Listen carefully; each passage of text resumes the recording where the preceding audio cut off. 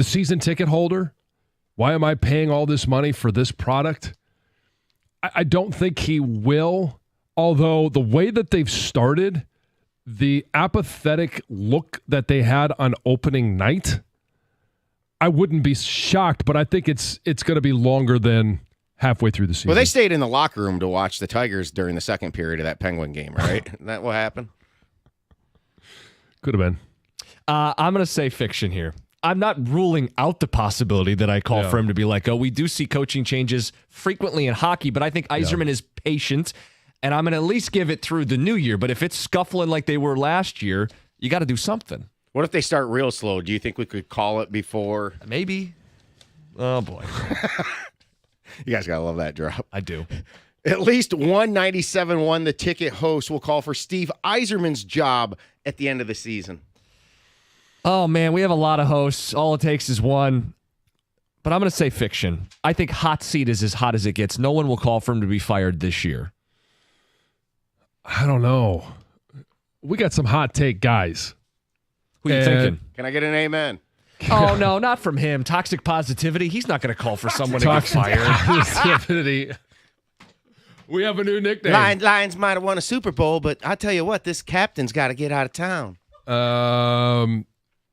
I mean, he's doing everything he possibly can. I think that was too. a Mark Ryan, Brian Chapman mix. It was a combo. Yeah. I don't know who it's going to be, but yes, somebody hosting a show on this station will call for Steve Yzerman's job This year. Yeah, there's just too many trolls. All right, this one's pretty much a polar opposite, although if he bought the wrong thing, people might call for his job. But the Red Wings will buy at the deadline.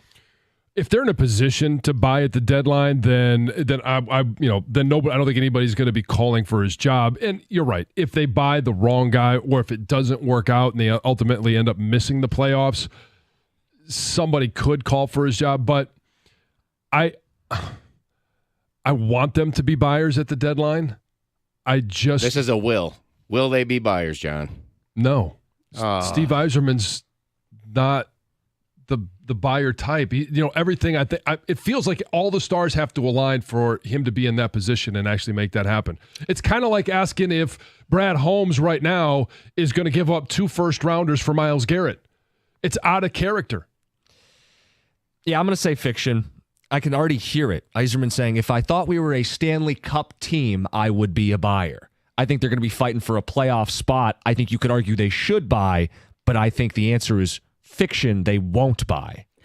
Last one. All right, I'm going to add an additional one. Jim Costa will give Brad Holmes a strike if he doesn't make a trade before the deadline. This is not Lions factor. I'm just messing with you. Do you want me to answer that? Yeah. Oh, yeah. He's ready to hand out strikes. For Brad? Oh, yeah. Yeah. What do we call them? Miss PATs? We're calling it. That's the football equivalent? Yeah. Yeah. Hit the goalpost. And that is Red Wing. Well, no, hold on. We got one more in here. Yeah. What? Will they make the playoffs? Oh, I didn't do that one. That's kind of the question, Tom. Right. That's the whole point of this. Yeah. The Red Wings will make the playoffs. Fact. It's got to happen, and they've done what they need to do to get here. It's Patrick Kane a full season. It's Simon Edvinsson a full season. I'm tired of hearing about, New Jersey's going to be good. The Wings should be good too, okay? It's okay for our team to get better. I think the Caps / the Islanders drop out, and the Red Wings grab one of the final 2 spots. Fact. I think the Caps drop out, but I don't know that the Red Wings fill that void. I want them. My expectation is that they're in the playoffs.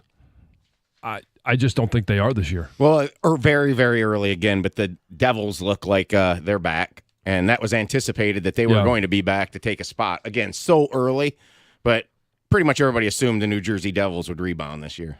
Yeah, I think Devils take the Cap spot. And you said the Islanders, you think the Islanders drop off? Yeah. Again, my expectation is that they are a playoff team this year. It's been way too long. There's been way too much going on, and I expect them to be in the place. I just don't think they do it. Especially, I know it's only, 3 games? I just don't see it. If they don't make the playoffs, then what? Well, then... Because, again, no one's firing Yzerman, but is it hot seat? Is it, hey, you got to start doing stuff that you don't want to do? Because then number 7 comes true. Somebody calls for his job. It's not. I don't think it'll be either you or I. But I think we'll call for like a shift in philosophy. Yes, something. In action. And then maybe the coach that gets fired. Hey, it's did okay he to just have... Did he just do it? Yeah, but he didn't do it before December. There should be pressure on leadership this season. Results are required for the Red Wings. It's so early, but there seems to just be a weird haze around this team right now. Like just something's not right. Agree, Jim, or overreaction? It's still a little early. I'll tell you after tonight. I'm smelling very inconsistent play from this team. I know, and it needs to be sharper. It needs to be better. It feels like inconsistent want to. And that's very concerning. Yeah, that cannot be the case. That's Red Wing Fact or Fiction. It's 97.1. When it comes to managing your finances, you need a bank that gets you and is genuinely interested in your success. That's why I bank with First Merchants Bank. Whether it's your business banking or day-to-day personal banking, First Merchants Bank is 100% interested in helping you prosper.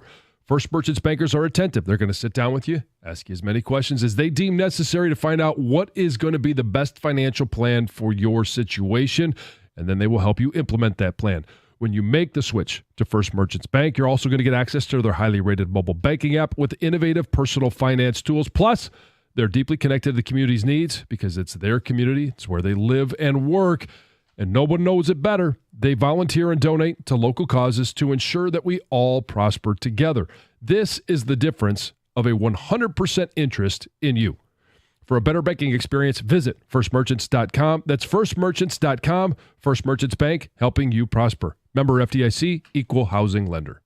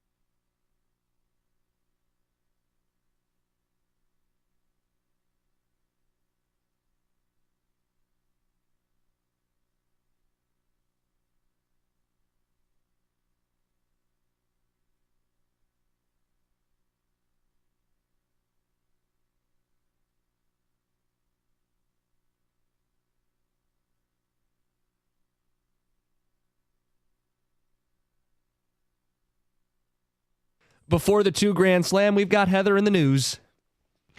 So Bally Sports Detroit is set to become FanDuel Sports Network, and it's happening just as the NHL and NBA seasons are going to get underway. So Diamond Sports Group, which owns Bally Sports Detroit, broadcasts, obviously we know the Tigers, Wings, and Pistons, is set to sell the naming rights to FanDuel Sports Network in this brand new deal. Now, the thing is, it's not really going to impact the consumers in any way. It's really the name that's going to change. So consumers are going to see very little change when the switchover is made, which they say will happen at some point next week. So it's happening very soon. So channel numbers, they're going to remain the same. Content will remain the same. On-air personalities will remain the same. The network will also remain on platforms where it previously was accessible and will remain off platforms where it previously wasn't. So the thing that's going to change for you when you watch things is going to be you're going to see FanDuel logos. You're going to see some more advertising for sports gambling, right?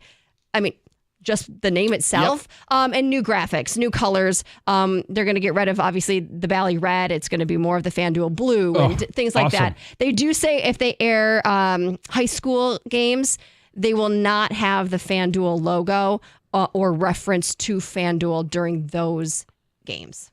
FDS. As I say, they'll have to get a little creative with that. Yeah. So, does anybody actually know the channel numbers anymore?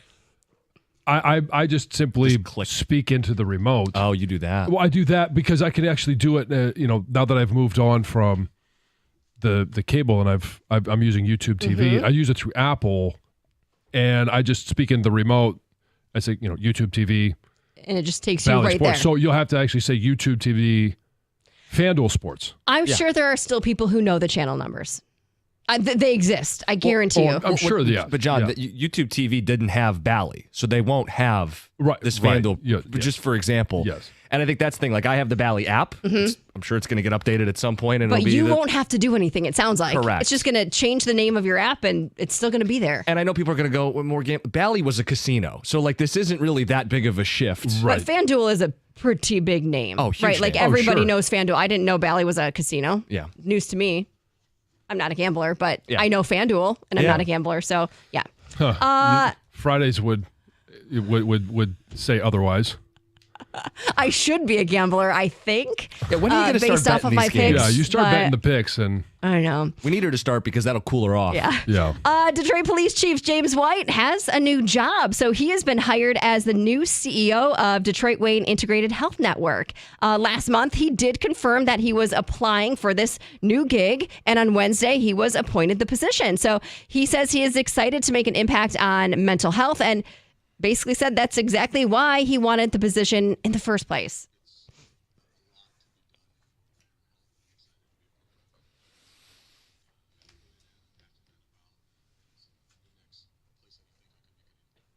Which is great. We need more help there for sure. Liam Payne, he rose to fame as a member of the boy band One Direction. Well, on Wednesday, he fell to his death from his hotel balcony in Argentina, just 31 years old. Police are still investigating. They're not sure if this was accidental, if this was an intentional fall. If you follow him on social media, I mean, he was literally posting like an hour before his death, very happy posts, thankful to be in Argentina. He was there to watch Niall Horan, one of his old bandmates, concert, right? He had just signed a new gig with Netflix. His girlfriend had joined him for a while in Argentina as well. She left before the incident took place. But the manager of the hotel actually called 911 before he fell because there was an aggressive guest destroying things in the lobby. Fans witnesses saw him smash his laptop, acting just erratically moments before the fall took place. It's just a tragic story. A young man, a young dad, had a 7-year-old son. 31 years old, right? Yeah. And just well loved. There's a lot of young girls who loved One Direction. Well, now can't have that reunion everybody wanted to. At some point, that was always the thought that they'd all get together and do a reunion tour. So it's just really sad. Super sad. Finally, the Tampa Bay Rays will most likely be looking for a temporary home stadium after Hurricane Milton just tore off the roof of Tropicana Field. It's unlikely that the extensive damage will be repaired and ready for opening day of 2025.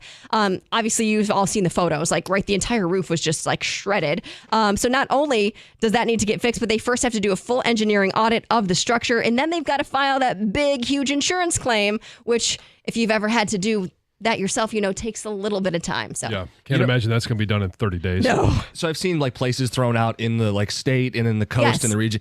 The most hilarious outcome? Oakland? Oakland. Yeah. And that's Heather with the news. All right, time for the 2 Grand Slam.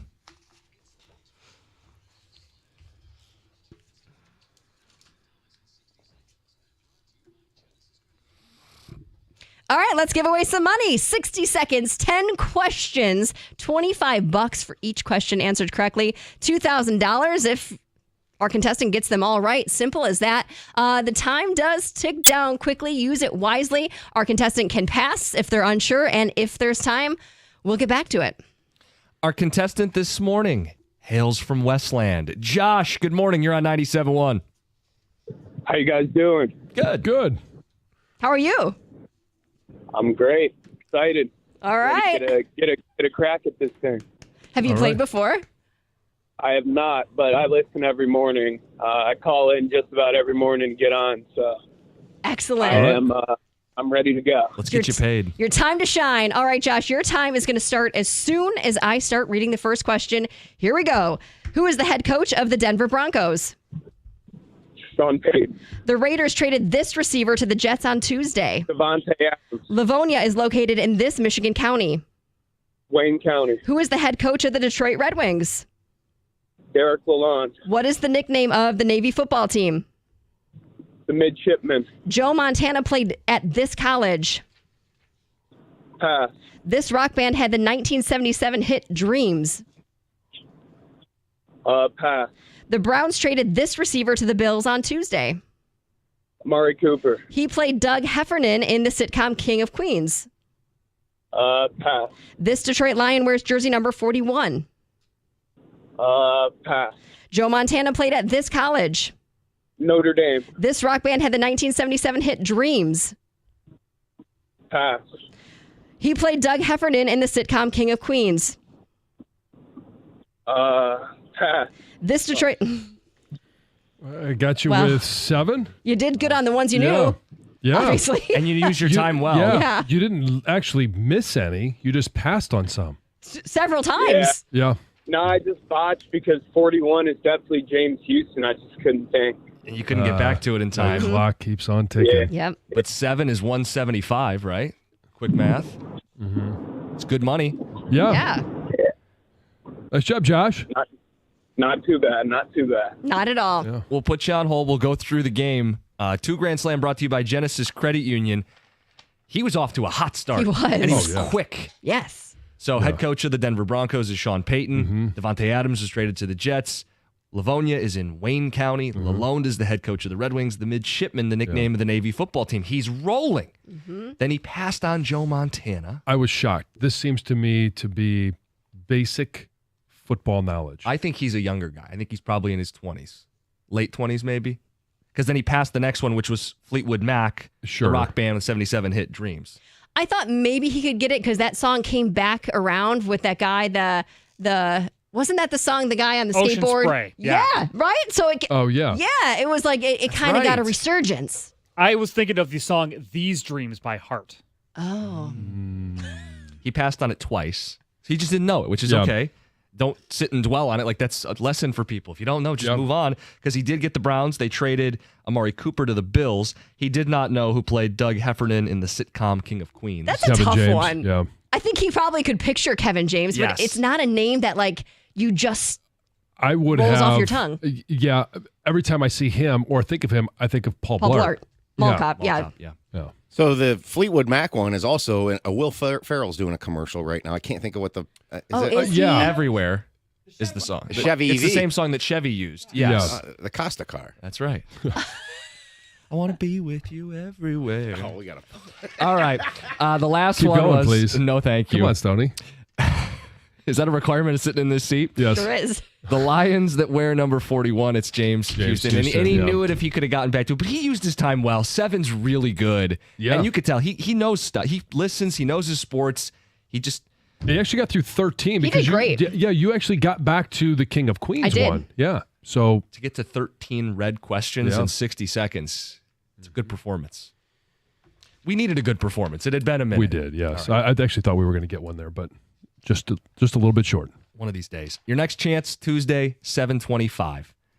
Coming up next, we're going to talk a little bit about the Lions. They've reached out to a pass rusher. 8:02. John is judging me for something. I think he's wrong, and I hope you guys will defend me. It's 97-1.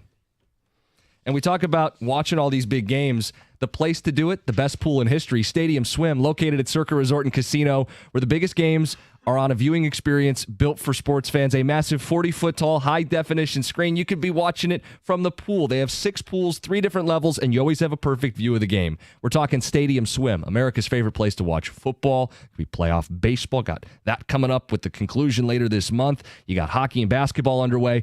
Whatever you want to watch, it's on the big screens. They're the biggest games with the swim-up bars, the Insta-Ready selfie walls, and a nonstop party. Your perfect game day spot could be one of those cozy day beds, the private cabanas. Find a spot, lounge at the center of the action, but reserve your place today. It's 365 days of sports poolside. Located at Circa Resort and Casino, downtown Las Vegas on Fremont Street. Stadium Swim, all sports, all seasons. Book your spot today. CircaLasVegas.com.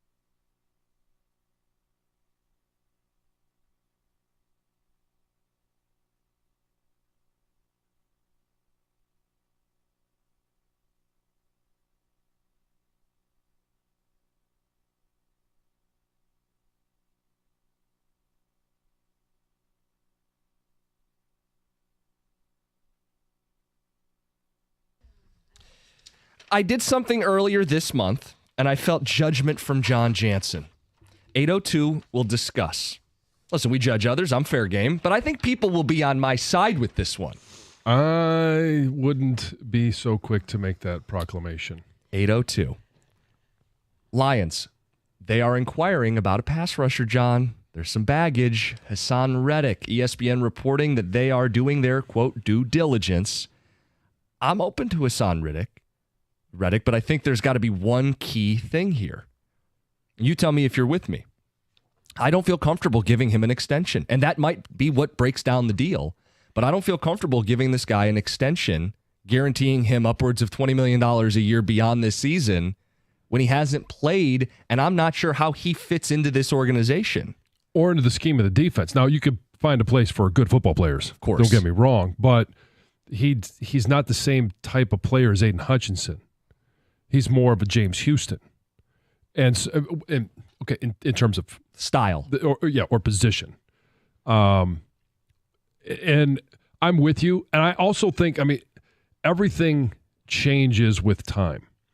And the time from the beginning of the season when Haason Reddick started his holdout to now, officially started the holdout because he wasn't there for mandatory minicamp. He wasn't there for the offseason program, waiting for this new contract.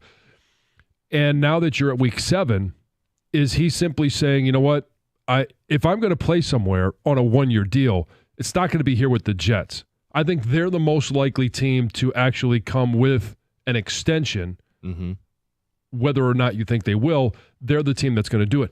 The other 31 teams are looking at this as, we'll take you, we'll give up a fourth, maybe a third for the services that you could provide for the rest of the season, and then we'll see. So he was traded initially for a third, correct? Right.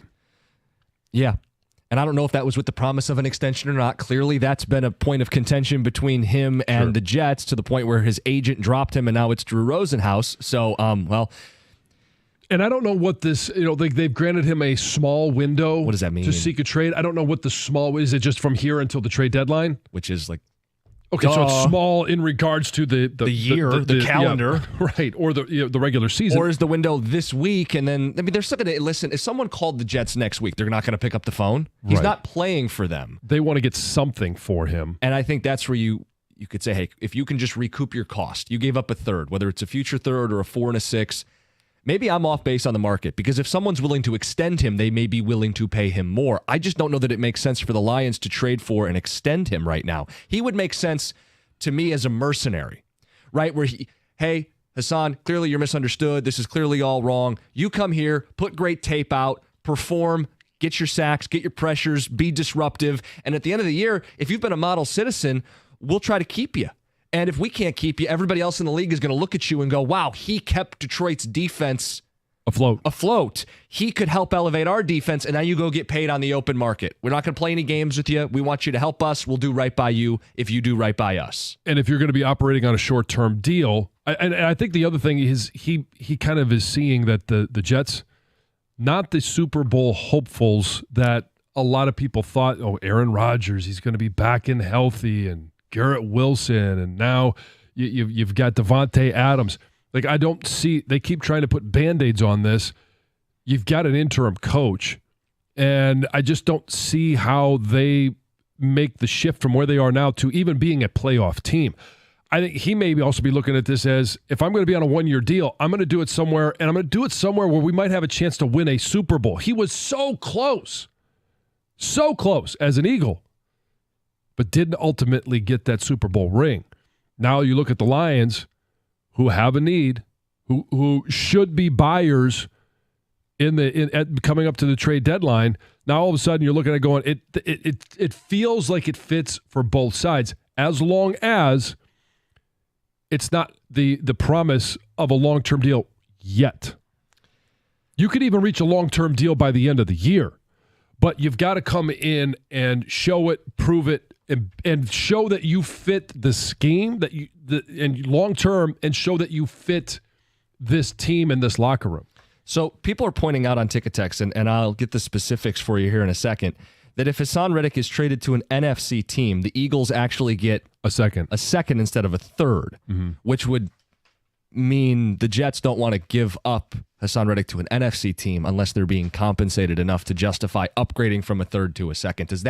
How big a deal is that to you as this gets kind of bantied around as they negotiate this? A part of the equation, but who says an AFC team is even interested? Right. And it's a sunk cost. They want to get something for him at this point. It's either, hey, we gotta cut our losses, and we'll take a third, we'll take a maybe even a fourth if nobody's willing to jump up, because right now he's not playing for the Jets. You're getting zero from him.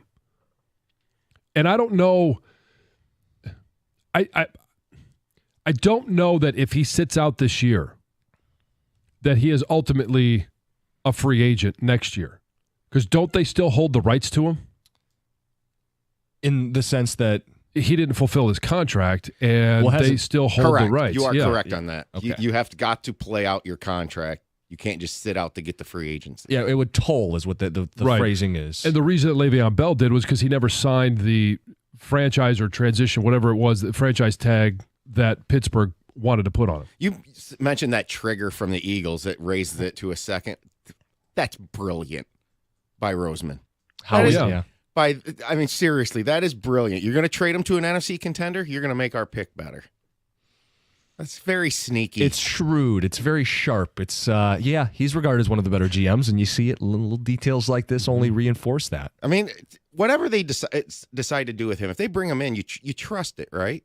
You're saying if Brad Holmes trades for Haason Reddick, to me, this is like in Brad Holmes we trust. This is like would be a perfect example of that, because there's questions about his character, right? Yeah, fitting in. Well, that means they would have done their due diligence.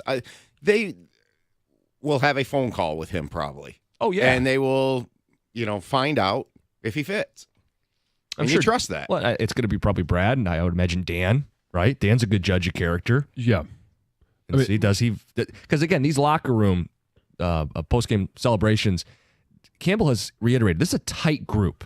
This is a really tight group, and they're going to deal with some adversity, not just the Aiden Hutchinson injury, as the season goes on. There will be other bumps, and you want to make sure you got guys in that room that when times get tough, when the bullets start flying, when you need them to step up, that they don't recoil, that they're built for it.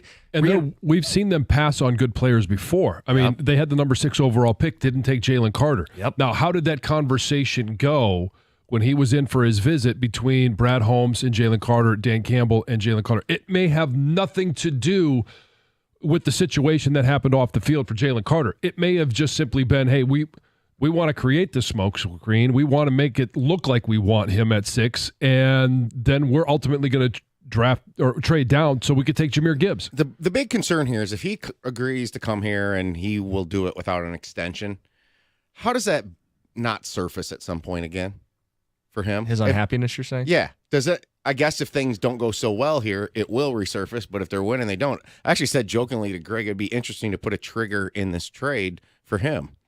Make the Super Bowl, 3-year contract extension. That feels complicated. Yeah. I would say maybe more incentive bonuses would make more sense. You make the Super Bowl, we throw you $1 million. Yeah, I mean, all of those things would be, we're operating on faith.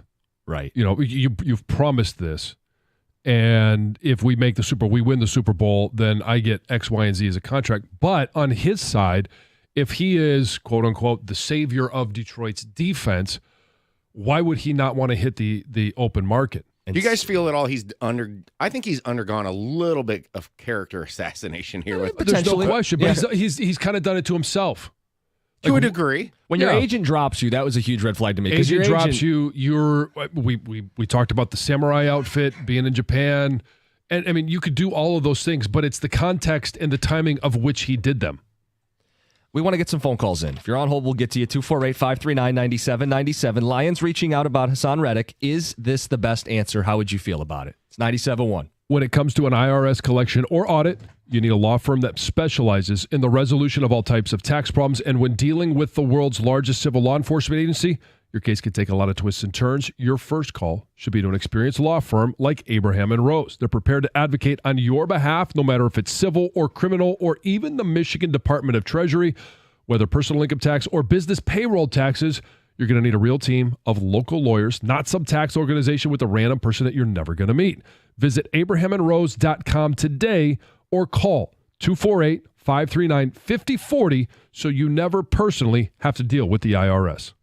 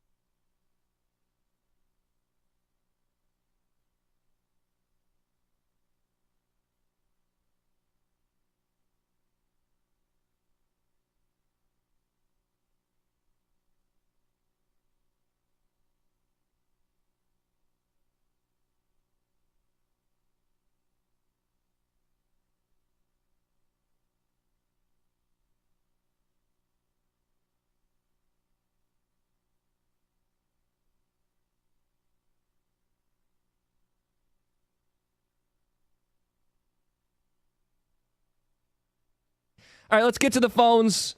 Every day, a new report about a pass rusher. This one from ESPN, Haason Reddick. He's available, and the Lions have inquired. What do you make of the fit? Do you have any reservations? Let's get to Ty in Clinton Township. You're on 97.1.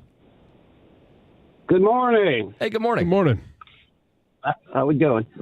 Number one, if he doesn't, we all know if he doesn't fit the culture of this team, he's not coming here. Mm-hmm. That's a done deal. But if he does, and they bring him in, I think for a second-round choice, and if the money's right, the extension right, it's a given. And last, this would be more of a replacement of Barnes than Hutch. We can't forget about we lost Derek Barnes pretty much for the season, correct? Yeah, well, I don't know if it's officially for the season, but it's an extended absence. Yeah. And you're right, in terms of the Sam linebacker, that you're talking like the end, someone who can come up against the run and the pass, but more of a Sam linebacker role is what you're saying. Yeah, I think you can't. We all know we can't replace Hutch. Right. This is not going to happen. It's not realistic in this world. We all know that.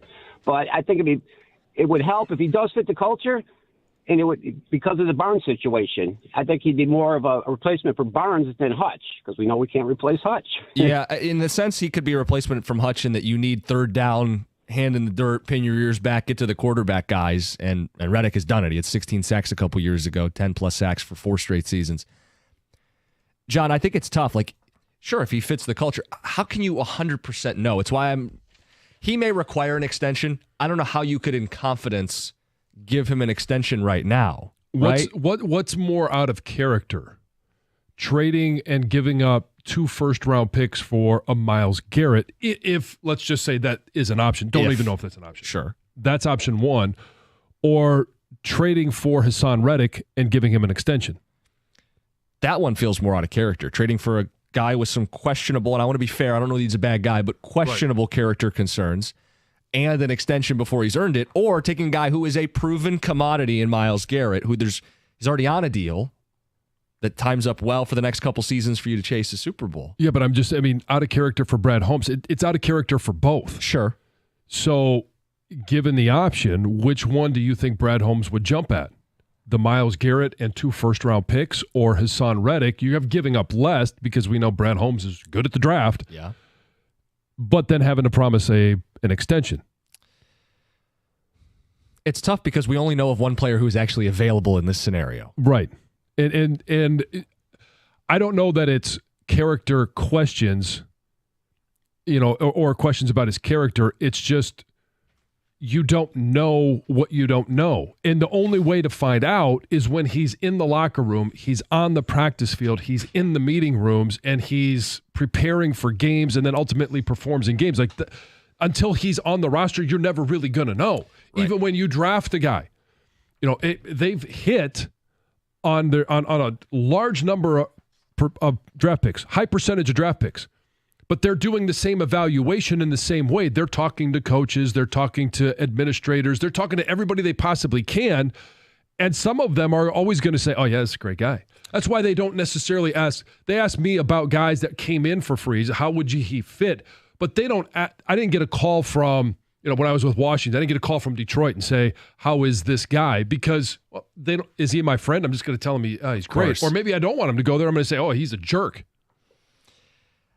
Ticket texters, could the Lions be letting it leak they're kicking the tires on Reddick to drive down the price of a different pass rusher?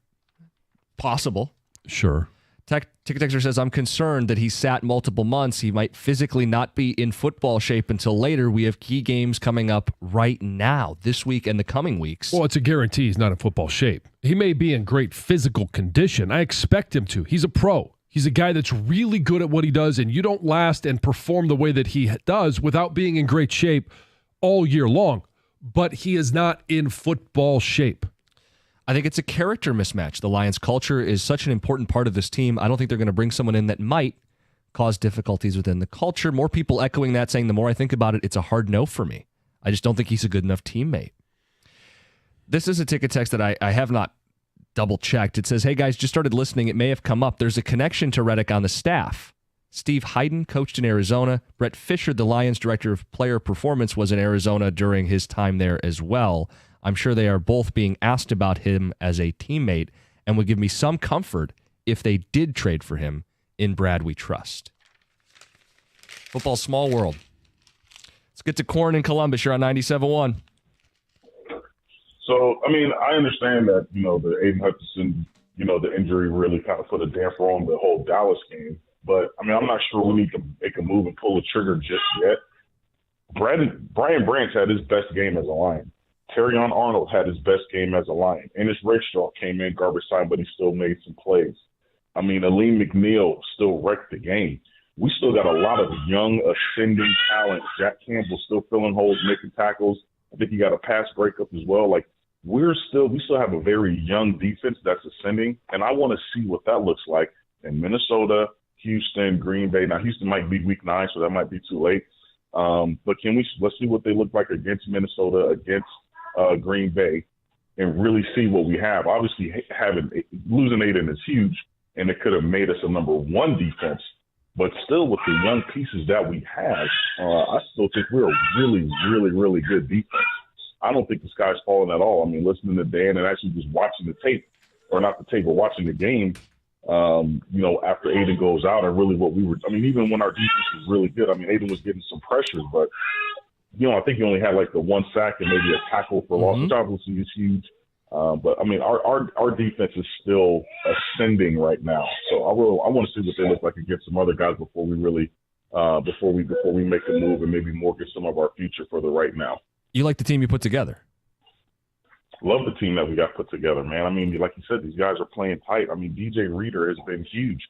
On the weekend has been huge. I mean, all the names that you guys are talking about in training camp are starting to show up. Josh Pascal comes in, gets a sack. Neiman comes in the next play after Aiden goes down, gets a sack. I think we still have a really, really good defense. I really trust Aaron Glenn to call the game. Without Aiden, I'm pretty sure they prepared for this. If Aiden goes down, if this player goes down, if this player goes down, how do we react? I just want to see what it looks like. Yeah. We got a good test in Minnesota coming up to of really course. see what that looks like before we make a move. Yeah, Corn, and I think some of this too, like Aiden played so many snaps. I think it's really tough. Like, you may have contingency plans, but the guy hardly ever left the field. So I agree with his overall premise that the secondary's improved, John. I do think Carlton Davis has been as good, if not better, than I expected him to be. I think Terrion Arnold is rounding a corner. I love what Brian Branch does, Kirby Joseph. You know how important the line of scrimmage is because we see it on offense with this football team. I don't want to discount how important losing a guy, the best guy from your defensive line is. If you lost Penei Sewell, you wouldn't go, well, we have Decker and Ragnow. It would be a big deal to lose someone like that, and he's the Penei Sewell of the defense. Yeah. I mean, to think that the defense is just as good now as they were Sunday morning is it's stupid. And he didn't say that. No. But can they still win? Yes. Are they going to have to win in different ways? Yes. There is, I mean, to use the analogy that we used for the Tigers, the group effort, it's going to be a group effort pass rush. You already mentioned, not one guy is going to step in there and even play the same number of snaps that Aiden Hutchinson played, let alone get the production that Aiden Hutchinson played. So you're going to have to find bodies to put out there, let alone bodies that could find production.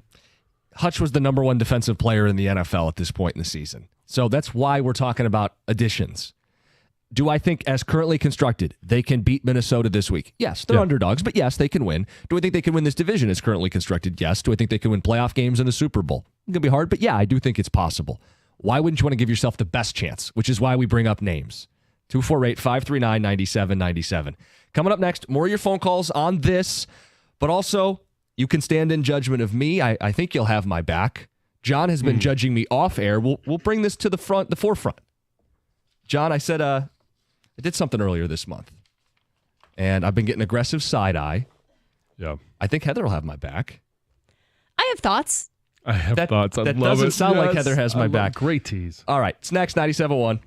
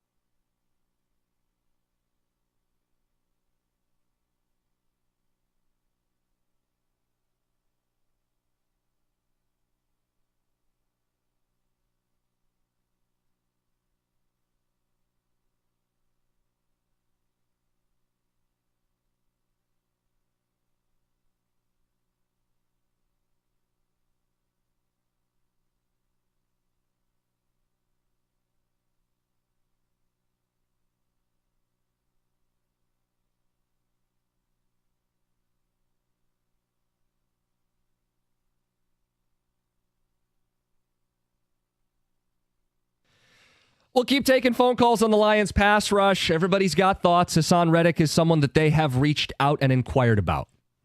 248-539-9797. We have the Thursday touchdown coming up at 8:35. Dear John at 9:02. And speaking of getting judgment from John, I shared something, and I got some side eye from you. And I like it when you share things about your life. It gives me a little bit more of a window into who you are, what makes you tick. And I'm not ashamed to say what I said, and I think a lot of people have my back on this. I think you're wrong. Let's see. Earlier this month was our cat's birthday. How old is he? 6. I was going to try not to laugh. 6 years old. Got a long life ahead of him. That's what we think. We're taking good care of him. We did not throw a party with a cake and hats, but we did get him a new little cat hat on. Yeah, a little party run hat around, yeah.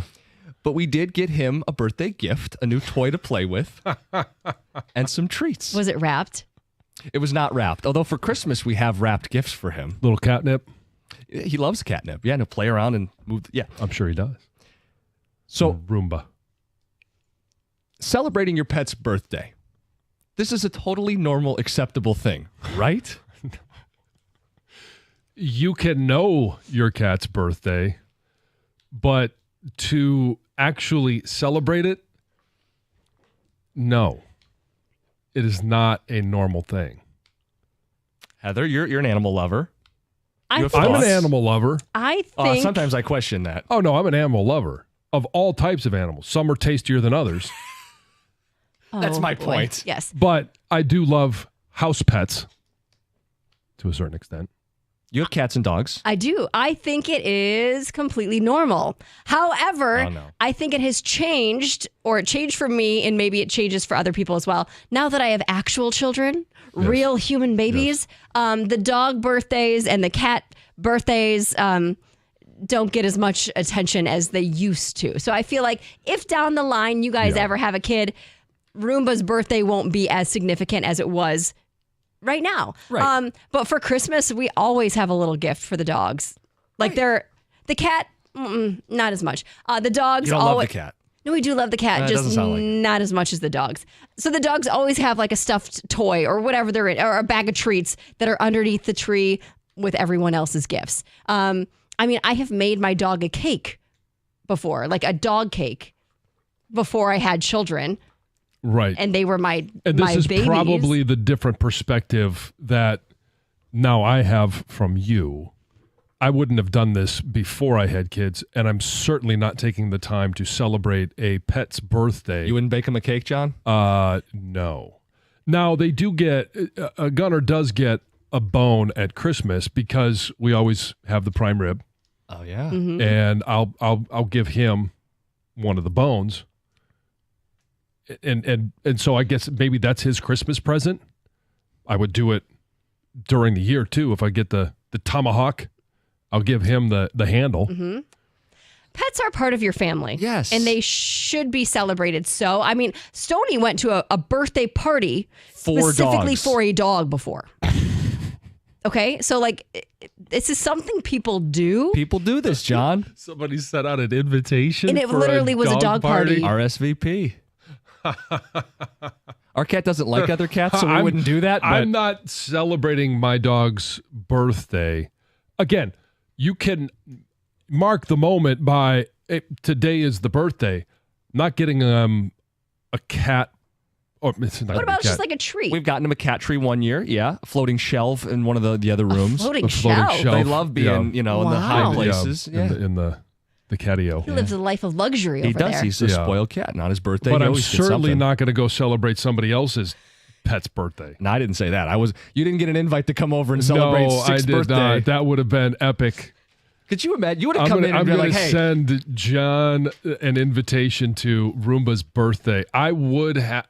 It would have been unbelievable. Could you imagine we had Lions planned and you go, hey, we got to stop everything. Yeah, we're going I got over to the this in Costas. the mail. We're going to the talk Costas. about it. Oh, Yep. no. Mm-hmm. 248-539-9797. I think people will have my back that it's a normal thing to celebrate your pet's birthday. It doesn't have to be cats. Dog and cat people can unite on this conversation. But John has cast judgment, and I'd like you guys to weigh in. So with Sadie, we get her a treat Sure. or two. Same thing with Christmas. Sadie also has a Christmas stocking. So do ours. Does the cat have a Christmas stocking, Jim? Yeah. Yes. Yeah. John, does your dog? No. Okay, but also John is the one that told the story of the dog living in the laundry room, right? Like it wasn't allowed in your room. Our laundry room is one of our biggest houses in our but room. like you don't allow the dog to like sleep in your bedroom with not you. Not at all. Gunner sleeps with Jack now. Okay. I'm just saying, it seems like you have a little different perspective on dogs different in dogs general. have different personalities. Yeah, I've always, in my life, in my adult life, I've had more working dogs than pets. I have a very strong opinion about John and his dog. And I've come to this conclusion just in the last 5 minutes, but I've thought it for a while. What's that? I don't think you love your dog. Oh, I love my dog. I don't think you love the dog the same as, well, it should. I don't love it as my dog is like I love my kids. The way you talk about your dog is not very. Like I said, my perspective on dogs is when in my younger years, before kids, I would take them hunting. Every Tuesday was our off day in the NFL. And so I would go Tuesday, I'd go Friday afternoon. Sometimes we had Victory Monday, I'd go Monday. So they were dogs that I would take hunting with me. We're going to have a second dog here around Christmas. I'm excited Sadie's for you guys. Had puppies recently. Oh. And we're getting one of them. We're going to have 2 dogs. This is very crossing a line Which for me. is so wild coming from you. The fact that you have a dog now is pretty crazy, right? And that you love this dog so much, but now you're going to have 2. It's so fun. So dogs also have different personalities and things that they do. So when we had Dakota was a chewer. So she had to be kenneled when not supervised. And the kennel was in the laundry room. That's why, and again, you've seen our laundry room. Our laundry room was huge. I get it. But I'm just saying, I think you do have a different perspective on dogs than there's no question. But I do love our dog. I would classify myself as a pet person. I just have a different perspective. Ticket text pouring in, phone calls on both Lions and pet birthdays. Let's start with Josh in Royal Oak. Josh, good morning. You're on 97.1. Good morning. Hey, guys. Love the show. I wanted to weigh in on the pet birthday talk. I'm 25, girlfriend, no kids. She'll get a little treat for the dog on his birthday. I'll let it slide, but I do think it's a little weird. And I think it's even weirder for the cats, I have to be honest with you. Why the distinction? I've just never been a cat person. That might be a personal bias, but overall, I have to disagree with the whole birthday for the pets. Well, I get it Josh, if you're not a cat person. we all have our biases, and I have the same biases that you have. So I get it if you're not a cat person, but if you would imagine the way you feel about your dog is how some people would feel about their cat, if you think it's okay to give your dog treats on their birthday or give them a gift, then it would be the same if you had a cat. It's your pet. It's part of your family. Mm-hmm. Ticket texters are split on this. Ticket texter says, celebrating a cat's birthday is like rollerblading. It's cool to some people. This girl right here. Bring back blading. Come on. Yes, helmets, elbow pads, knee pads. I think a Christmas gift or 2 is acceptable, but I draw the line on birthday gifts for the pets. Yeah, it's kind of a weird line to draw, but okay. Well, I mean, you got so many dates to remember. How are you even really going to remember your dog's birthday? Mine's easy to remember. This is yours? No, September 11th. Oh. Josie was born. Born. She entered this world. Yes. Every April 7th, my wife gets our dog a little doggy cupcake and puts a candle in it. Yeah. I completely side-eye her every time she does it. She also wraps the dog's Christmas presents, and yes, I side-eye as well. Mm-hmm. So my wife agrees with cookies, and I agree with the man, John, Drew, in a car. Oh, we're doing that bit. Let's see where we're going here. Let's get to Mike in Belleville. You're on 97.1. Take it wherever you want. Hey, John. How are you guys? Good. John, you could probably answer this question better, but is it a chance that the defensive line can get better without, I'm not saying the defense in a whole, but without Hutch there, it's kind of like when you're playing Madden and you're playing with cheat codes, you'll never get good at it. But if you take the cheat codes away, you're going to be forced to get better at it. And I hate to bring up next year because I'm still very confident and focused on this year, but is it a chance that the defensive line, they're going to be forced to have to get better without Hutch? So when you bring Hutch back next year, is there a chance that the defensive line is just a lot better having not had that so-called cheat code in there? You know what I'm saying? Yeah, like the rest of the defensive line is using Hutch as a crutch. Like he'll do it so I don't have to. You know, and it's almost like it's subconscious. You don't even realize it's happening, but I mean, it's there. He's there. He's doing most of the work, whether you like it or not. So is there? You know, I think there's a good chance those guys all get better as a group. Well, so when we come back even next year, they're even better. Mike, it's a good theory, and it's all about development. If Josh Paschal gets more opportunity and is better and has grown with experience because he's getting more time since Aiden Hutchinson's not there, yes, in theory, that it would work. Levi Onwuzurike playing multiple positions because Aiden Hutchinson isn't there. Now it makes him a better player. Yes, that could be a side effect of Aiden Hutchinson not being there this year. Second round pick, Levi Onwuzurike. Second round pick, Josh Paschal. Mm-hmm. They drafted them. They've been in the system. They've been here a couple years. And patient. And they're going to need to play better. Oh, they're going to have to raise their level of play. So Yep. if they raise their level of play, like Mike was saying, yes, next year the defensive line should be better, and you would hope that they would be able to do that with Aiden Hutchinson. But yeah, sometimes they're you're not put in that position, so you're not forced to get outside your comfort zone and do something better. Ticket Texter says, do you dress your pets up for Halloween? Oh no. No way. Not John. Oh no, Heck no. I don't think they were asking me that question. We give them like a Halloween bandana. I've never put a costume, but like we have a Lions bandana they'll wear now, and then we have like a Halloween bandana we'll throw on them. We do not. A cat is not going to let you put all this, like a costume on a cat. Right, because they're jerks. Because they're not jerks, John. They are, but that's what makes them so great. That makes no sense. It does, if you have one. Pet birthday parties, Haason Reddick, only us. It's 97.1. Hey, FanDuel wants to give you a chance every Thursday night to win big, and they are doing it with FanDuel Squares. Who doesn't love FanDuel Squares for the Super Bowl? It's the same Super Bowl Squares that you've always known, only way better. That's because your numbers aren't just randomly assigned. You get to pick them yourself, and you can pick as many as you like. You're going to get to see the odds beforehand, and you can even bet them live during the game. Who doesn't love that? What are you waiting for?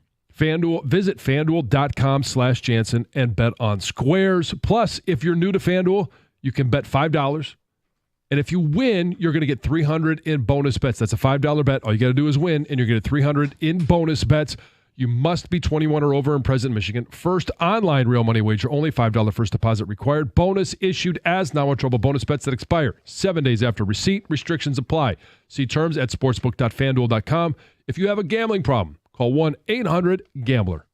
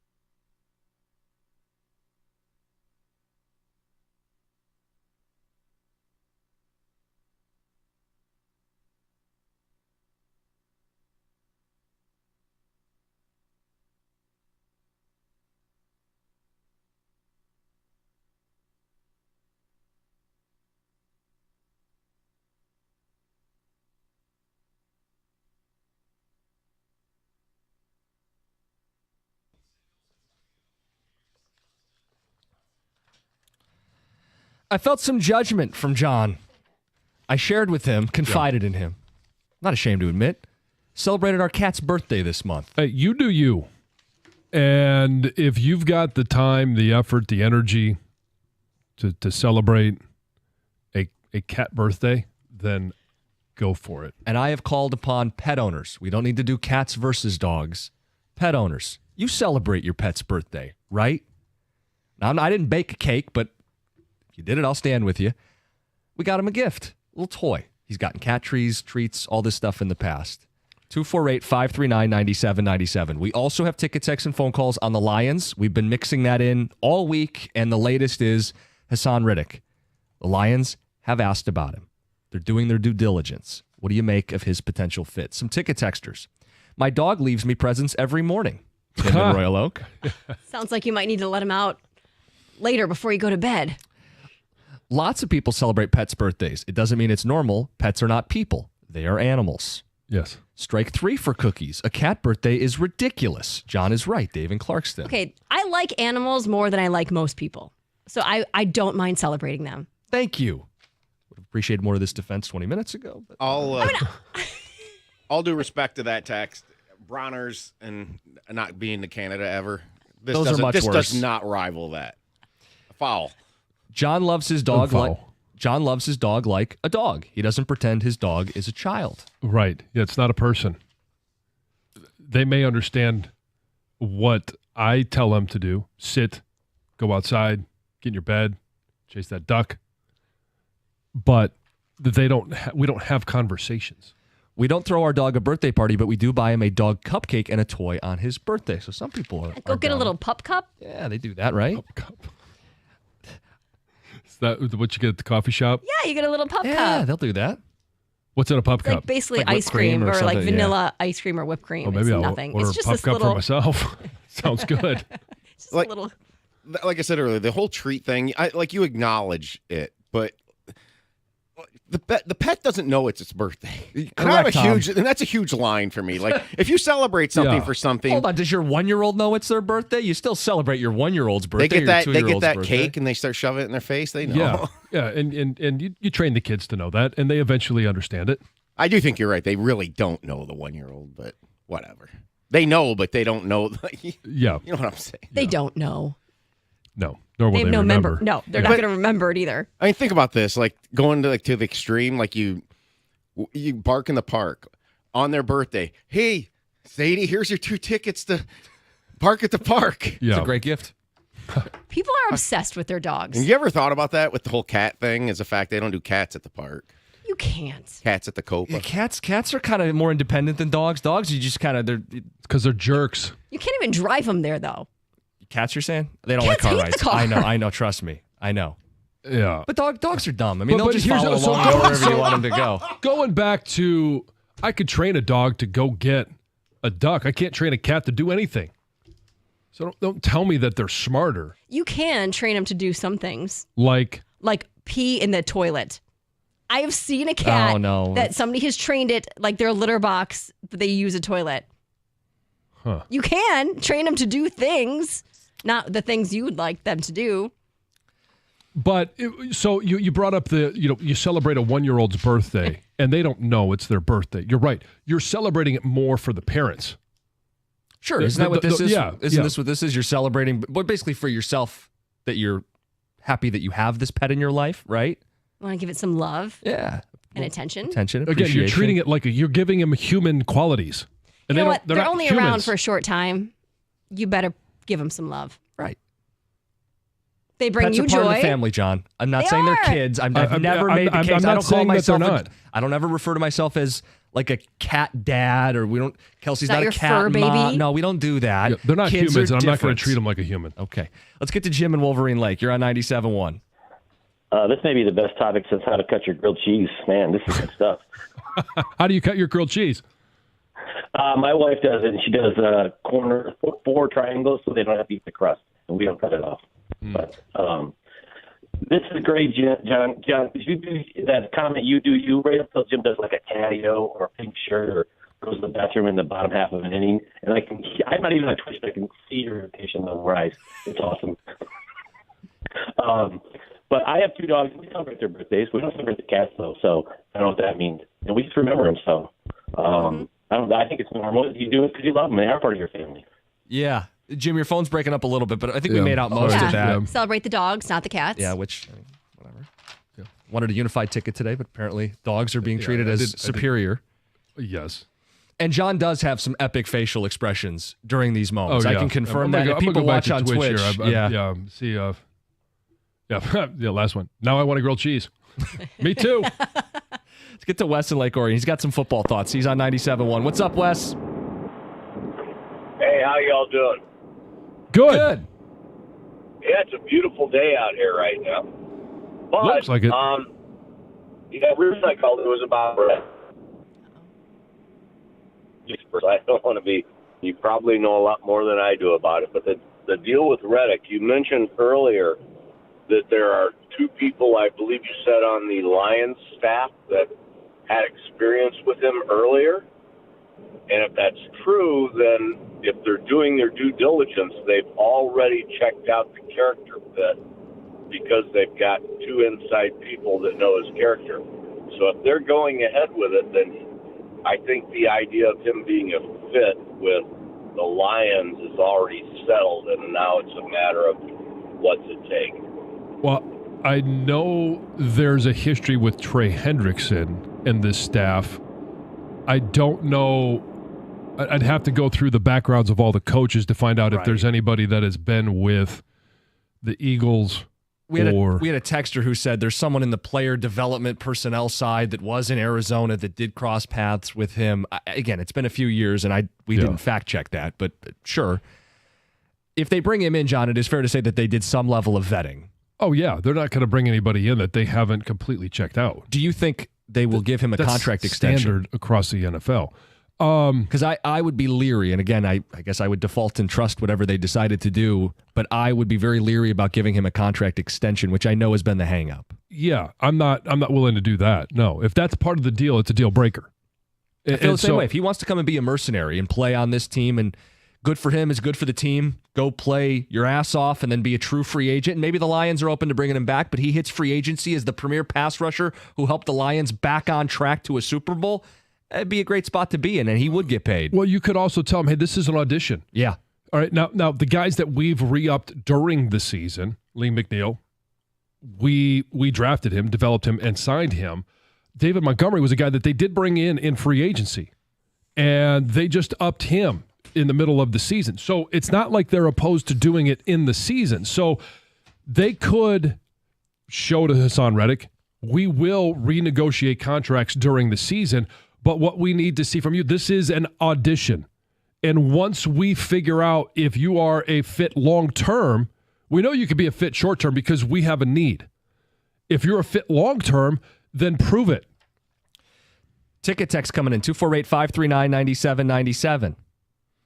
It says, next time Cookies is sick, can he say, I'm Catman? I'm Catman. I'm Catman. Yeah. Ticket texter says, John, cats have the highest hunting success rate of predators, not dogs. Yeah, if you want to eat a mouse or a little Tweety bird. But you're not at all impressed about, like, you're a hunter, like the fact that they can. Is a cat going to take down a goose or a duck? So I'm wondering what about a rabbit? A rabbit or a squirrel? Is that impressive? Are they counting lions in the cat family? Because that's going to increase the percent. Yeah, if you're going to go, yeah. Okay, yeah. I'd like to see Cookies with a lion in the house. That'd be great.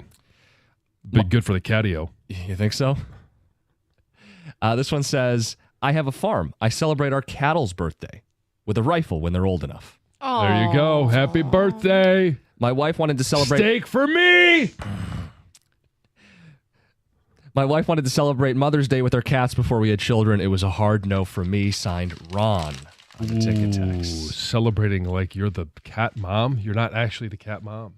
I have written Mother's Day cards as my dogs to my wife. You know what? I have gotten cards as well from the dogs. Come on. I did it Colin. left-handed, No. so it'd be all like Colin. scribbly and weird. Yeah, they don't know how to write their letters properly. Come on, Colin. For my birthday, like not necessarily from them, but signed from them. Like a note from him. Did he trace their dog paw? No, there was no paw stamp, but definitely their name. And yeah, they normally get like the J's backwards because they're dogs. Oh, come on, Colin. Is this a short man thing? Are you calling Greg short too? Is that? Well, Greg, yeah. I mean, how tall are you? 5'7". You're 5'7"? Wow, the shock that you're displaying. Well, I'm taller than him, so that surprises me because I don't feel like I'm taller than you. But technically, I am. Yes. Anyway. Did it get awkward for anybody else? That was an awkward moment there. All right, we're going to take more phone calls, more ticket texts. We got to get to Heather's news. And yes, the Thursday touchdown, the biggest storylines in football. It's 97-1. All right, you guys, let's see. I want to share with you this really cool story. I was just talking to Dr. Berkowitz from Michigan Hair Restoration, and he was talking to me about this wedding that he was at. He, raved about the wedding, said it was really nice. But what was really cool is that one of his patients came up to him, so excited to introduce Dr. B to his fiance. And he continued on to say that it was his hair restoration treatment with Dr. B that ultimately changed his life, and that it was because of his newfound confidence that he was able to go online and meet her. And then a little while later at that exact same wedding, another one of Dr. B's patients came up to him with almost the exact same story, but they were already married. And this patient was excited to introduce Dr. B to his wife, who he says he wouldn't have met if he didn't go to see Dr. B. How cool is that? And you guys, your life is waiting for you on the other side of your hair loss treatment. With a full head of hair that you could run your hands through, who knows what you'll have the confidence to do. So go to MichiganHairRestoration.com today and schedule your consult with Dr. B. That's MichiganHairRestoration.com.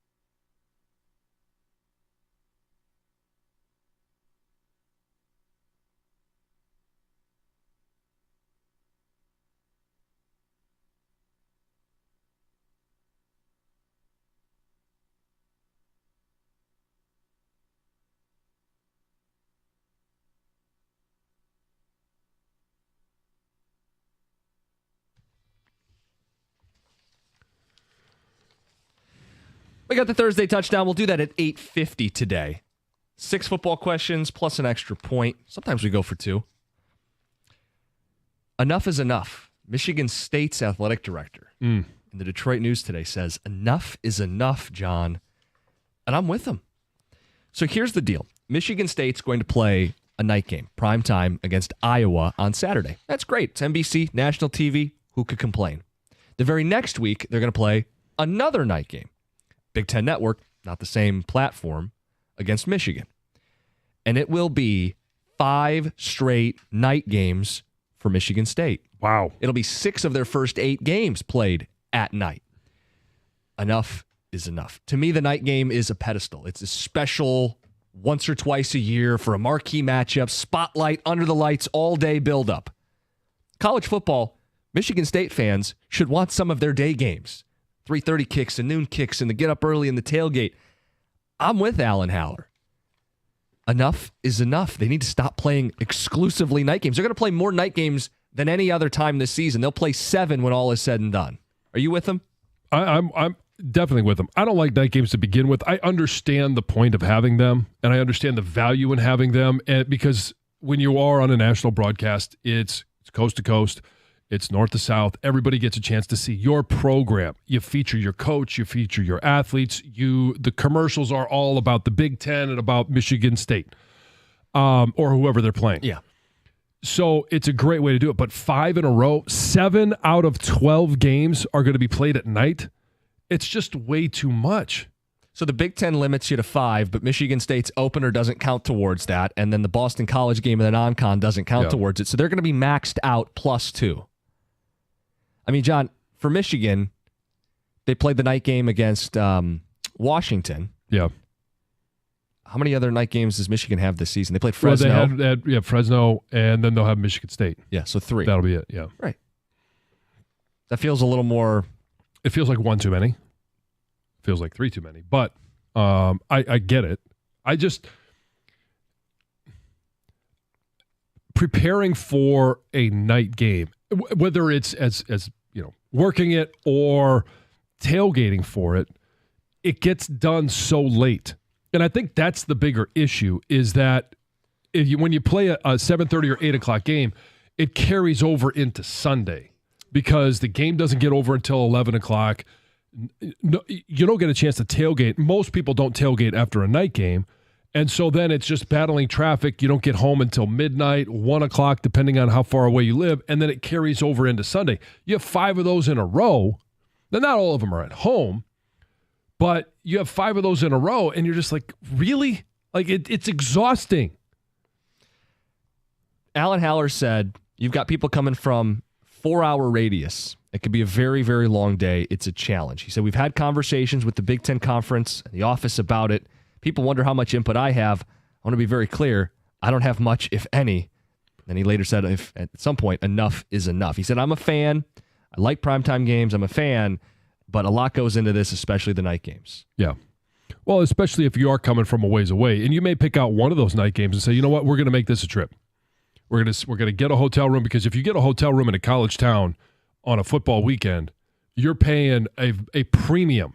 Don't they make you do multiple nights too? Oh, yeah. It's a minimum. A lot of times they're going 3 night stay, even though you only want to be there Friday, maybe Saturday night. So 1 night maybe is really all you want. Yeah. And even if you could find one that's just a minimum 2 night stay, the 1 night, both nights it's an astronomical number. And so it becomes very expensive and it becomes cost prohibitive.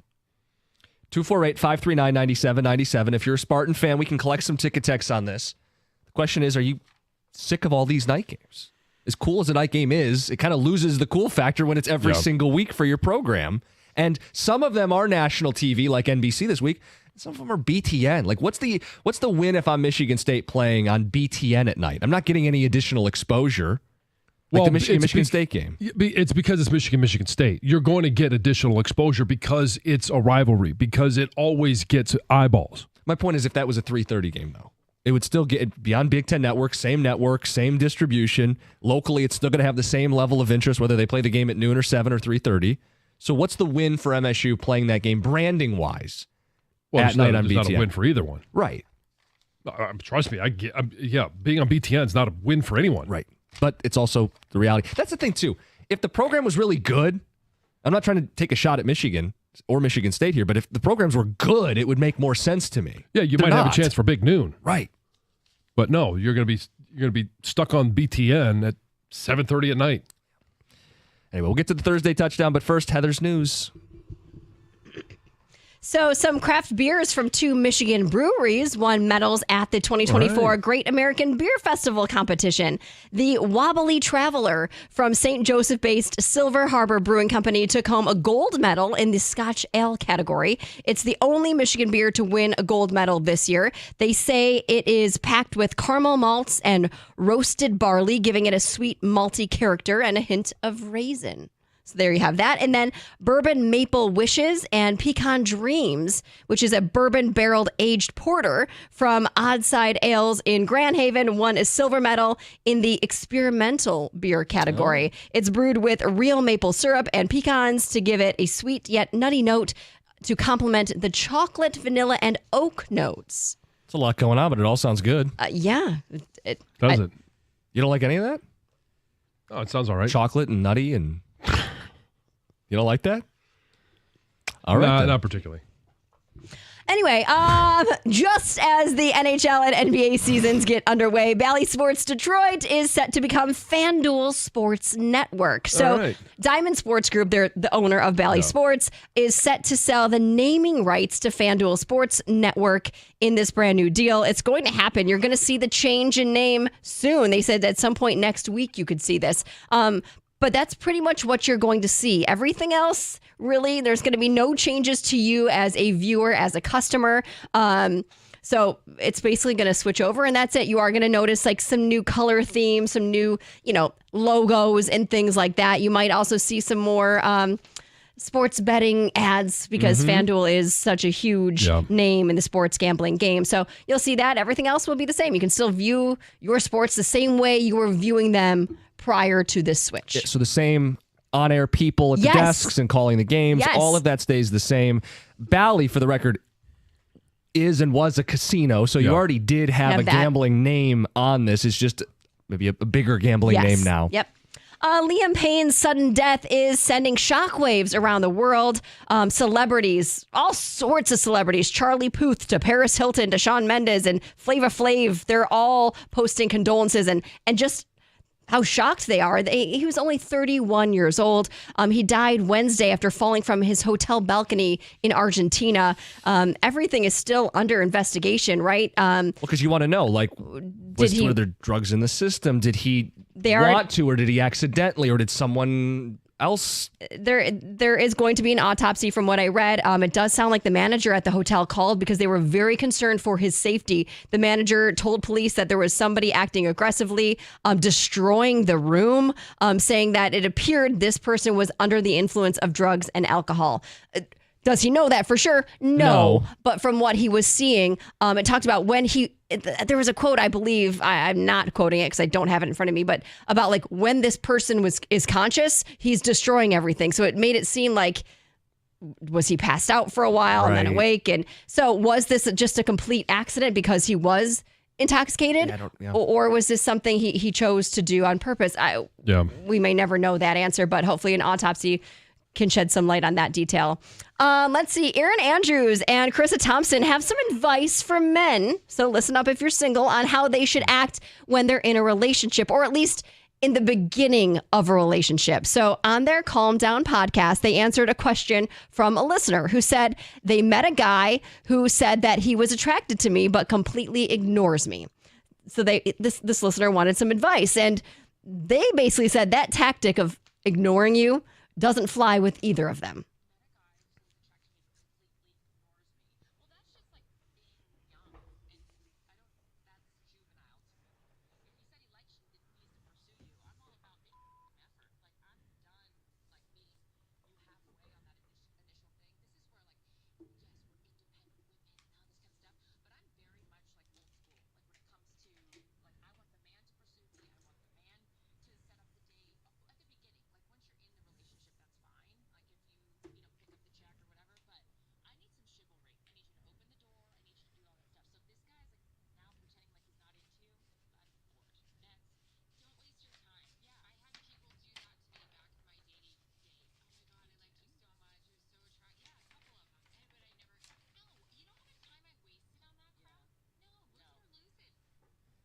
Effort goes a long way. Yeah. I mean, yeah. I mean, I think most women like to be pursued, right? Like, we want to see that you are into us, right? Like, yeah, but how can you be attracted to someone and then ignore them? well, because, like, and I agree, like maybe it's something you do when you're younger. I was like, well, I don't want them to really know how into them I are. So I'll wait for a while before I respond to a text. Or I'll give it a few days before I call you or whatever it is. So if you like a person, you like them. Sure, make a move. But then if the dude pursues, now all of a sudden, oh, well, he's too aggressive. He calls me every day. Case by case. Yeah. But I think the rule of thumb is to show interest and put out effort. Yes. Yeah. All right. It's Heather with the news. We've got Dear John coming up at 9:02. Thursday Touchdown is next. It's 97.1.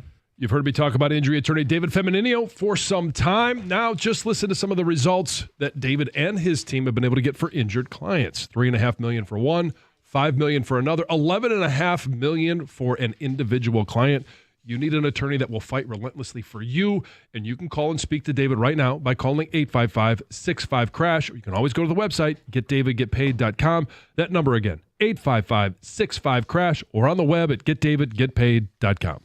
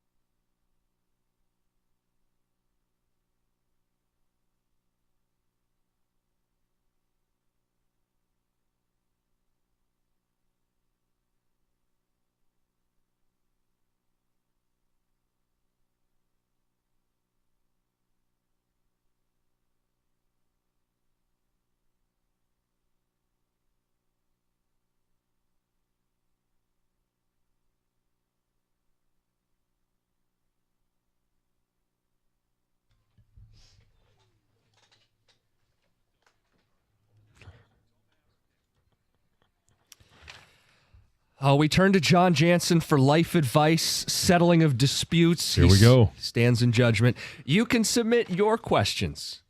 Dear John Jansen at gmail.com. John spelled Jon. Mm-hmm.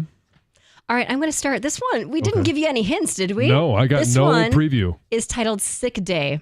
Oh. Dear John, I have a steady desk job, 9 to 5 type of thing, but I also work events on the side with my side hustle, catering baked goods. Last week, I got a big order for cupcakes at an event hall, but it ran from 4 to 8 p.m. With prep time, I couldn't do both jobs and decided to call in sick and bake instead. When I talked to my boss, they said, rest up, take as much time off as you need.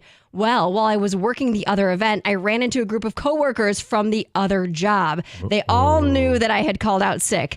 Should I just fess up and talk to my boss so that they don't find out from these other coworkers? Or do I just continue on like I was sick and hope my coworkers just don't say anything? I don't like the elephant in the room feeling, because maybe they were not going to tell your boss, but you don't know. And I'm not going to go to them and say, hey, keep it quiet. Like, that makes it even worse. Just tell your boss and live with the consequences. I don't believe you're going to lose your job. So maybe you lose a day's pay. All right, so be it. So you got paid for the other job. I like that in theory. I like your idea. And I actually do believe it. I don't like that feeling either of like hiding something. I'd rather just be honest. I would have just been honest in the first place and said, hey, look, I've got this great opportunity. Can I take a day off work? I would have just asked for a day off instead of calling and lying and sick in the first place. But let's say I did.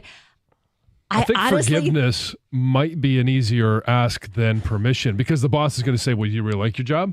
Well, not for me. I don't think so. For me, I lied to you. I called in sick. I would feel so uncomfortable. I probably would just, I'm not going to say anything. And if they say something to me, then I'll bring it up. I think if it was me in this situation, I probably would just zip it. Yeah, but then every time your boss walks by, you're like, is he coming to see me? Yeah, but really only for a day or two. Right after that, it's either... Yeah, if he doesn't say anything in a day or two, you're probably Or the next time you call in sick, he says, are you really sick? I don't know. I just... This would be one where it might actually be better to ask for forgiveness than permission. I think you take the PTO on the front end and then you're fine. But if you were in this spot, I think you zip it. I do too. I wouldn't say anything. This next one's called Loud Noises. Oh. Dear John, this is embarrassing, but me and my wife have fallen on some hard times, and we had to move in with my brother and his wife just until we get back on our feet. It's been about a month. I don't plan on being here more than 3 or 4. Trust me. My wife and I have high sex drives, and this entire time we've tried to be as quiet as possible when we do it. We've even changed up to middle of the night, early morning. Yeah. Says, last week, my sister-in-law confronted me over breakfast saying, quote, you're not as quiet as you think, saying it's disrespectful. They have 2 kids in the house, both under 12. I understand what they're getting at. We're already trying. Earmuffs. Do we just have to keep our hands to ourselves until we move? What do we do, John? Well, I mean, just like parents do. Like, wait till the kids are out of the house. Wait till you have the house to yourself. Now, it's not going to be as frequent as you probably would like. And if you must, then just be quiet. I mean, you don't have to scream. That's your. You don't want to get more specific than that? No, I mean, no, I don't really want to get more specific. I don't think he needs to. Yeah, pretty clear there. The only thing about that is whatever, if you're a screamer or you're not, whatever you are, doesn't it suck to not be you?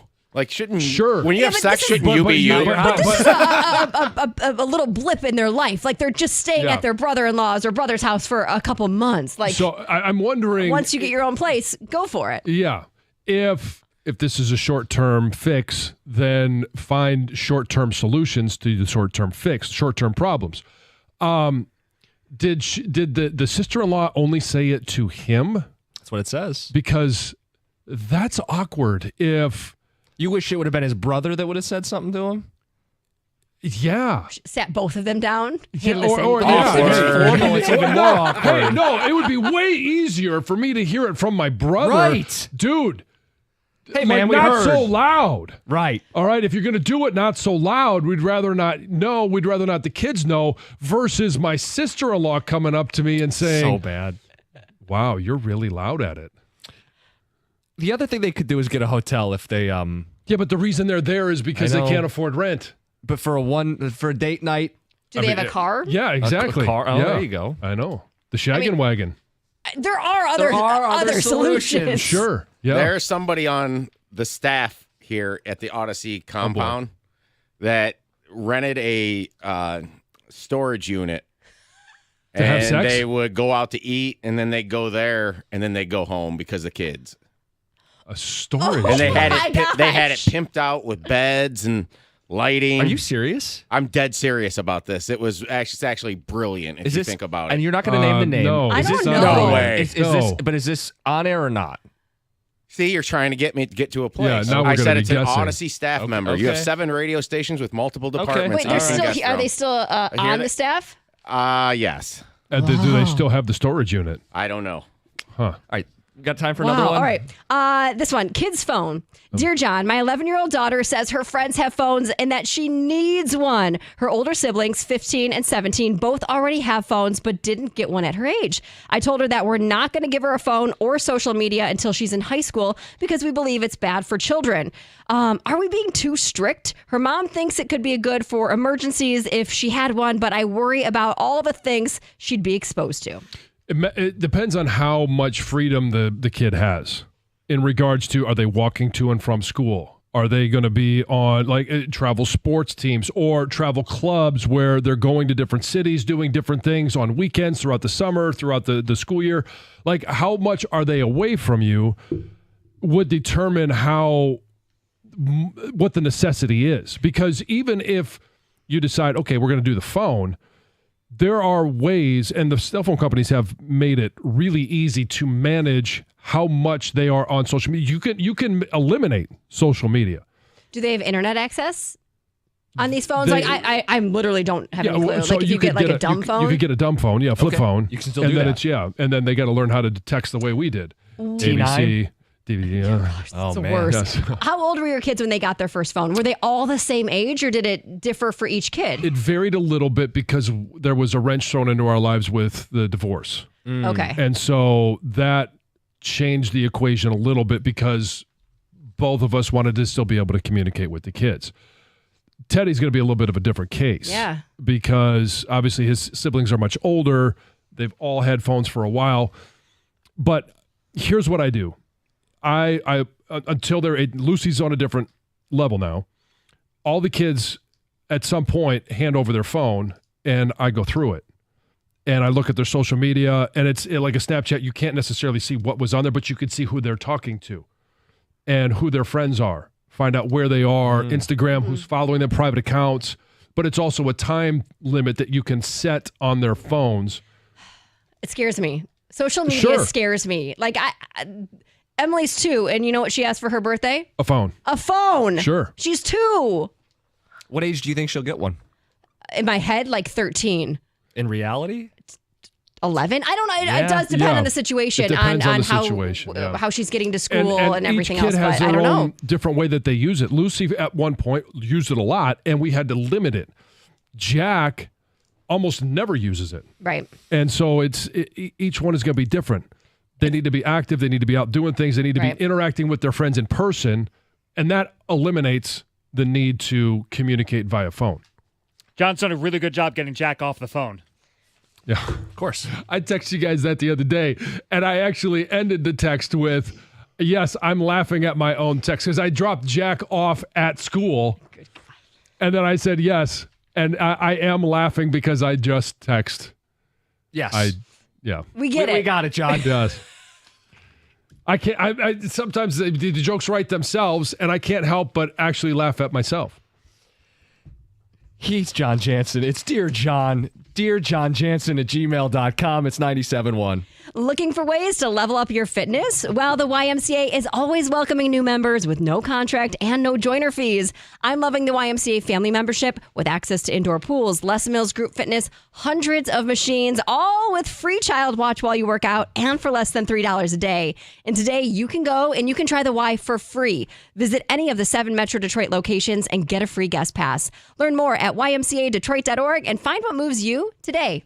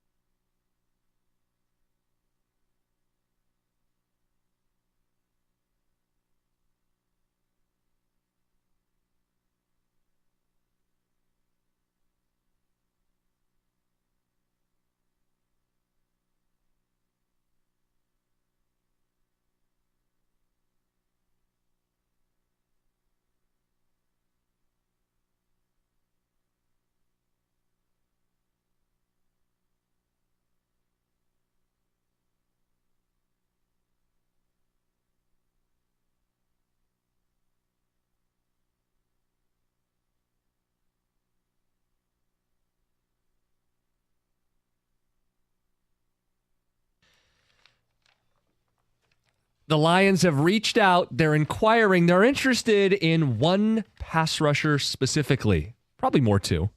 9:35, we'll get to it. Is this the best answer? Is there a catch?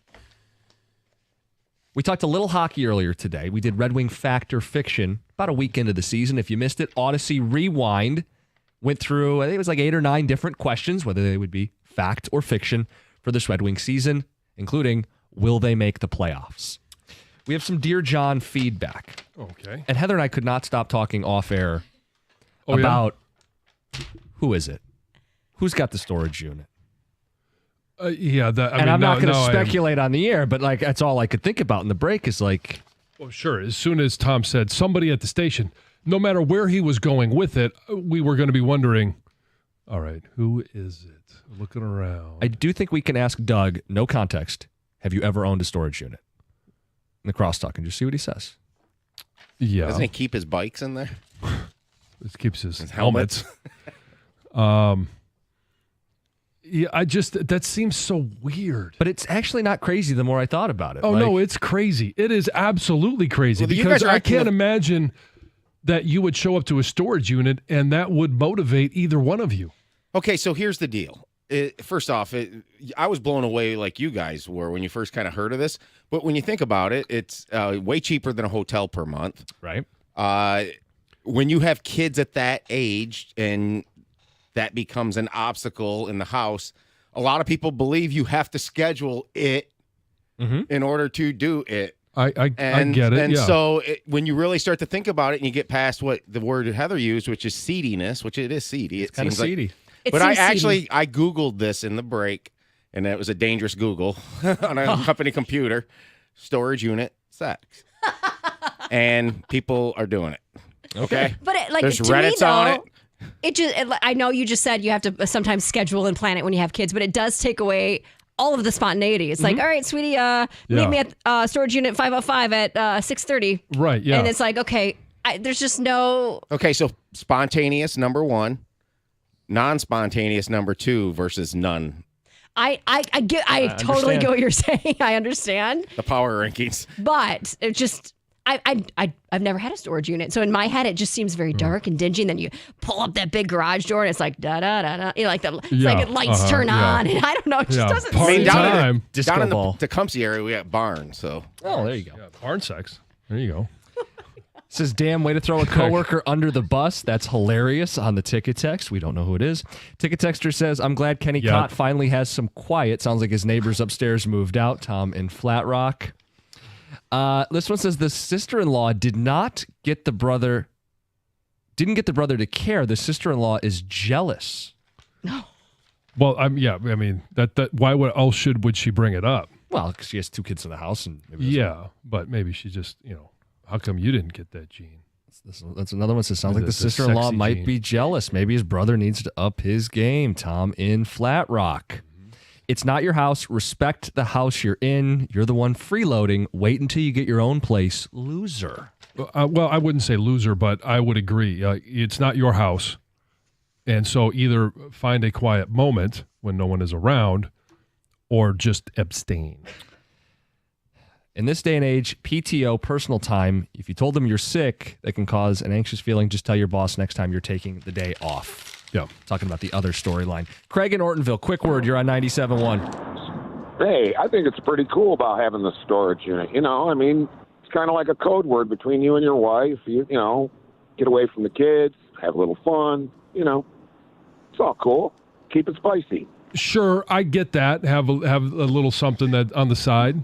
But yeah, it is. It's kind of dirty, kind of voyeuristic, kind of sneaky. Hey, is anybody in the hallway at the storage unit? You know what I mean? It's all that spicy stuff. You got to make the best of it. Sure. I'm thinking about it from somebody else that may have a storage unit that all of a sudden, if they're obviously not quiet about it. Yeah. So now you're wondering, okay, which storage unit is this coming from? Sure. It's being dangerous, Yes. Will you ever look at a storage unit the same way? No, never. I just wonder, because you have so, like the ones up north, they're all like exterior storage units, right? Sure. So the door opens from the outside, and they're not always heated, but the ones here they're like multi-level, 3-4 levels. And so now I'm going to drive by one and be like, I wonder how many people are having sex at the same time. That's not going to be made into a drop. All right, let's get to Heather's news.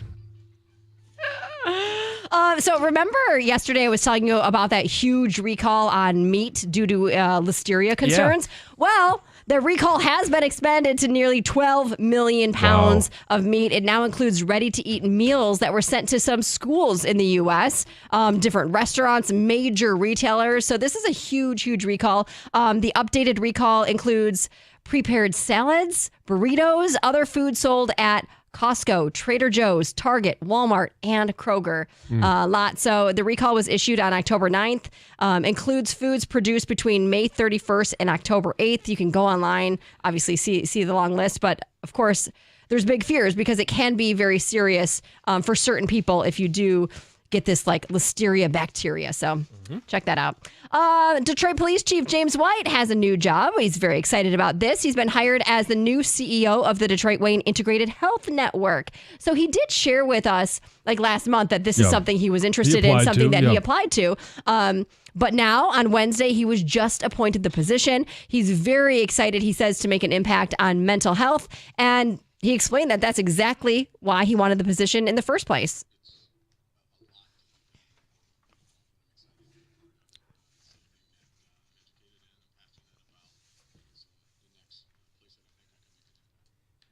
Good for him. Yeah, good for him. And hopefully the transition of leadership downtown is a smooth one. Yes, let's hope. You guys, after Aiden Hutchinson's just devastating leg injury, Lions fans took to social media to beg J.J. Watt to come out of retirement, join Detroit. Unfortunately, it doesn't seem like he is in any hurry to leave his job with CBS. He did respond on X to all these people calling him out, and he was asked about it on the Pat McAfee show.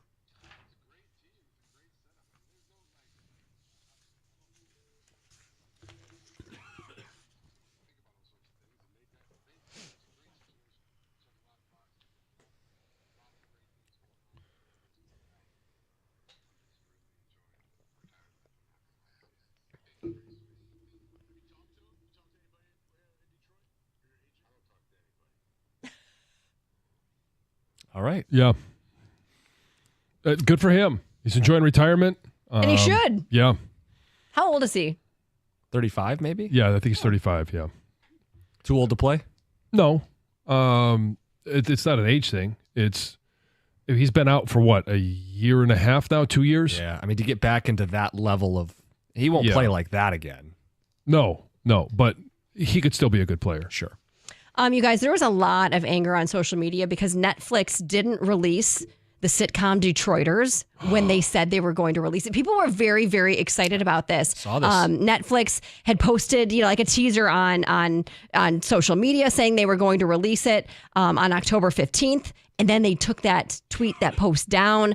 They had it on their October release calendar. It was completely scrubbed, no explanation, and people were angry, and they were voicing all that frustration on social media. And it sounds like Netflix got the memo because they have now officially released the show just a day after it was scheduled to previously come out. So it was released on October 16th. So I'm kind of excited to check it out now that I've read this story several times. Did you see it when it first came out? Never. I don't even know. I think it was on Comedy Central or somewhere. So no, I've never seen it, but I like shows that have references that maybe only I or Michiganders will understand. So, and it ties to Detroit. I'm excited to see it. Yeah, I watched a couple episodes when it came out, and then, it's maybe took it for granted. I'm happy it's available again. Yeah, me too. So Wendy's Krabby Patty collaboration, remember that, has sparked some backlash. Saw that. From SpongeBob SquarePants fans. Yeah, so Wendy's formally announced this launch of the Krabby Patty collab on the menu on October 2nd, but fans quickly accused them of basically going against the show creators' wishes, which apparently the man who created the show, Steven Hillenberg, never wanted SpongeBob's image or likeness to promote fast food. Like he had actually said that. He said explicitly he never wanted to make a real life Krabby Patty, and that's why for all of these years, you never actually saw one. And people are saying, hey, we don't want to eat this. Don't buy it. Don't go get it. They also say that he has mentioned that the Krabby Patties were actually not meat-based. What were they? Plant-based? Oh, maybe. I don't know. Under the sea, something? I don't know. So, anyway, people are mad. On the internet, people can be mad about anything. Never. Heather with the news. Coming up next, the Lions are asking about a pass rusher. What would you make of it? It's 97.1.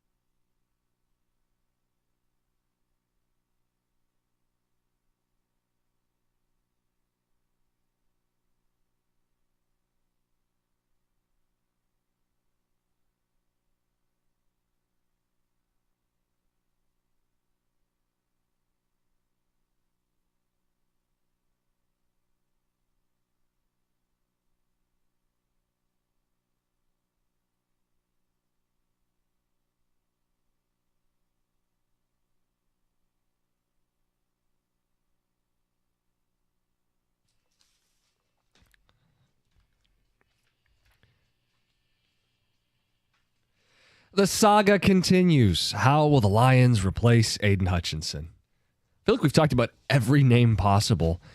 But what's most important, who are the Lions talking about? And the latest from ESPN, they've inquired about Haason Reddick. John, under what conditions would this make sense? Under the condition that it's not tied to a long-term extension. And we know that's been the big hang-up. He wants a long-term deal. Well, he's wanted a long-term deal. Now, that ship may have sailed, not your 7 weeks in.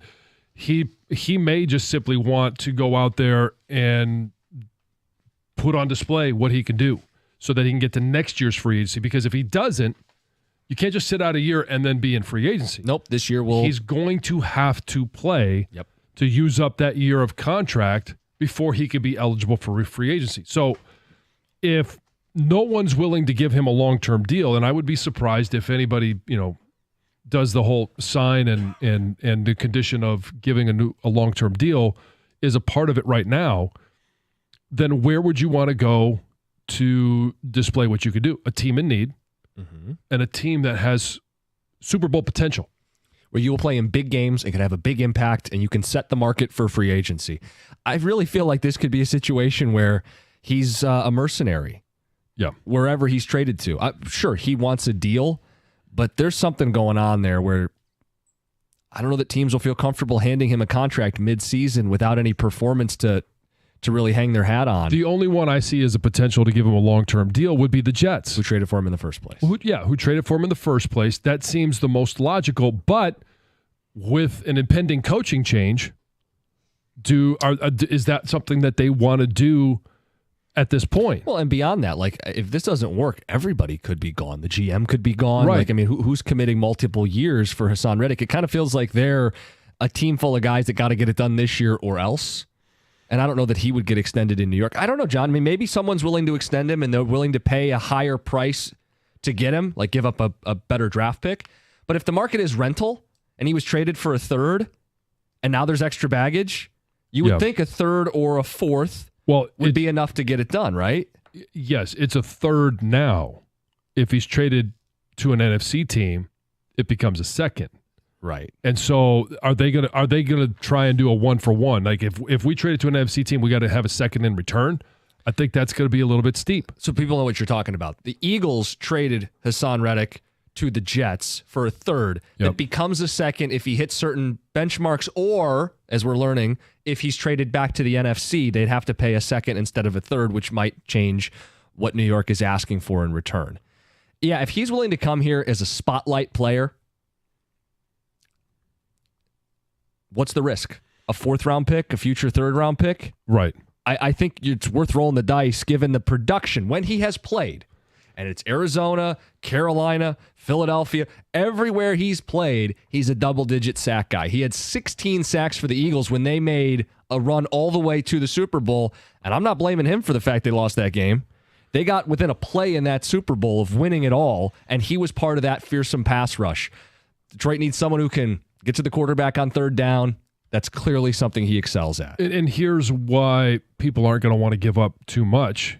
If it's not going to be a long-term deal for the rest of this year, it's going to take him a few weeks to get into football shape. So you're already at week 7. Is he really ready to go? I'm sure he's in great shape right now. He's a pro. He's a vet. He's doing what he has to do to be ready if that phone call comes. But the only way to get in football shape is to actually play the game of football. And is it week 10 before he is I was going to ask you. Haason Reddick of old? So let's look at it just from the Lions standpoint. If he was traded today, right after we got off the air, because that'd be fitting, right? Sure. He wouldn't play this week against Minnesota. Would he play next week against Tennessee?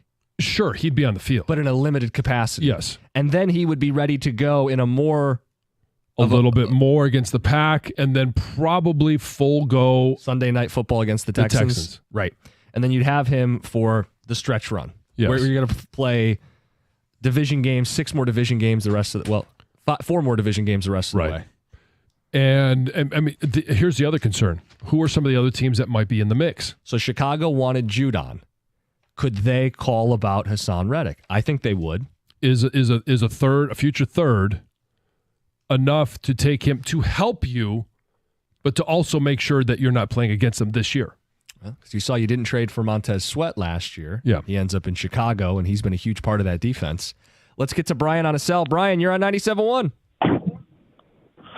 Good morning, Cookies. Good morning, John. Hey, good morning.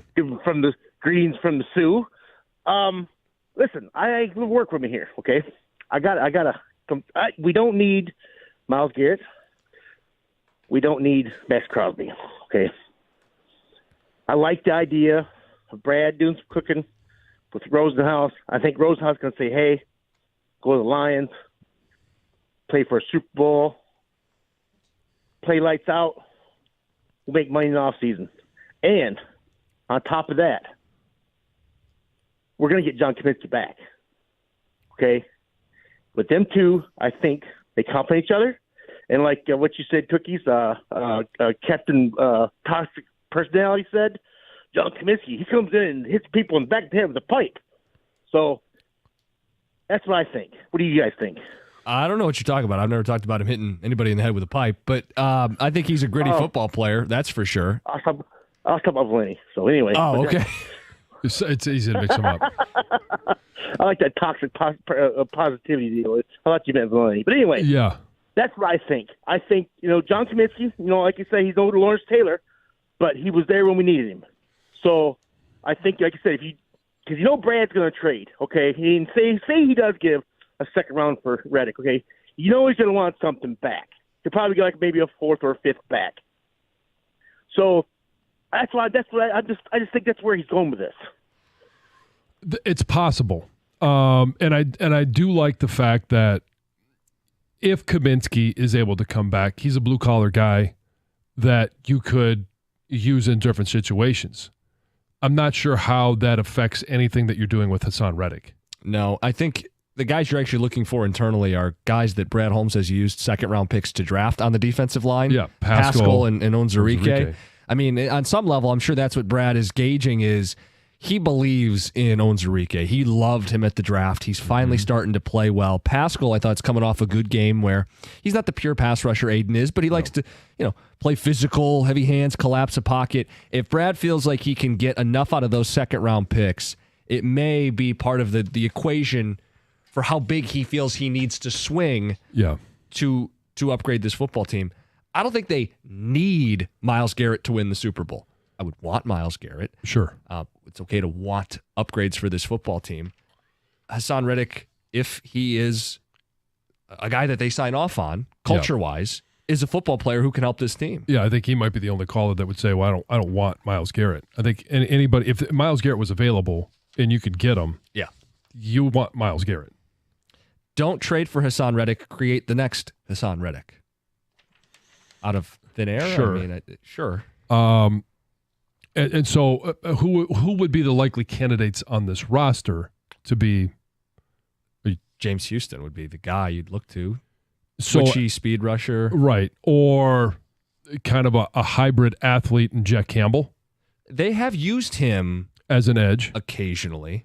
And I do expect that he's going to be a guy that they're going to try and utilize to create some speed off the edge. He's not as refined a pass rusher as any of these guys. Didn't Campbell say that with you guys the other day? I swear. He, in passing, how we're going to fill it. He mentioned, He threw Jack's name in there. Yeah. We'll find out where James Houston is on Sunday. If he's another healthy scratch, I then begin to wonder why he's even here. And we shouldn't bring him up anymore. Yeah, me and Jim were talking in a break earlier. There's a competitive advantage potentially, for the Lions on Sunday because the Vikings have absolutely no idea how the Lions are going to game plan their defense post Hutchinson injury. And then, like if you were to go get a Reddick, obviously he's not playing this week if they did it like today. You could let him, continue to get ready, get acclimated during the Titans week. I mean, you're going to beat Will Levis, right? I mean, besides any given Sunday, there's no way the Lions lose that game. Correct. And then you could debut him in Lambeau on November 3rd. And again, your defense is different than the last time they were on the field against a division rival. Yeah, as far as this Sunday goes, it's a little galaxy brain, like overthinking to be like, it's actually a good thing that we don't have Aiden because they won't know what's coming. You'd prefer Aiden, but I think there's a thin silver lining in that we don't know who and how they're going to try to get extra pressure. It could be exotic blitz packages they've never shown on tape. It could be different personnel combinations we've yet to see them deploy this season. It could be the element of surprise. It's not better than Aiden, but it's all you got right now in a short turnaround. And I mean, it could be as simple as, because everybody's going to have a rush plan. Is the rush plan, we're going to line up with Pascal and Onwuzurike on either side in some situations with Ali McNeil, DJ Reader inside, and just tell all four guys, hey, collapse the pocket. It's bull rush. And it's Sam Darnold. It's simply bull rush. Right. And that's a this week thing because it's Sam Darnold. Yeah. But my long-term belief is they've got to add somebody respectable outside the organization that can come in here and make plays, depending on, and it can be any level of player. Sure. But they have to, or they will be done in by mobile quarterbacks eventually. And that's my belief. And it would be incredibly painful if the season ended at some point with this like obvious realization that they needed help on the edge. Like, you knew in advance of the trade deadline. Don't let that be the thing that we are left complaining about when the season's over. Right. Have made the effort, brought someone in, tried to pick up the pieces at the edge position. We'll get more of your thoughts. 248-539-9797. Carson Anderson coming up at 10. It's 97.1.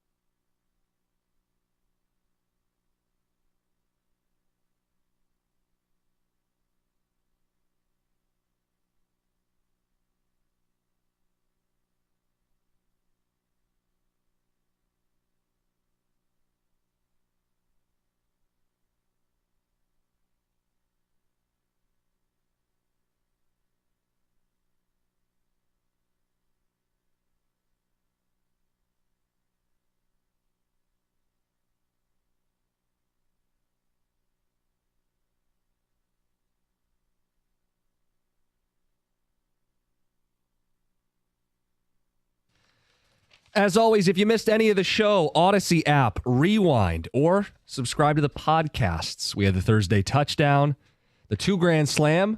Good performance today. 7 right. We talked about celebrating your pet's birthdays today. Yeah, still weird. A lot of judgment from John. Michigan State and the night games that just continue to be scheduled. Enough is enough, says their athletic director. And then I would say the biggest story that we've hit on is this Haason Reddick stuff. Oh, yeah. It was reported yesterday that Brad Holmes is kicking the tires, doing his due diligence in the background checks, finding out about Haason Reddick, finding out what it would take to get the deal done. And I'm just curious as to how many other teams might be in the mix. How much is there a competition? Is there a market that's being driven by 2-3 teams? So I think we could start with anybody with a winning record, the 4-2 teams. Sure. And see if any of them would qualify. And I guess like the Chargers are 3-2, but I don't think they need an edge guy. They have Khalil Mack and Joey Bosa. So look at those 4-2 teams. I don't think the Ravens and the Steelers are going to add Haason Reddick. No. Texans are good on both edges with Will Anderson and Danielle Hunter. Mm-hmm. I mean, the market might be the Bears in the division. I'm not sure how many other teams this is like. Commanders could be a team. Commanders could be a team. I could see that happening too. But again, it's that, and that's the reason why they put it. The Philadelphia Eagles put in the escalator of if we're going to trade him to you, it's a 3, and then if he meets some incentives, it's like 10 sacks or 67%. Then it bumps of up snaps. to a 2. Yeah. Or if you trade him in the NFC, more importantly, if you trade him in division, right? So the Commanders, then it automatically bumps up to a 2nd-round pick that the Eagles get. The Commanders are an interesting spot because 4-2, they're ahead of schedule, kind of a surprise team. Could use help on defense. They gave up Montez Sweat a year ago. I mean, if I was in Washington, I'd be having that conversation about, hey, we want to kick the tires just like Brad Holmes is. Yeah. And does that impact the market? Sure, it impacts the market. To what degree? Because I don't think he's going for a 1 or even a 2, right? Not unless there's a contract extension coming with it, and even then, it's probably only a 2nd, right? Yeah. I mean, he's not a guy that's going to go for a first-round pick. The only guys in the first round are that might draw a first round. Trey Hendrickson, maybe first, probably a 2nd, if that's even a possibility. Myles Garrett, multiple firsts. Yep. And our Raider. You don't want to say his name because you don't want me to play the Yeah. I mean, you're talking 3 firsts and probably sending players too. What's your gut say? Like, we've done this all week. And tomorrow, I'm sure we'll get an update on another pass rusher and the latest talks in the NFL. What's your gut say? When do they make a move and what level of move do they make? It's more likely going to be a quote-unquote role player. Mm-hmm. I just don't know where they end up turning. Do they go to the Giants because maybe they've got 3 and they only need 2? Do they go to do they even kick the tires? Have they made the phone call to Cincinnati to say, hey, I know you're playing Cleveland this weekend? Who are we rooting for in that? Oddly enough, kind of rooting for Cleveland. I think so too. Because if Cincinnati goes even further in the hole, as eventually they've got to say, we're not going to make the recovery. Our defense just isn't good enough. If the Browns win, they're both 2-5. I think that's a good spot for Lions fans. Right, but the problem is their offense is dynamic, and they've got Joe Burrow. You don't want to if you're thinking next year we could improve the defense enough to be a team, and they'd want to have Trey Hendrickson on that D-line. Right, but then on the flip side, Trey Hendrickson already asked for a trade before the season was over. So is he really a part of the long-term plan? Or would they rather, hey, let's get an edge rusher in the draft. We're going to be picking high. And they're never going to get more than they would for him right now because it's Correct. a year plus a year. Mm-hmm. And there's a team specifically in the case of Detroit that has a degree of desperation. Right. And so I think there's a case to be made that he is, at a minimum, going to require a 2nd. Mm-hmm. Possibly more. Yep. So you think it's probably a role guy. It's probably next week. Yeah, it'll be at the earliest next week. Yeah. You could even string this along into the 2 following weeks, week. And then the deadline's basically here at that point. Yeah. But because they'll add somebody. Yeah. I definitely think they add somebody. Yeah, I don't think their answer is Isaiah Thomas. No. And I do think Just most likely that it's someone like a Zadarius Smith, or it's, one of these guys who's a veteran who is an upgrade over what they currently have, but not a big splash player. And I don't believe the extension to Aleem McNeil does not complicate this matter. Because you're looking, obviously it's about salary cap. And okay, maybe that's an oversimplification. I don't think it makes it unreasonable to think that they could still go out and get somebody that can be an impact.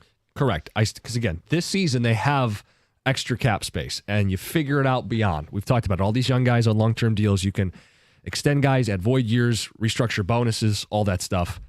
I do think if a player made sense for them and cost a lot of money, they have set aside the rainy day fund and could still make it happen, even with the Aleem McNeil's deal that was signed, I guess, 2 nights ago. Yep.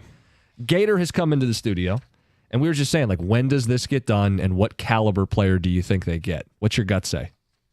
My gut tells me that they will make a small move. Yeah. Next week? I mean, maybe it's already even made. I don't know. It's something if you're going to, like, the Haason Reddick stuff is very intriguing to me. Mm-hmm. And you guys were talking about it, though. How long does it take him to get up to speed and become impactful, become Haason Reddick? And, there's a big difference between being in shape and football shape, John. The only way to get in football shape is to play football. So that's going to take you a few weeks to get into that mode. And we have no idea what kind of shape he's in right now, although I imagine he's in pretty good shape. But I keep going back to this whole thing. And what would be best for the Lions? Obviously, if Crosby or Garrett were available, that those be players we all want. Right. I would love to know from Brad Holmes, is he like, guys, we can't do that. I mean, I'd love to have them too, but we can't do it. We can't fit them in on this team. What's the reality? Right. But if they can, like if they're like, well, I mean, it would be a high cost of a couple first-round picks or whatever we consider doing that.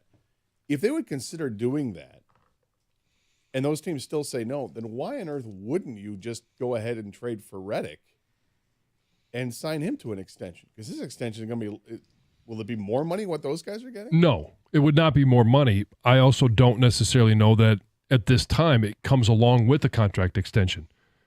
Yeah, because he needs to play somewhere this year, because sitting out doesn't automatically put him in free agency next year. It's not a voided year. He's still under the control of the Jets. He's got to play football. Yeah. Doesn't have to be an extension. And I think in that case, the cost is lower. Well, and the fit is, then if you're the Lions, I mean, now you're really willing to roll the dice. If you don't have to sign him to an extension, if Rosenhaus is pulling some kind of voodoo magic with him and saying, look, baby, let's just come on and play, ball out, and then we'll pay in the offseason. And he finally concedes to that, says, fine, okay. And they work out some agreement to pay back him some of the $5 million he's already lost on this.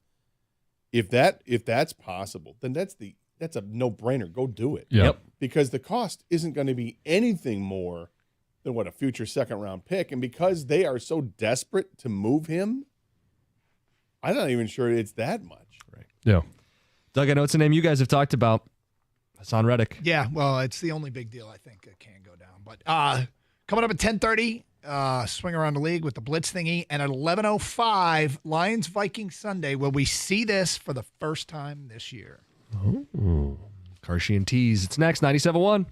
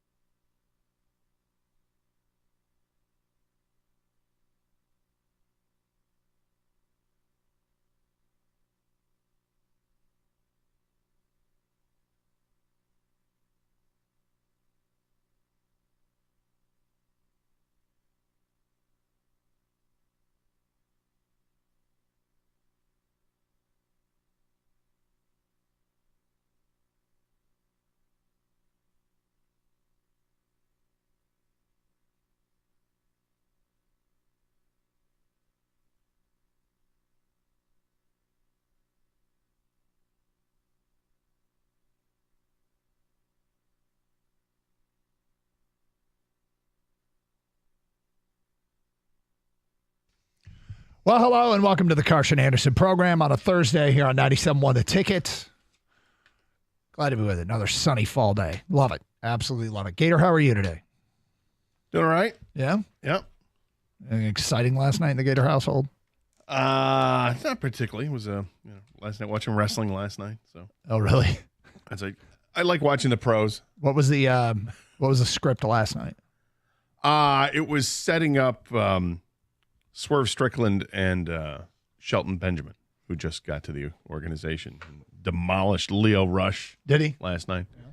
Threw him around like a rag doll. But then again, Leo Rush is like 150 pounds, and Shelton Benjamin is like 250 pounds. Why are they in the ring together? Is there some weight classes? Or Leo challenged. Did he? Ish, sort of. Yeah. No, there's no weight classes. This is the pros, man. Anything goes. You can't limit. You can't tell somebody they can't get it done. If that was the case, then Bryan Danielson never would have been a champion. We would never have had the yes movement if you didn't believe in a little guy. Okay. Inspiration. It's just an inspiration. Is it? Yeah, but he had no shot last night against Shelton Benjamin. All right, gotcha. All right, speaking of no shot, I'm gonna read this, and my question is, for you personally, does this bring it to an end? What I'm going to read right now, does it mean actually what the words, do you believe these words? And you say, okay. This is Raider owner Mark Davis asked about Max Crosby. Before or after a haircut? You can never tell, Gator. Yeah, it really doesn't matter. Same whack job either way. Here we go. It's unfortunate today, but there's so much outside chatter, he said, of the Crosby trade rumors. It's not coming from any sources. It's not coming from anything. My basic thing is never to answer all that stuff because otherwise you get trapped in this black hole. It's just not happening. He says they will not trade Max Crosby. All right. Now, heard it. But that's my question. All right, there you've heard it. Or are there still people that think, nope, we can still get him here in Detroit? I'm sure there are some people that will still hold out and think there's always a chance you can come up with a Godfather offer, and it literally is offers you can't refuse, and the Raiders would say, okay, I got to do it. Lions aren't going to make that offer. I don't think other teams are going to make that offer. I don't think they're trading him. But yes, there will be some people that will always think that. Because, I see future Carson Anderson programs. Oh? I can see the future. Didn't realize we fitted this room with a crystal ball. Well, but can you hear this call coming? They should have traded for Max Crosby. Oh, well, sure. So, you try and work within the parameters. And we talk about guardrails. And sometimes we go crashing through the guardrails on the reality highway, but we try to stay within the guardrails. Is it just, as Adam Schefter put it yesterday, is it just fantasy? I mean, that this could actually happen. Like we took a call yesterday of somebody saying there's no excuse for not getting Max Crosby. He's not for sale, apparently. So how do we process that here in Detroit? Do people say, okay, end of story? The owner of the Raiders says it's just not happening. Yeah, I think we should process it that way, that it's not happening. I think the only way that it happens now, after the owners made a proclamation like this, it's not a Godfather offer. It's Max Crosby. It's coming from his mouth that he says, I want out. And he's not going to say that. But if he were to, then that's the only way that you should have hope. Otherwise, let it go.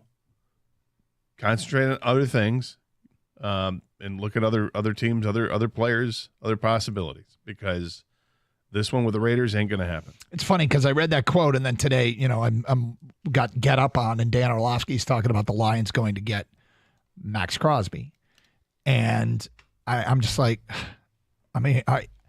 now could Davis be driving up the price? That's the other part of this. Is there any way that this is all part of gamesmanship, with Mark Davis saying, "Wow, the way we get the most back is if I say it's never going to happen." I don't mean this is the complete insult it's going to sound like. You're gonna insult me? Not you. Oh, okay.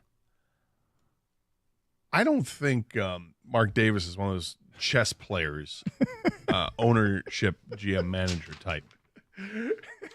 I don't mean that to be mean. I'm just saying that I think he's genuine and honest when he speaks, I guess is the better way to say it. Okay. I don't think he's out there playing games. I think. What game is he playing, Gator? I mean, it's a game within his own mind Okay. that he's trying to put together a team and keep together a team. And they traded Devontae Adams, but that doesn't mean that they have to trade this guy. And there may have been reasons why he wanted to trade Devontae Adams. Devontae Adams is pretty outspoken during his tenure there, and obviously not happy with them. Derek Carr is not there anymore, so it made sense to move him, and they moved him for like nothing, which is embarrassing. But I think Max Crosby is a guy, you build around great quarterbacks. Can you build around a great defensive end edge rusher? I think you could make that argument. I wouldn't build around a wide receiver, but you could build around a D end. Do you think, Doug, when you read that statement about Mark Davis saying it's not happening, people, I'm not trading Max Crosby, do you remember the Friends episode where, I know you guys watch Friends, where Ross was trying to get back with Rachel? And Rachel said to Ross, listen, we're not getting back together. Accept that. And he said, accept that what?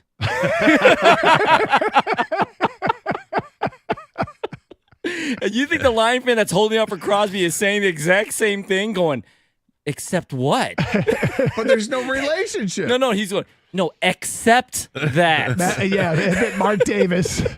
I'm not trading him. ACC. Accept that. Yeah, they might be, they might be saying it.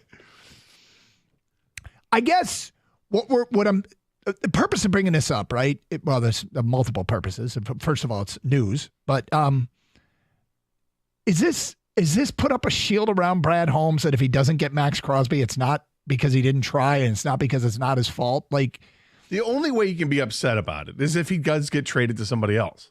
Then it's fair game. If he stays with the Raiders, which by all accounts he's going to stay there because of what their owner says, nobody can say anything. I agree. Okay. 248-539-9797. We swing around the league today at 10:30. At 11 o'clock, we see this for the first time this year at a Lions game. That's at 11. Here on 97.1 The Ticket.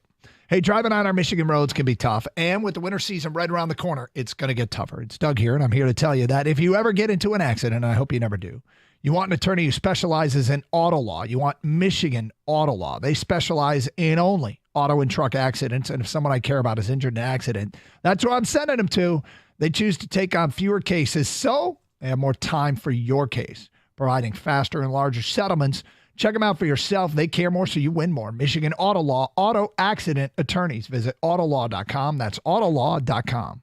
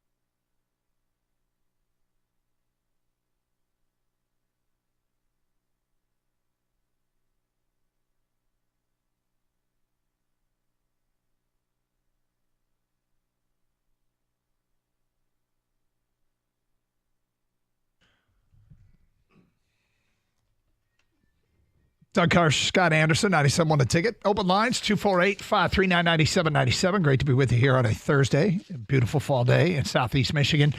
We got the Blitz thingy today at 10:30. Also, will we see this at a Lions game for the first time this year? That's at 11 o'clock. Maybe I should say, will we not see this? I got to tell you, though, the idea that you just said Mark Davis doesn't strike you as the kind of guy that's playing chess. Well, it's not that I'm sure he knows how to play chess, but when it comes to the landscape of, upper management in football, I don't think that's in his bag of tricks. Yeah. And we're just reacting to the quote that he said as it pertains to Max Crosby and any trade. Quote, it's not happening. 248-539-9797. Jeremiah. Whoa. Jeremiah, you there? Yes, I sure am. Okay. Can you hear me? Yes, gotcha. Go ahead. Hi, how you doing, fellas? Good. Thank you for having me on. Sure. Yeah, I just wanted to weigh in. Obviously, the biggest story is Hutch, going down with that horrific injury. And just everybody's opinion on who we should grab, who we shouldn't grab. Honestly, I have faith, as many people do now, more than, when it first started in this organization and the front office and Dan Campbell and Brad Holmes, letting him cook, letting him do his thing.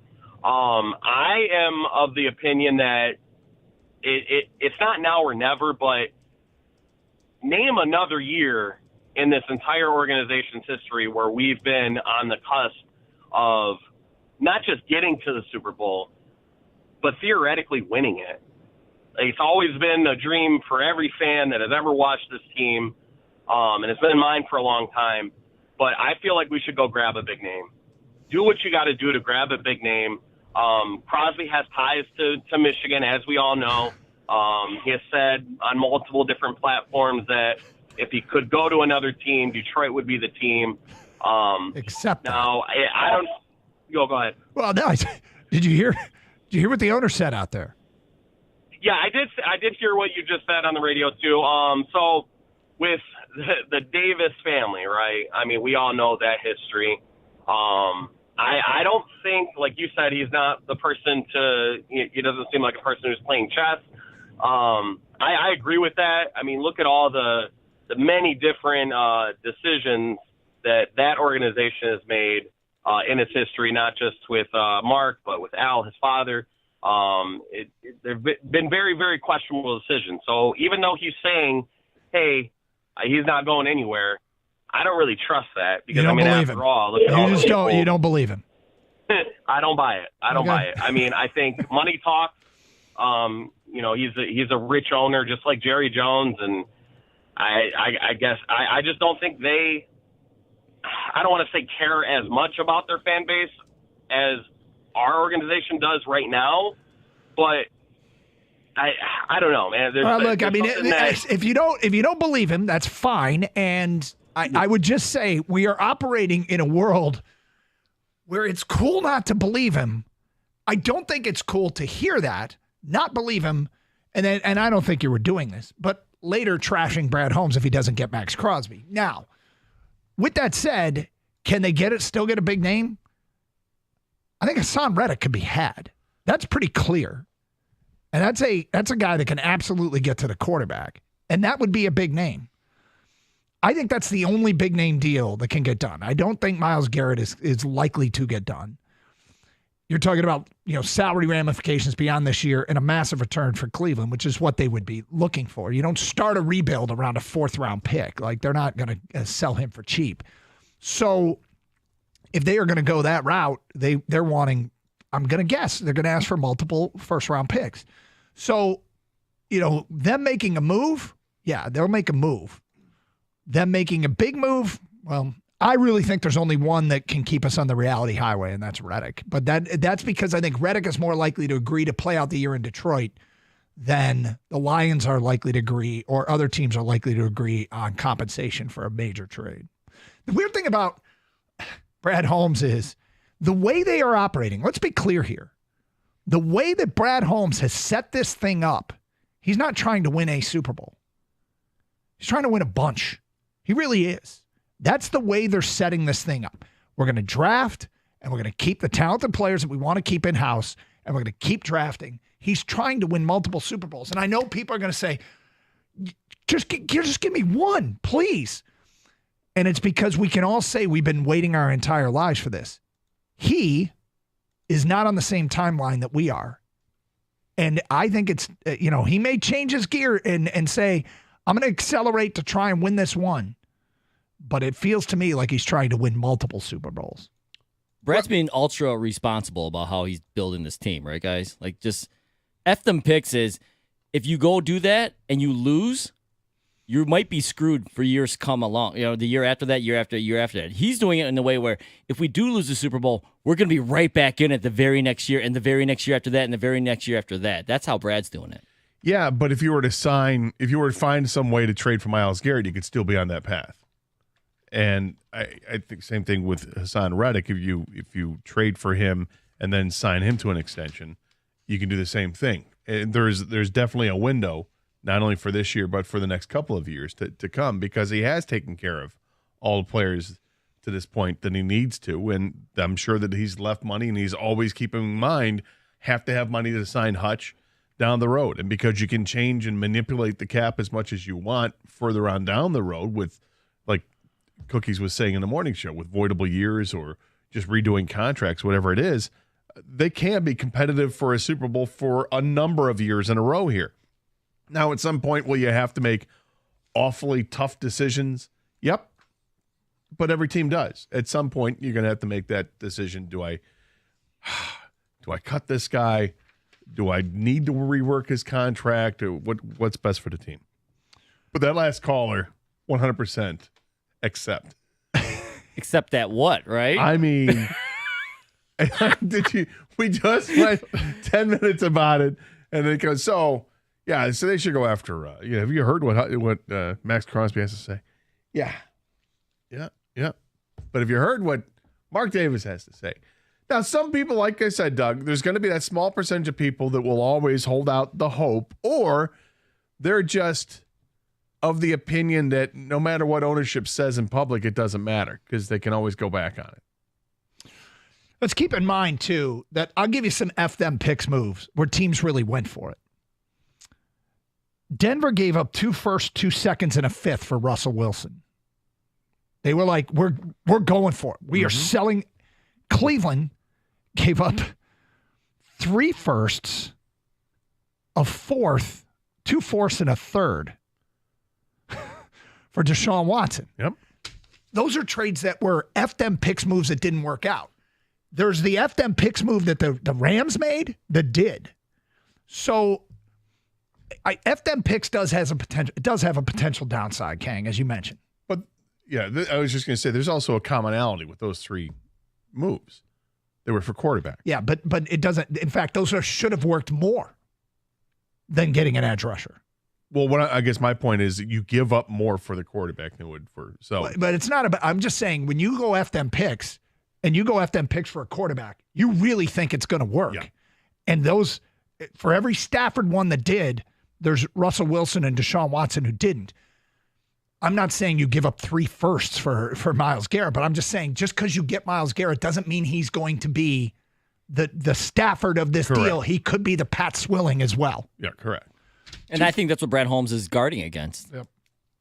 248-539-9797. Lions on the field against the Vikings on Sunday. Will we not see this for the first time this year? We'll get to that. Obviously, other than Aiden Hutchinson, we'll get to that at 11:02. Swing around the league next. 97.1, the ticket.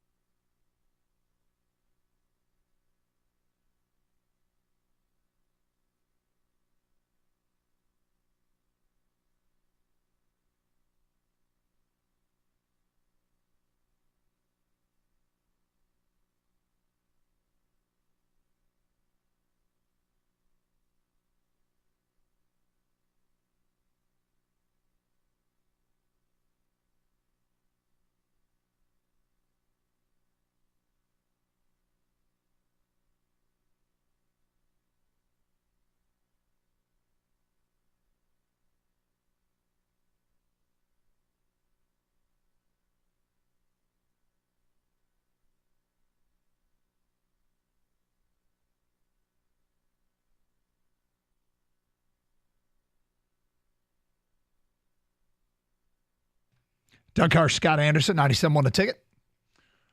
All right, we'll get back to your open line calls in a moment. Every Thursday at this time, we swing around the NFL. Let's get to the Blitz thingy.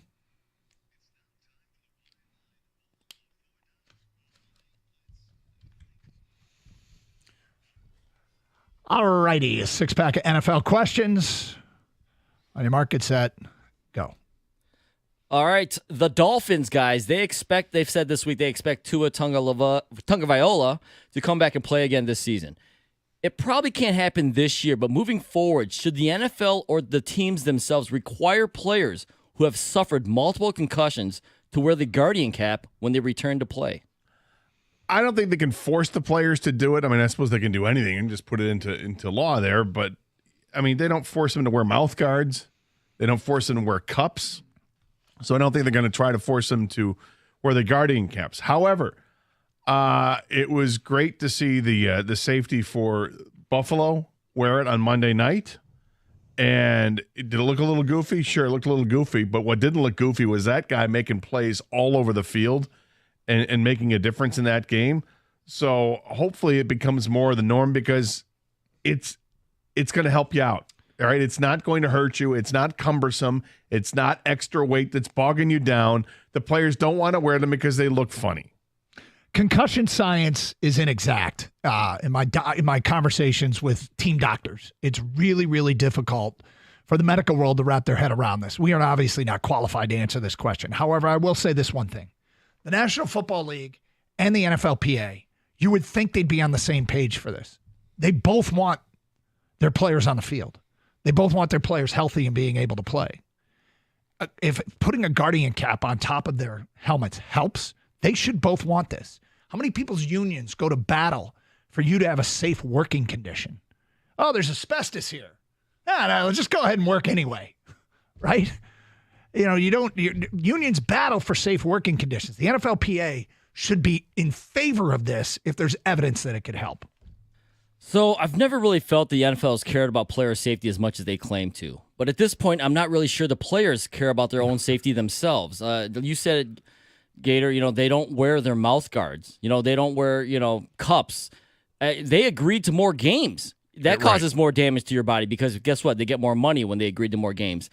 Even in fighting, like UFC fighters, they're medically suspended with no contact for months because of concussions and things they've suffered during a fight with zero contact. In football, there's contact on every play. Can you force them to do this? I actually think you can because they force them to wear helmets, right, and shoulder pads and other things. Will they? I don't think they will. I do think if they cared, like you said, Doug, both sides, you should want this. This is just going to prolong your career and prolong your life after your career, which is more important if you ask me. I don't think it will happen, but I do think something they should bring up in the NFL meetings. All right, this week, the NFLPA released a statement saying that they have tried for years, guys, to remove the locker room interviews after practice, but the league has shown little willingness. Whose side are you on this? I'm kind of on both sides here, and where the interview takes place is completely irrelevant. I mean, whether it's in the locker room or outside the locker room, it just doesn't matter. So if the NFLPA gets its way and basically keeps the media from going in the locker room, the give back should be all player interview requests should be granted. Players should be 100% have to attend, and if they've been requested to be interviewed, they can meet outside the locker room or an interview room or wherever. Accessibility to players is what drives fan interest, and I don't think they should be able to just say, well, you're not allowed in the locker room, we don't have to talk anymore. No, it's important to talk. So ban media from the locker room. Let it be a sanctuary. That's fine. But if a media member wants to talk to you, step outside the locker room and grant the interview. Yeah, I think that's a simple way. You make the players available outside the locker room. You can honor requests for specific players to cover specific stories if that's what you're going to do, but you don't need to be in there while they're getting dressed. I understand that whole part of it. But also, I don't think the players should be available every day. Like, I don't think you should have access to Jared Goff every single day. I think maybe there's one day that you take, he sets aside and gets to speak with the media, and same thing for all the other players. They can set up what day works for them, that they'll meet outside the locker room. But this is an easily solved problem. The players are only available for a certain amount of times during the week already, but like I wouldn't call locker room access archaic because the new norm is actually more access. Doug, you love it when players are mic'd up all the time, and everyone loves these shows now. They would go behind the scenes and, not just in the locker room, take the cameras to their house. I get both sides, to be honest with you, because there is a thing to being in the locker room, Doug. You get to build relationships with players. You get to scene set what's going on, things like that. Now, the question is, for me, is do you need that? Personally, do you want that as a fan? Okay, I only can speak for myself. I don't need it. I just want the games. I just want the competition. I want the result. I do understand there is advantages to the other stuff, but for the players, they don't get any privacy, no real downtime to gather their thoughts. I would prefer it outside the locker room, but that's for me because I don't need all that inside access. All right, whose trade will help their team even more? Cooper to the Bills or Davante Adams to the Jets? I think it's Cooper to the Bills, and I think it's hands down. It's not even an issue. They needed a number one wide receiver, and they got him.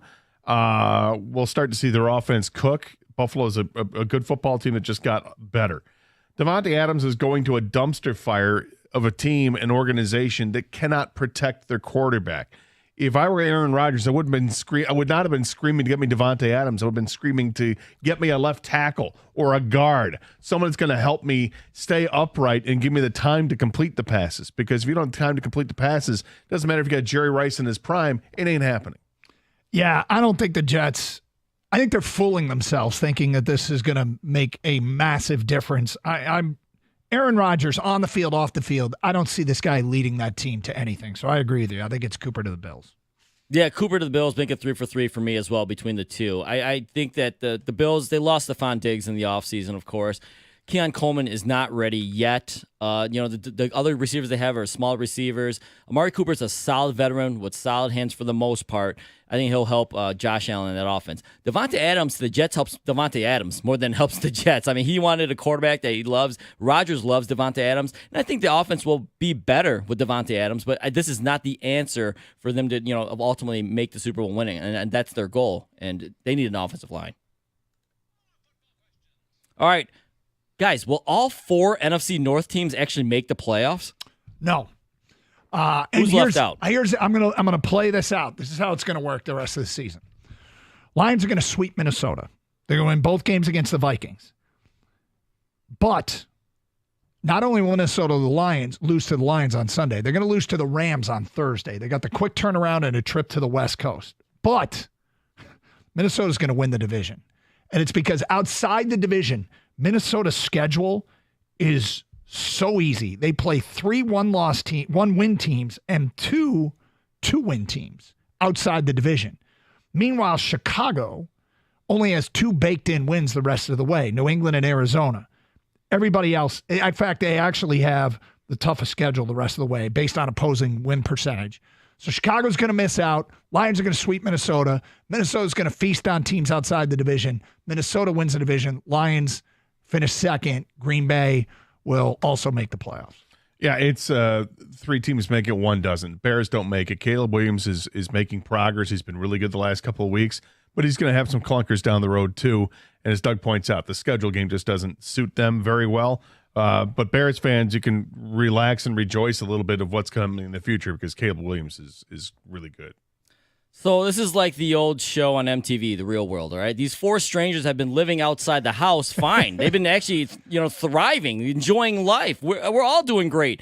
Hey, guess what, guys? Now we're going to put you all in the same house and figure it out yourself, all right? And they haven't played each other. That's why their records are so good. I think the Bears and Vikings obviously have been a lot better than we all thought they would be before the season. But in the end, when things start getting real, not polite anymore, I think the Bears get left out. I think, the cannibalism is going to happen, but I do believe in the Vikings at this point. They have got off to such a good start. It'd be really hard for them not to make the playoffs, and I still like the Packers and Lions make the playoffs. So I think those are the 3 teams in. The Bears, unfortunately, you've been kicked out of the house. All right, Aiden Hutchinson currently leads the Lions in sacks with 7.5. By the end of the season, will he still lead the Lions in sacks? And if it's not him, who will it be? He will not. It'll be Aleem McNeil. I think the presence of DJ Reader, who's really upped his game the last couple weeks, getting comfortable in there, he's going to make life miserable for defensive lines, for offensive lines, which allows for Aleem McNeil to just flourish. He had 2 sacks last week. He's got, I think it's 2.5 on the season. So he's got to have 5.5 the rest of the way to beat the 7.5 mark. I like Aleem McNeil. I hyped the guy big time. Turned out it looked like it was wrong, and now I'm ready to rekindle that hype and run the risk of being wrong twice. Levi Onwuzurike comes on and ends up leading this team in sacks with more than 7.5. So the answer is yes, Aiden Hutchinson will lead the team in sacks by the end of the year. That doesn't mean it's a bad thing. This is going to be a collective effort type thing. But if I do have to pick someone to lead the team in sacks, not Aiden Hutchinson at the end of the year, my answer is Haason Reddick. You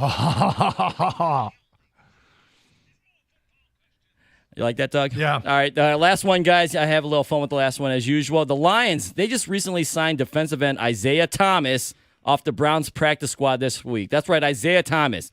Hey, do you know anyone with a famous name? Okay, so this is funny. These aren't huge names. I do work with a guy who's named after a Detroit Lion. Hi, Scotty. The Lions Hi. had a Hi, Scotty Anderson at wide receiver.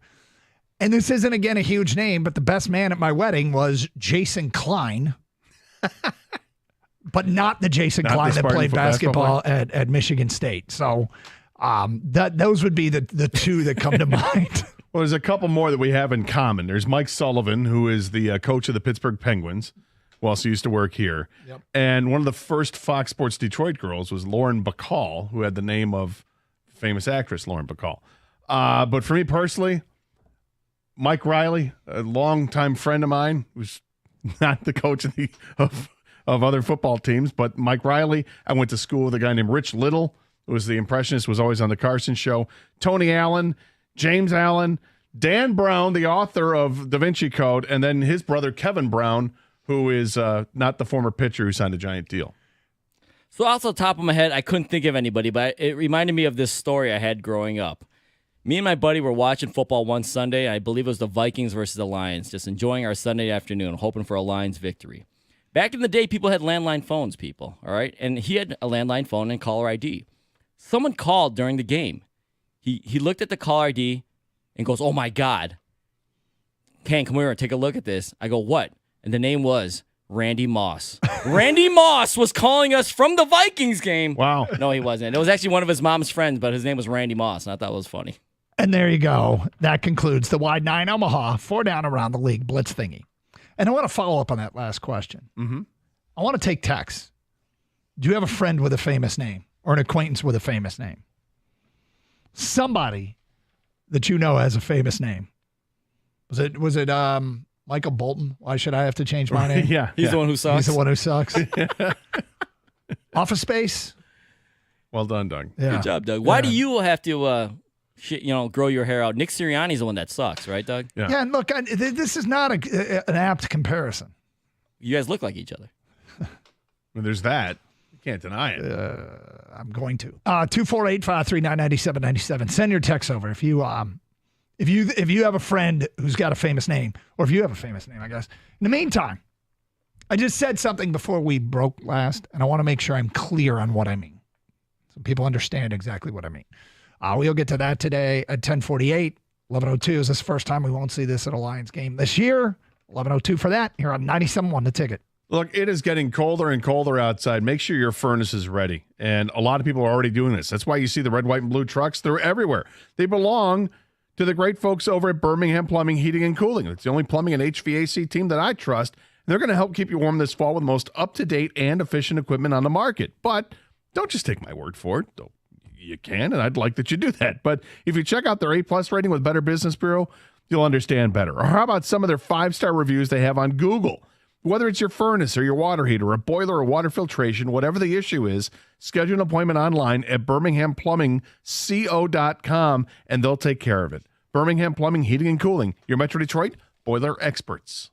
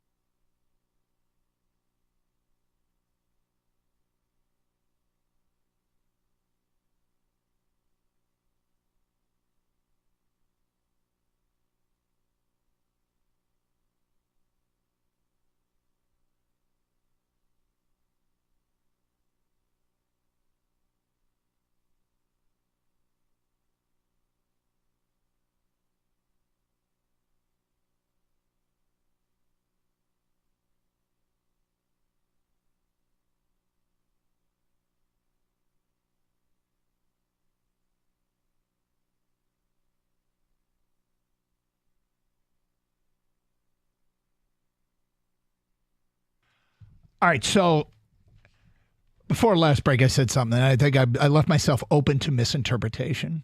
Well, we can't have that. No, and so you gotta close the loop, right? You got that vulnerability that you want to put up the shield and say, well, no, that's not what I meant. So we opened the show. We're not going to spend all day on it today. I feel like we spent the entire week on Aiden Hutchinson's injury. We're going to get to actually what's going to happen Sunday in the 11 o'clock hour, Lions Vikings.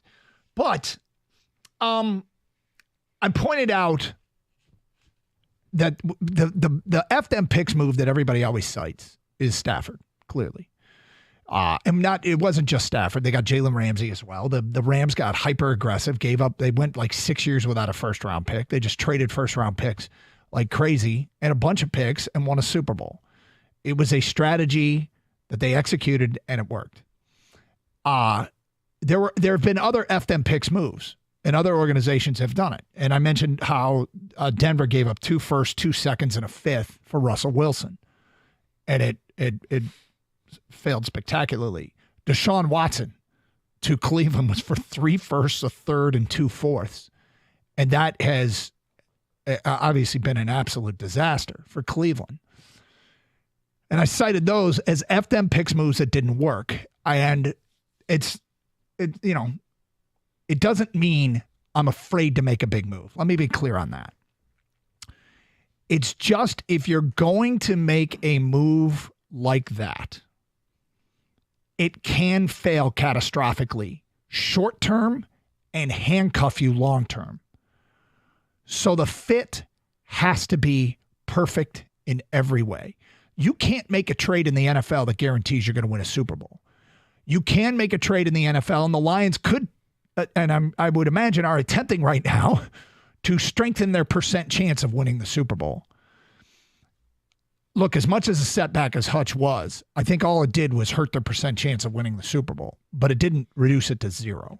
They're still in better shape than a lot of teams, including maybe every team in the NFC. I think we'll know in the next 4 weeks, given who they play, where they play them, the defenses they will face, and if the Lions can ride this elite offense to a Super Bowl, and can their defense do enough? But I guess I wanted to bring up the spectacular fails in F them pick moves just to remind people that it guarantees nothing, and if you're wrong, it handcuffs you long term. So the Lions have set this thing up where they've signed their own guys with an expectation that they will continue to win throughout this era of Lions football with Amon-Ra, with Penei Sewell, with David Montgomery and Aleem McNeil, and with Jared Goff. And so they could wreck it with one really bad F them picks move. So you have to be sure the fit has to be perfect, which is why when you bring players up and you realize that guy might not have the motor. I mean, that was kind of the knock against Chase Young, or a guy might want too much money, which might have been the knock against Montez Sweat, the 2 big edge rushers that were available last year and the Lions didn't move on. Those fits weren't perfect. What could be a perfect pick? Well, a perfect fit. That's for them to determine. And if they find it, I hope they move on it. But bottom line is it just has to be perfect. Has to be perfect. It's not I think this will work. It's got to work. It's got to come really, really close to. You can't guarantee anything, but it's really got to be a perfect fit. Yeah, and it's. I think that there are certainly players that would be, but again, are they even available?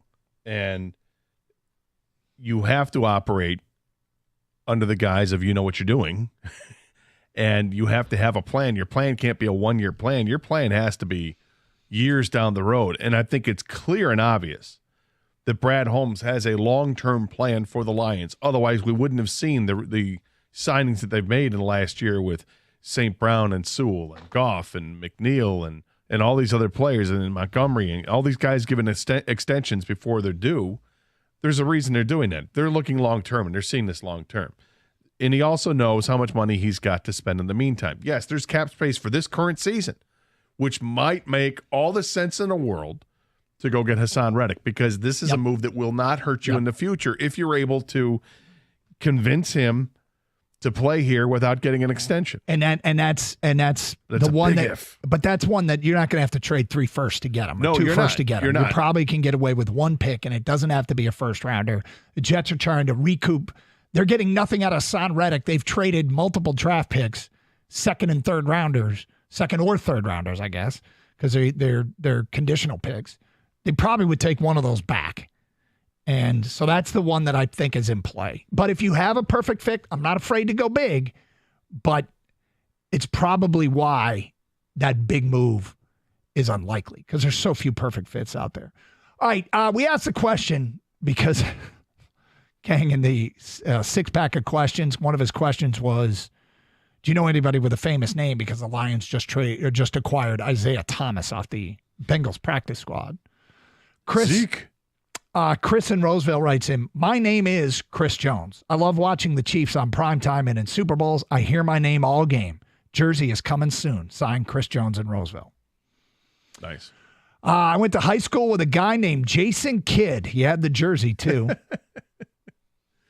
Troy in Oak Park. My brother's name is David Robinson. Wow. He is not the Hall of Fame center from the San Antonio Spurs. Signed, Troy in Oak Park. My friend in high school was named Tom Sawyer. That's from Will in Birmingham. Nice.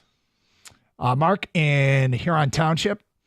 I have a friend whose name is Chris O'Donnell. He is younger and doesn't know who he is, so I had to show him. He was Robin in the Batman movie. I love this. Adam in Pleasant Ridge. I knew a black guy named Rod Stewart.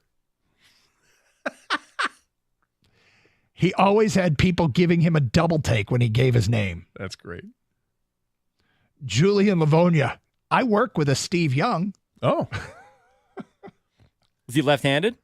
Is he Mormon? I went to college in the early 2000s with a guy named Jim Leland. Wow. Joe from Lincoln Park. I got my bike stolen by a kid named Michael Jordan my freshman year of high school. That's funny. MJ. Yep. Tough to live up to that name. Yep. Yeah, you'd have to add your middle initial, I mean, so to make sure everyone knows the difference. You're getting called out to play basketball. Like, you're first, right? I got Mike. And Mike's like, dude, no. What would be worse, being tall and not playing basketball, or being named Michael Jordan and not playing basketball? I think it might be being named Michael Jordan, because I think being tall. The thing about being named Michael Jordan is you have 0.0% chance to live up to anyone's unfair expectations. But like, you don't even like basketball. There's a lot of tall people that don't even like if you're basketball. 6'7", everyone just or assumes. above, everyone assumes you play. That's a good like, point. What'd you play? You play basketball, right? Play what? I didn't. I'm a chemistry student. What are you talking about? No. Where did you play basketball? In my driveway. What are you talking about? Scott writes in, my great nephew's first name is Henry. His middle name is Aaron. Hank. Yep. Well, you can keep those coming in. But let's get back to the Detroit Lions play Minnesota on Sunday. Gator, fascinating experiment will take place at U.S. Bank Stadium. It's the first time all year we won't see this. We'll get to that at 11:02 here on Carson Anderson. And it's not Aiden Hutchinson. What's not? Nope. That's not what I'm looking for. We'll get to that at 11:02 here on 97.1 The Ticket.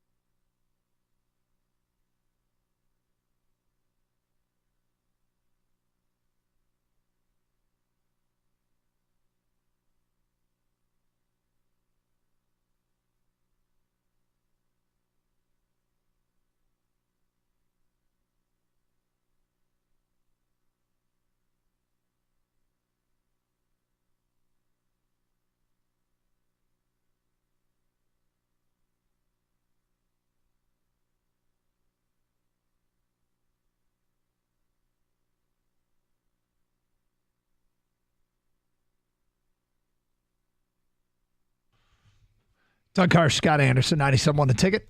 Open lines, 248-539-9797. Hope you're doing well on a beautiful Thursday in Detroit. Glad to be with you. All right, Gator. So this weekend, Lions go on the road and play at Minnesota. Is this the first time this year that we will not see a Lions fans take over in another team stadium?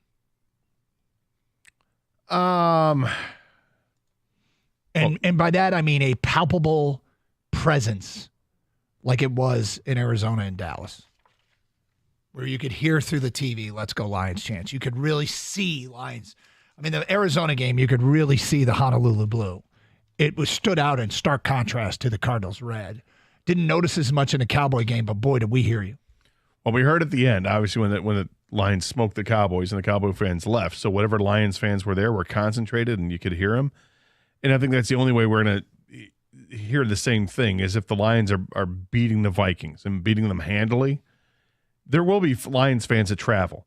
It's not going to be like it was for Arizona. I don't think it could ever be like that unless they played in Los Angeles. But there'll always be a presence, but you're not going to hear them unless it's a blowout. I want you to bring up the schedule for this coming weekend of all the NFL games. Okay.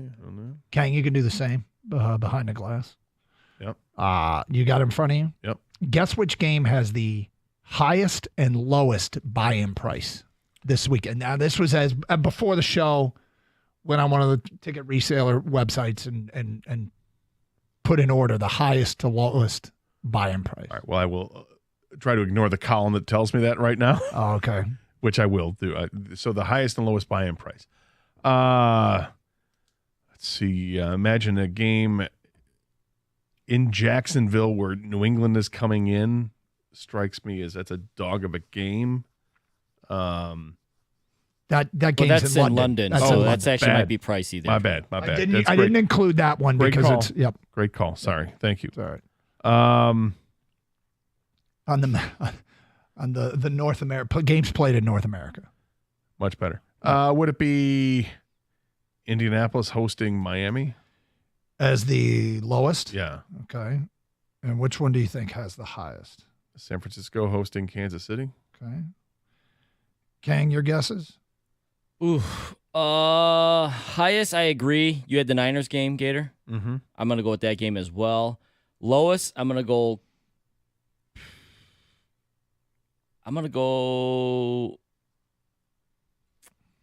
Wow. I'm gonna go Cardinals Chargers Monday night game though, but screw it. Arizona hates sports. Yeah, I feel like I should have run down for the audience. Should have run down the schedule. This is my bad. Chargers at Arizona, Seattle at Atlanta, Baltimore at Tampa, Carolina at Washington, Cincinnati at Cleveland, Detroit at Minnesota, Kansas City at the 49ers, Houston at Green Bay, Las Vegas at the Rams, Tennessee at Buffalo, Denver at New Orleans. That's tonight. Philly at the Giants, Jets at Pittsburgh are all the games this weekend. I'm stunned by the answer. You've looked at it? Yeah. Well, I guess I'm wrong. Yeah, I mean, I guess don't assume that. Oh. Now, I went on SeatGeek. Okay. Well, so you might be looking at it different. I went on SeatGeek right before the show and looked up the buy-in price for every NFL game played on U.S. soil this weekend, not the game in London. The highest price ticket on SeatGeek just before the show was $189. That was the highest buy-in price. The lowest buy-in price at an NFL game this weekend was $21. The lowest is the Chargers at Arizona, is a $21 buy-in price. Well done, Kang. Even on Monday night, that's the only thing that held me back, but that's according to SeatGeek. Yeah, and ESPN, $21. They have that at $23. They also have Denver at New Orleans at $23. Denver at New Orleans on SeatGeek, $23. I got the same thing. This is in order. Cincinnati at Cleveland, $40. I am stunned by that because they love football in that state. Although this might just speak volumes as to how bad Cleveland is, and that's going to be a Cincinnati takeover in that stadium. I think the market is saturated with Browns fans that don't want to go. Carolina at Washington is next. At Washington, a surprising Commanders team, $57 buy-in price. Baltimore at Tampa, $68. Seattle, Atlanta, $73. Miami at Indy, isn't that the one you said was going to be the lowest? Yeah. 96. The Jets at Pittsburgh, 113. Philly at the Giants, 139. Tennessee at Buffalo, 142. Houston at Green Bay, 171. Las Vegas at the Rams, 172. And I'm guessing that's because... Raider fans want to buy up all the tickets. And Raider fans come from multiple cities. Kansas City at the 49ers, 181. And Detroit at Minnesota, the highest buy-in price on SeatGeek right before the show, at 189. So our question is, are you going to this game? 248-539-9797. And, as we talk about this, many road trip plans are made before the season. Mm-hmm. I'm going to guess this was not a hot ticket before the season. I mean, Minnesota, they had reason to be hopeful, but nobody expected them to be undefeated. I'll give you a couple reasons why it's appealing, or why it would have been appealing before the season. J.J. McCarthy, there would have been that appeal, thinking that he was going to start by this point of the year, that you could go see that. The other appeal is that you're getting to go to a game in Minnesota in October as opposed to later in the year when the weather's going to suck. Minneapolis is a beautiful city, and that stadium looks to be absolutely incredible. Yeah. So I could see that. That being said, the reason I think it's so high priced is because the Viking fans know that the Lions fans are traveling, and that if they're going to have to sell their ticket, they're going to make it worth their while, and they're going to jack up the price for you to come in and buy that ticket. The thing about SeatGeek is SeatGeek kind of steers you as to what you should list your ticket for, so I'm not sure that you can do whatever you want, I guess, put on the secondary market, but nobody's going to sell it for cheaper than they have to, but they also want to, if you want to move it, it does reflect the market. But if you are trying to go, if you decided this is a game that I can't miss and I want to be at, it ain't cheap. Minnesota being 5-0 has made this the hottest ticket in the NFL this weekend from a buy-in perspective. There might be other metrics that you could look at and say, well, the average price might be different for Kansas City at the 49ers. But who would have ever imagined at the beginning of the year that the buy-in price for Detroit at Minnesota is more expensive than Kansas City at San Francisco? That's pretty incredible, really. Now, will Lions fans be present? Yeah, I think there's a good chance that Lions fans will be present. Will this be a game that's tough to have what we've come somewhat accustomed to, a Lions fan takeover? It might not happen this weekend. Well, it's a similar stadium to Ford Field, and it seats 66,000, almost 67,000 for football games. So less tickets than maybe, and I would imagine it's maybe slightly below average for capacity for a stadium. Does that make the ticket price even more valuable? Probably. Fewer seats. Supply and demand, right? Yeah. I mean, if I had a chance to, if I was going to go to one of these games, one of the Lions road games, I would consider Minnesota. Would you? Yeah, because of that stadium. I really want to see that stadium. Packers are outdoors. Houston, I don't know if that stadium really, you've been there. Yeah, it's a cool stadium. But it's kind of in the middle of, it's a big, giant parking lot. I guess most stadiums are. Been to Indianapolis. It's nice. Chicago, don't really care. San Francisco, don't really care. And those are the remaining road games. Yeah. So this one would appeal to me. So if anyone had made this their road trip, understand you got a hot ticket before the season started. And if you got in late, you had to break the bank probably to get tickets to this one. 248-539-9797 if you're making your way to the Lions and Minnesota, the hottest ticket in the NFL. 248-539-9797. Hey, attention fans, UMCU is the official credit union of the Detroit Lions, and they're proud to partner with Lions superstars like Jahmyr Gibbs, Brian Branch, and Teron Arnold. To celebrate this winning combination and the Lions' new sleek black uniforms, UMCU has something special for you. It's exclusive access to the new Detroit Lions Black Debit Card. Now's the perfect time to become a member and join the Detroit Pride. This exclusive Lions Black Debit Card is only available to UMCU members. Choose the black card or one of the three other designs. UMCU has been servicing customers for over 70 years. I'm a member now, too, and signing up is easy. Show off your pride and passion with the new Detroit Lions Black Card, only from UMCU. Just visit umcu.org. Some restrictions apply. Visit website for full details. Insured by NCUA, UMCU, where success deserves celebrating.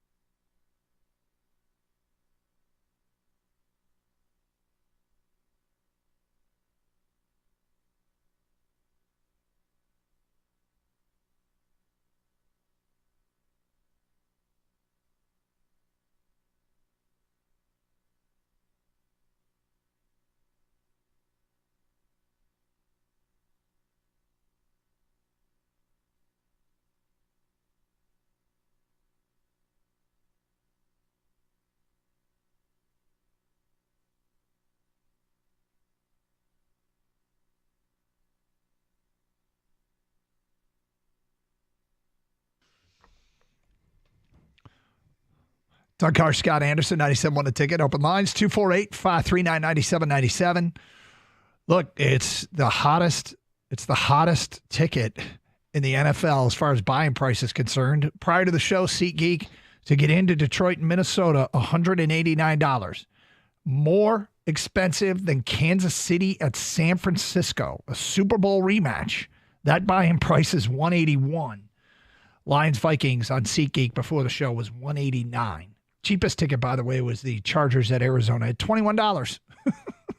248-539-9797. Let's get back to your phone calls. We go to Brian. You're next on 97.1. Hi, Brian. Hey, guys. Thanks for taking my call.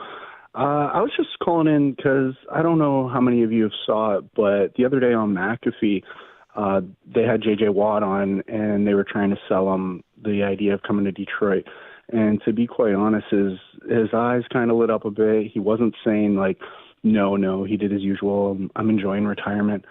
But I was really surprised he didn't say no a little harder than he did. And just on that note, you know, everyone's talking Max Crosby, love the idea, Myles Garrett, that'd be great. Wow. But T.J. Watt only has till 2025 on his contract, I believe.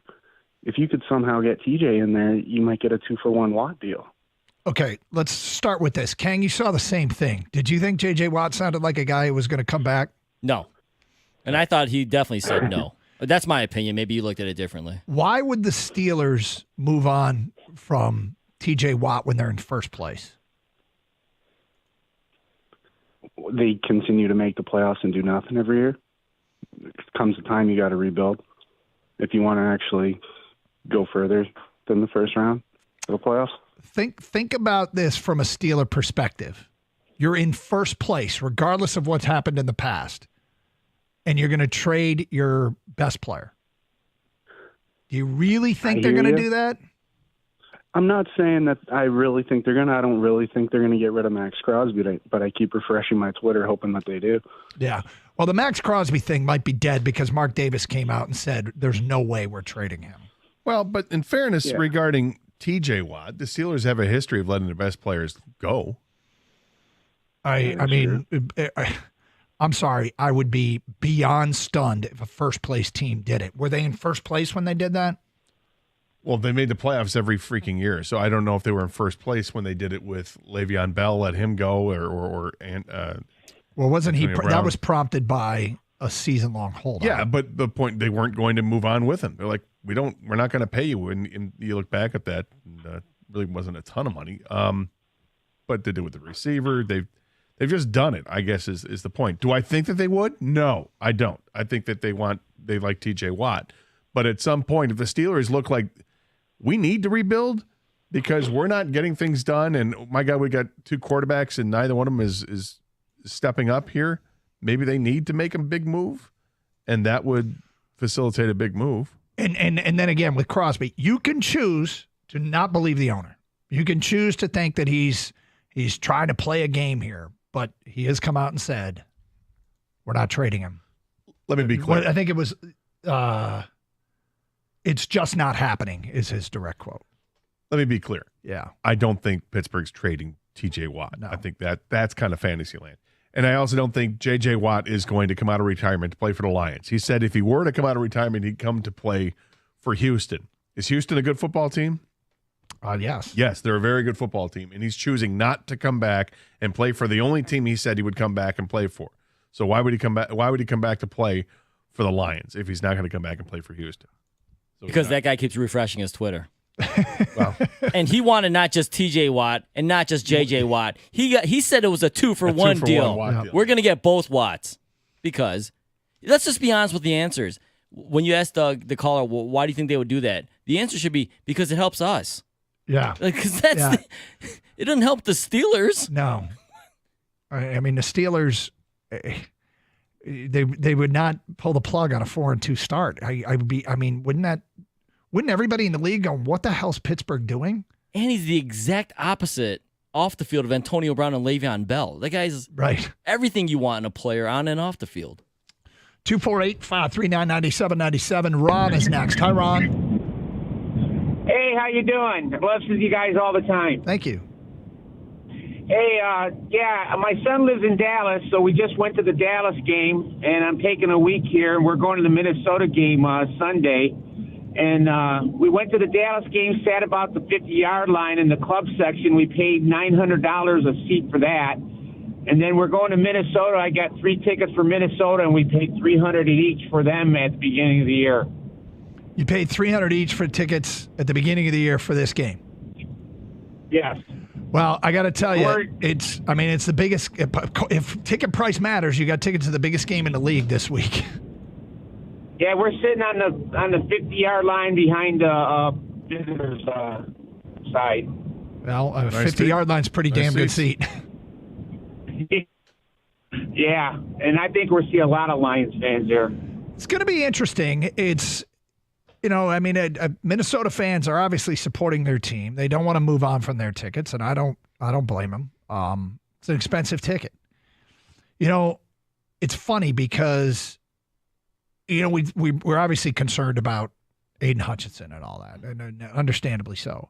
They've lost Aaron Jones, and T.J. Hawkinson hasn't played this year. And if you're the Vikings, I think it was, I don't know what he's listed as, but it's not determined whether or not he's going to play this weekend, but it's possible. But they have a Thursday game right after that. Apparently he's still on the PUP list, but they do estimate his return date being Sunday. Okay.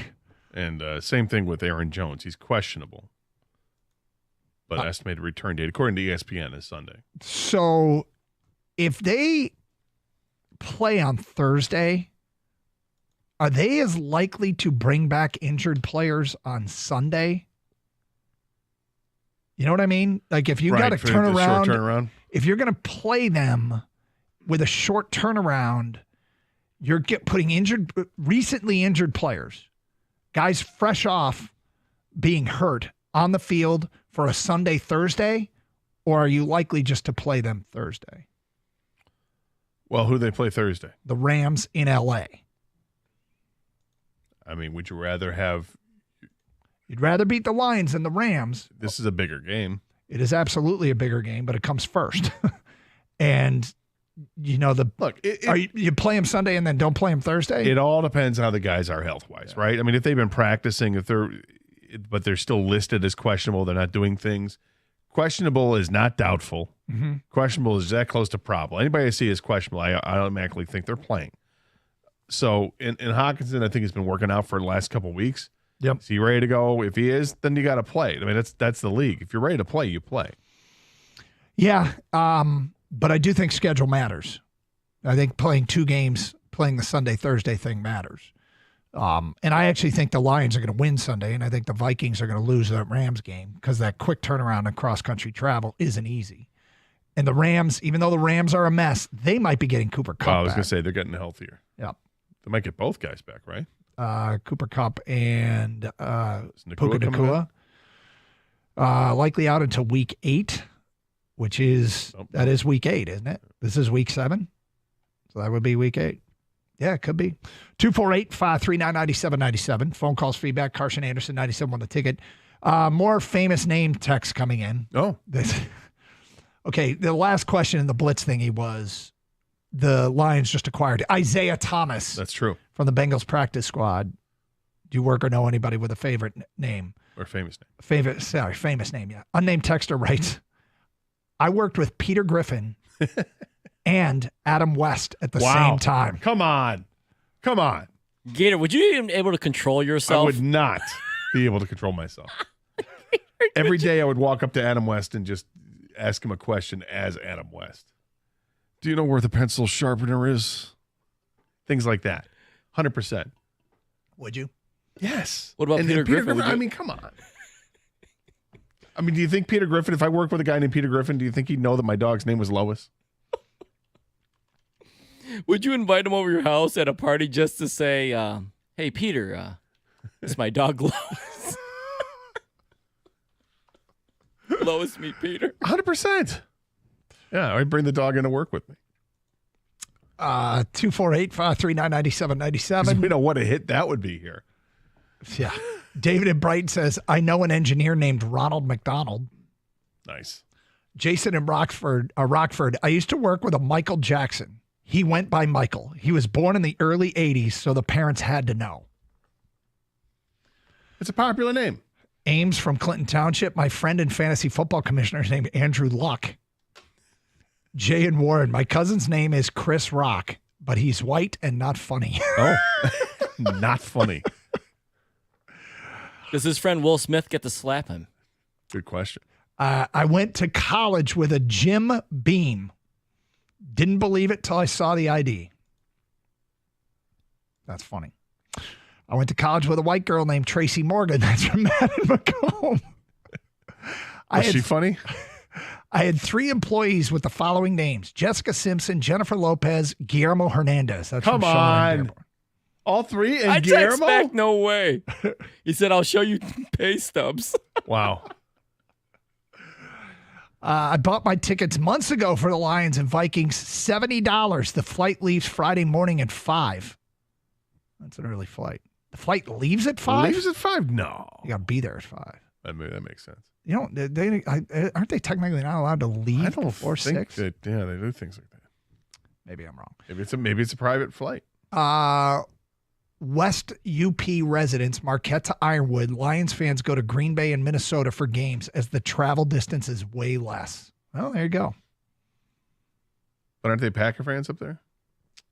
Yeah, they are. But apparently the Lions fans up there make the trek. Will we see the blended St. Brown jersey? Because you got Packer fans and Lions fans. Maybe. They could. 248-539-9797. All right. At one point, this guy was getting a ton of hype. Then he faded away. Now he's back, and I'm rooting for him. We'll get to that at 11:34 here on 97.1 The Ticket.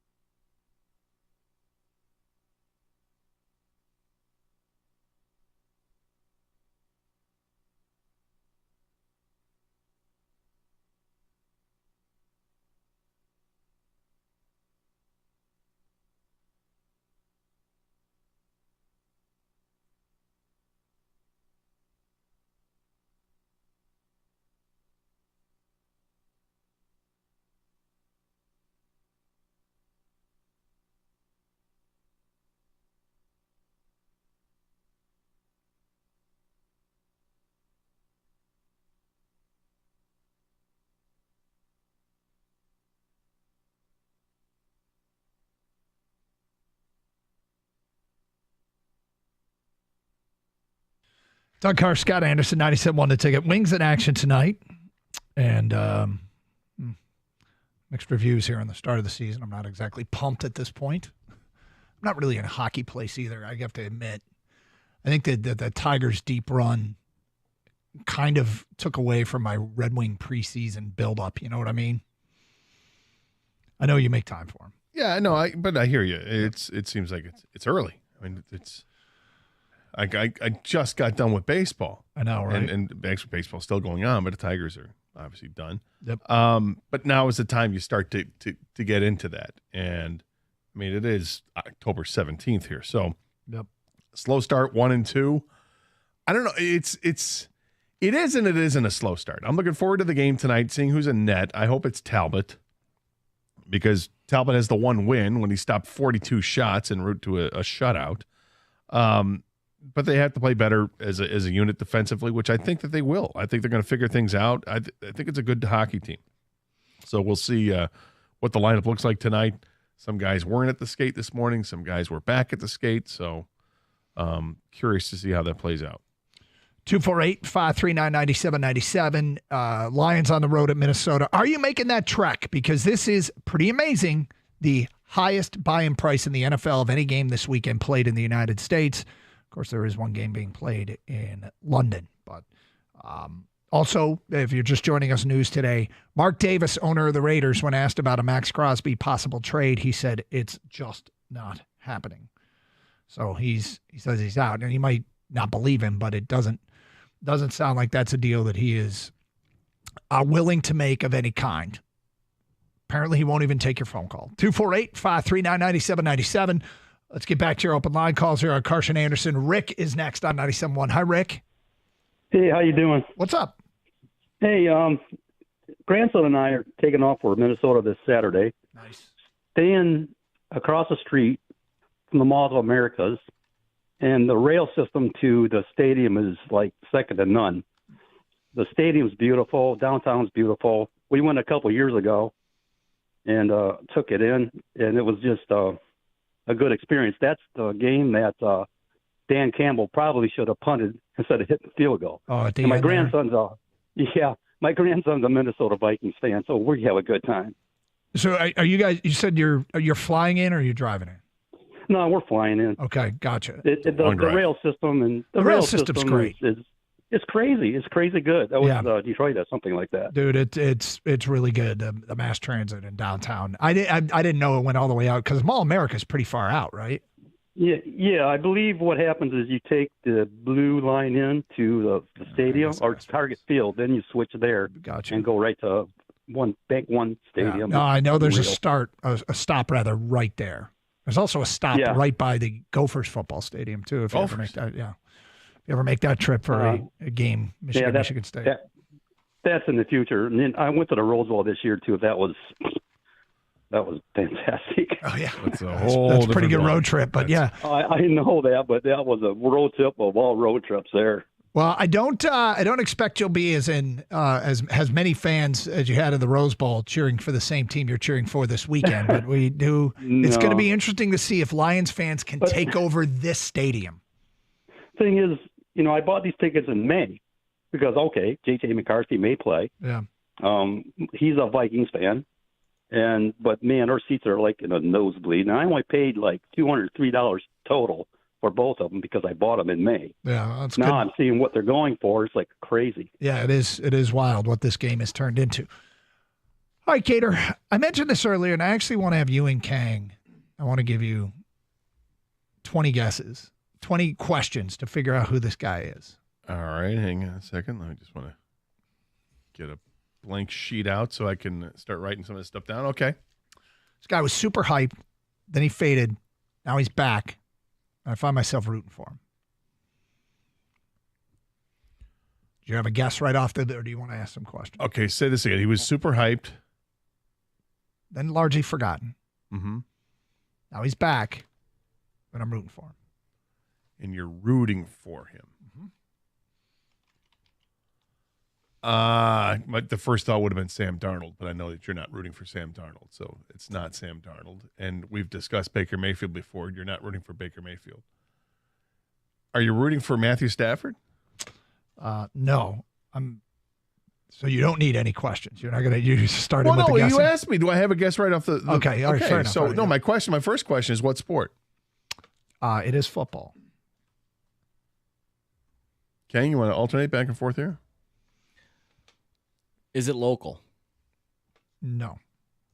Okay. I always think my mind always goes to local guys, so I just want to erase that, Yep. Offensive or defensive player? Offense.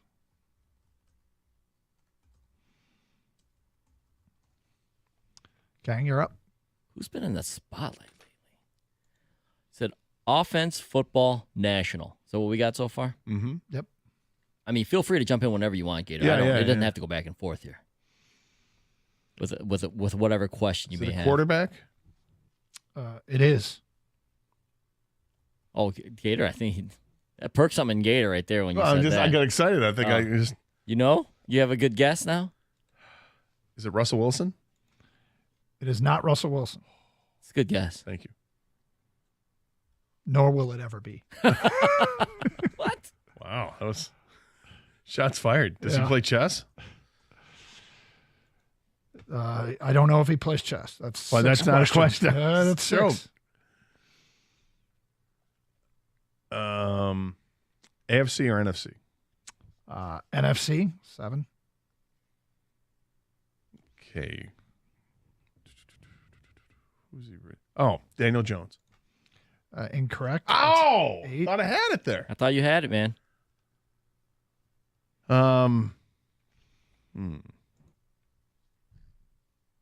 Kirk Cousins?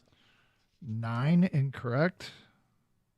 You got to think like a high pick or something. Hype, he said. Came in with a lot of hype. A lot of hype. Okay. A lot of hype. Kyler Murray. 10. That is incorrect. A lot of hype. Went away. Now he's kind of rooting for him. The words are the guy was super hyped. Super hyped. Then largely forgotten. Now he's back. And for some reason, I'm rooting for him. He was super hyped.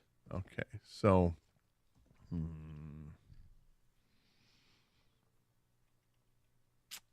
looking down. It's apparently tough. Spencer Rattler? It is Spencer Rattler. Well done. I mean, we're going to narrow it down to NFC quarterbacks. But you did a good job asking questions to get it down to that. You do it. That's how you debate. I find myself rooting for Spencer Rattler. And I don't know, maybe it's because I haven't heard of him or anything about him in so long. And now he's getting his chance in New Orleans because Derek Carr's hurt. And I'm like, good for you. You know, he didn't have a great game last week, but he had a decent game last week. I hear you. I mean, I don't have anything against Spencer Rattler at all. You know, I remember watching him play in the one of the high school All-American games on TV. And I'm like, this guy, okay. Yep. Interesting. And then he transferred to like 6 schools in 4 years or whatever it was. But I never had any ill will towards him until Sunday when I had placed a bet against him. That'll do it. And it worked. But he's an interesting one. He gets his opportunity because of the injury to Derek Carr, and he's thrust into the spotlight. Another one of these rookie quarterbacks this year. It's one of those deals where I may be wrong on this, but I feel like I haven't heard him say a thing. No. Like I feel like Spencer Rattler. I'm gonna draw a conclusion that's completely ridiculous. I feel like Spencer Rattler might have been humbled because he was on the TV show QB1 on Netflix, 5-star quarterback, and goes to Oklahoma, transfers to South Carolina, always hyped. And then where did he go in the draft? He was a 5th round pick when it was turned out, and largely forgotten. Now he's back, and I'm like, okay, I can get on board with this. And he might do something that immediately goes, no, I still don't like him. But as of right now, I'm kind of rooting for him. I was going to ask, why are you rooting for him? Because he went away? Yeah. You know what I mean? Like, because you didn't hear from him? Because I haven't heard anything from him he went in, if I recall correctly, he came into Oklahoma talking big. Then he was talking he was big. Like one of the top recruits in the country. Yes. He was talking big at South Carolina. And then South Carolina, it was just not there weren't great results. And so he turns into a 5th round pick. I didn't hear anything about him. And now he's getting his chance. And I just kind of wonder if he's grown up a little bit. Again, I'm drawing a conclusion that's I'm probably reading too much into it. Right. Who's the coach of USC? Used to be at Oklahoma. Lincoln Riley. Lincoln Riley. It's not Lane Kiffin. It's Lincoln Riley. Thank you. Was Lincoln Riley the one who recruited him to Oklahoma? Was he already at USC at that point? I think Lincoln Riley recruited him. And then bolted and left him. That's why. Yes. Now, it was Rattler's first year. Was that when Jalen Hurts came over? Could have been. So Lincoln Riley left Oklahoma he was there in 2021, went to USC in 2022. Okay. So yes, Lincoln Riley recruited Spencer Rattler to Oklahoma. And then Caleb Williams showed up and basically won the job, and he left and went to South Carolina. So anyway. And then Riley decided to leave and go to USC.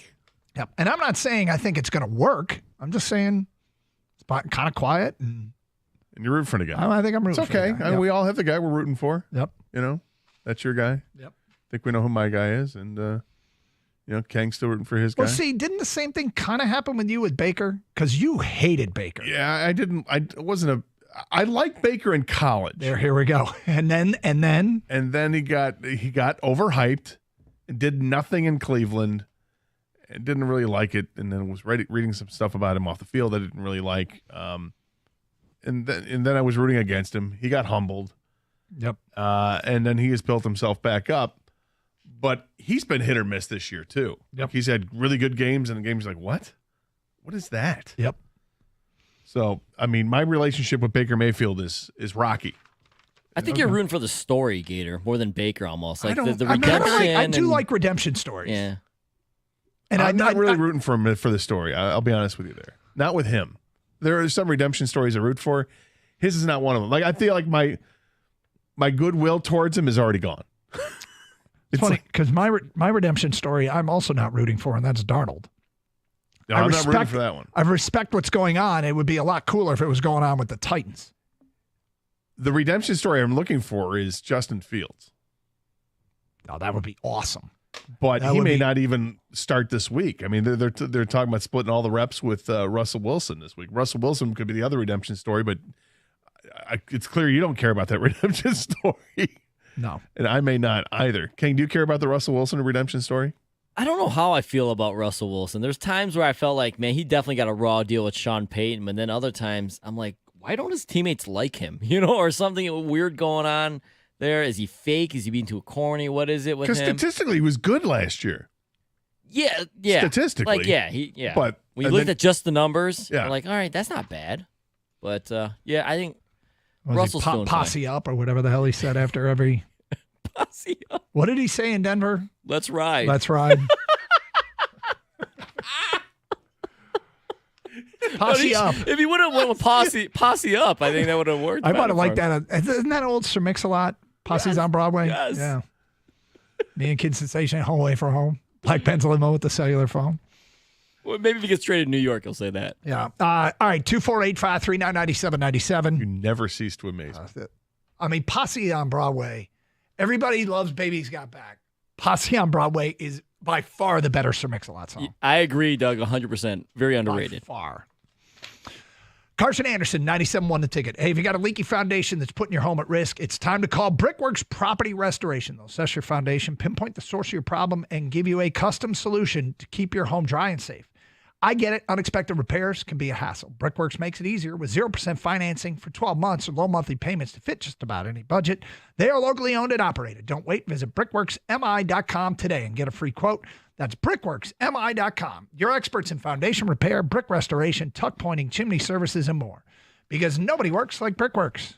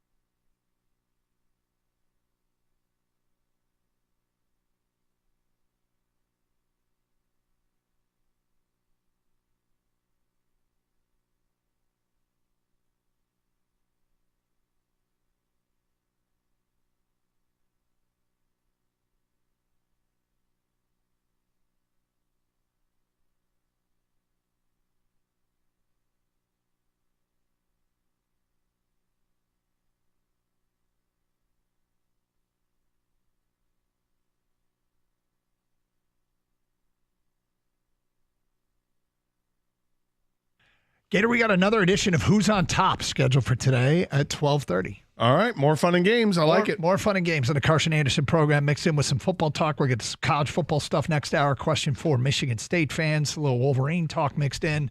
So we'll get you set for a big weekend. We can expand the redemption story. What's the redemption story you're looking forward to?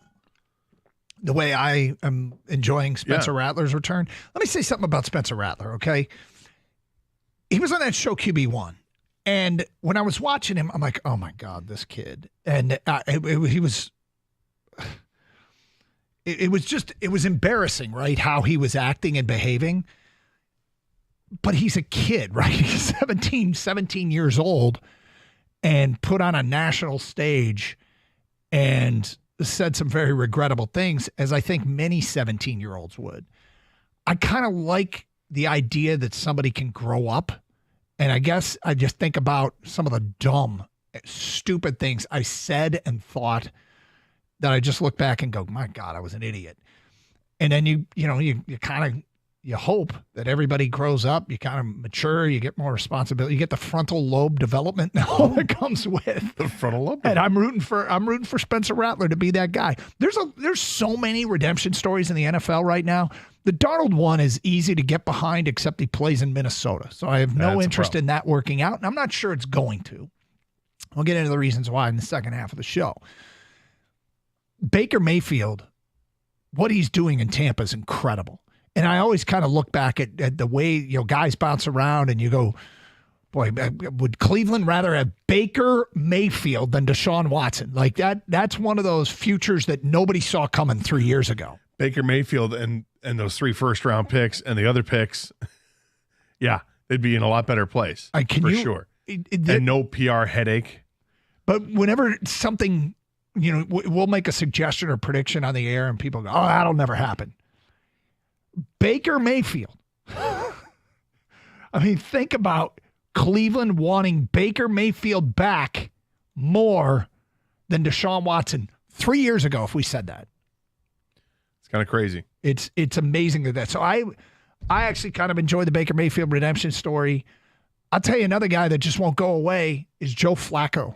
Yeah, I was thinking of Flacco. Dude, Joe Flacco has morphed into that guy that you can tell just by looking at him play that he's too old to play. You can tell just when he takes a snap and starts rolling over and he's got that old guy hunchback, you know immediately that man is too old to be on the field right now. King, is your guy back this week? Yeah, AR? Yeah, he's back. Anthony Richardson, because that's where he's been a full participant in practice, so he's scheduled to start. I'm rooting for Bryce Young to get another chance. Are you? Somewhere else? Either somewhere else or do it there. Carolina is a terrible team, and they're going to end up with a top pick this year, one of the top picks. I mean, you'll know because they can either go, we're going to go quarterback and restart, or do you do something smart? Yeah. And build around him, give him an offensive line or some weapon, or trade that down with the pick to get extra picks so you can take a lineman and take a weapon offensively. I mean, which way do they go? This is really funny because it's a copycat league, right? Yeah. And everybody, there was a minute there where everybody's like, okay, what you do is, here's the formula.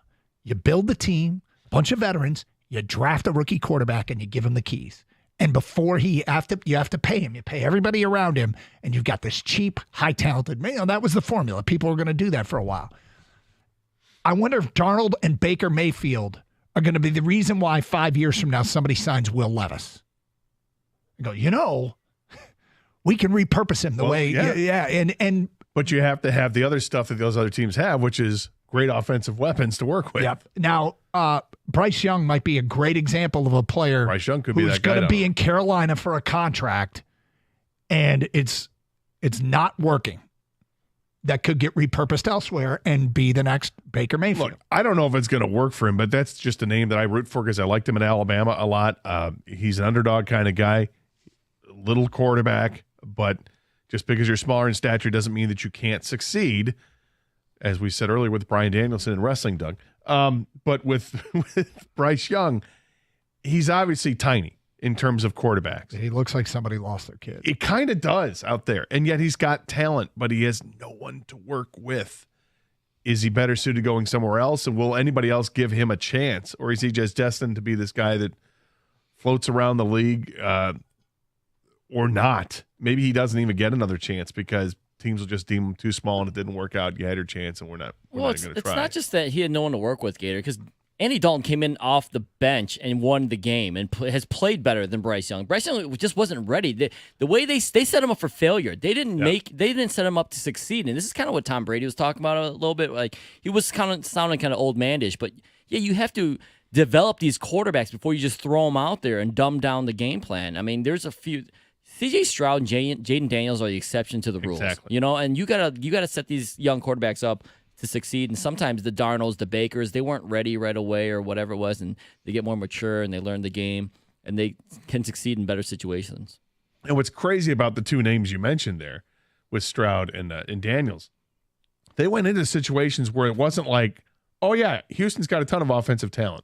Nobody thought Nico Collins was going to be great, but he and C.J. Stroud clicked from moment one. Then you look at Washington and you're like, okay, they've got a receiver. What else do they have? And it's a rookie quarterback. It's not going to work out. And yet it's worked out brilliantly. Caleb Williams goes to a situation in Chicago where he does have weapons, struggling early, and now he's kind of hit his stride. They scored 5 touchdowns in each of the last 2 games, which is the first time they've done that forever. And looks like that could be another exception of a guy who steps in and does it. But he'll do it because he's got players around him. Gator, are you surprised Doug's answer wasn't Jack Tuttle? The redemption story? Yes. No.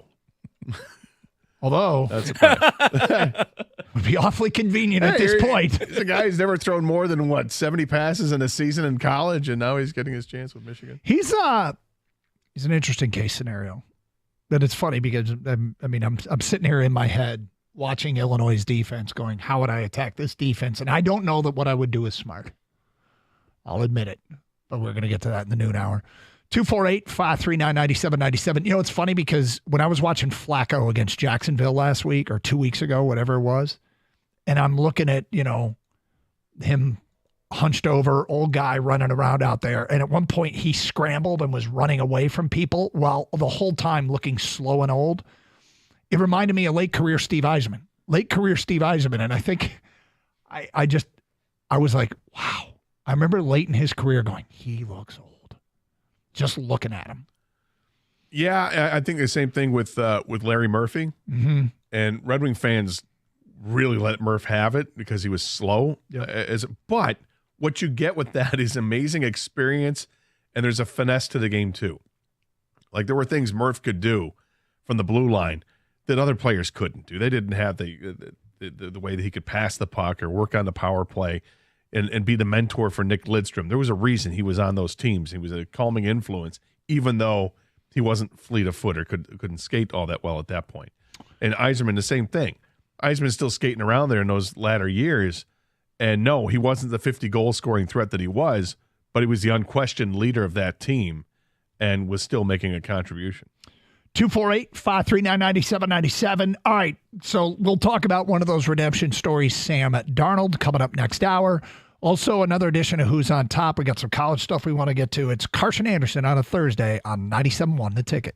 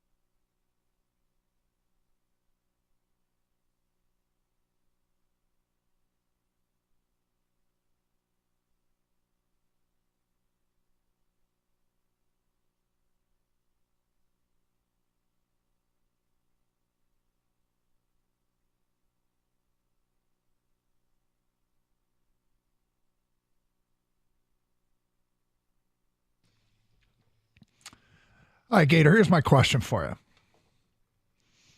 Been watching Illinois play defense a little bit. Okay. All right. Last week they played this spunky group from West Lafayette. Got into a shootout. Yep. And Purdue went with a backup quarterback out of Clarkston, Michigan, Ryan Brown. And he rushed for over 100 yards. And it was working. The quarterback run game was really, really good for them. Jack Tuttle has been hurt and has just come back. Do you dare run him? Do you dare make that part of your game plan? I mean, if you're playing him, do you say, yeah, we got to do it? Do you dare, if you're going to the third quarterback here, you're trying, do you try and limit the number of carries he has? Or do you just say, no, we don't want him to take hits? Do you try and follow what Purdue's success was? Because Tuttle can run. Like, he's not a statue back there. He's a decent enough athlete. He's mobile, yeah. My answer would be no. I don't need to force it. I mean, run when you can and be smart about it. But I'm not designing, plays for him to go between the tackles. It's zone read. Yeah, just figure that stuff out. If I got to go, I got to go. Fair enough. But my first option is to pass. But if it's not there, I can take off and pick up yards. I think Michigan overall needs to get back to really what their DNA is, and it's running the football. Mm-hmm. They have to. You're only going to get better at it by getting more reps with it. The offensive line's only going to get better if they get more reps with it. And yeah, Ryan Brown ran for 118 yards, but they also, as a team, ran for almost 250 yards in the game. So the running backs were getting it done. So Michigan needs to get a good game from those backs to do it. Well, it'll be intriguing to see, because at the game at Washington, they had two starting offensive linemen out, in Miles Hinton and Dom Jadis. They could be back. We'll probably have a sense by the time they kick off. You'll learn a lot more. Watching warm-ups? Well, there's two things. There's one is, when you're on the road, not everybody dresses, because not everybody travels. And so if a guy travels with the team and is there for warm-ups, you assume that means he can play, because if he can't, they wouldn't take him, usually. Sometimes they'll bring team leaders. Like Rod Moore is gone. He's a captain, so he travels with the team even though he's not going to play.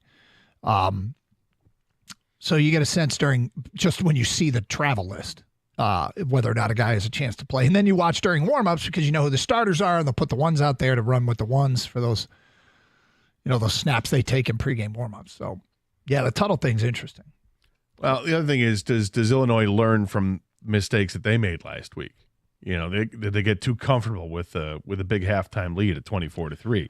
And they got up 27-3 early in the second half. They could, and it's funny because I heard repeatedly early in the week from Michigan people that Illinois played a lot of four quarters, but it had a lot to do with who they were playing. And I'm like, And who they were playing was their old defensive coordinator, who was the head coach over there. So it might be they kind of broke their trend going up against a guy that they know. So maybe last week's defensive game plan for the Illini have absolutely nothing to do with what they're going to do against Michigan. Have you seen the uniforms Illinois is wearing for this game? No. Okay, so it's the 100th rededication of Memorial Stadium. Have you been there? Did I go to Illinois? Yes. So it opened in 1924. And the dedication game was Red Grange, who rushed for 265 yards in the first quarter against Michigan and scored 4 touchdowns on 5 touches. In the first quarter? First quarter. Well, that's quite a game for Mr. He took the opening kickoff back. Now, I was for a touchdown.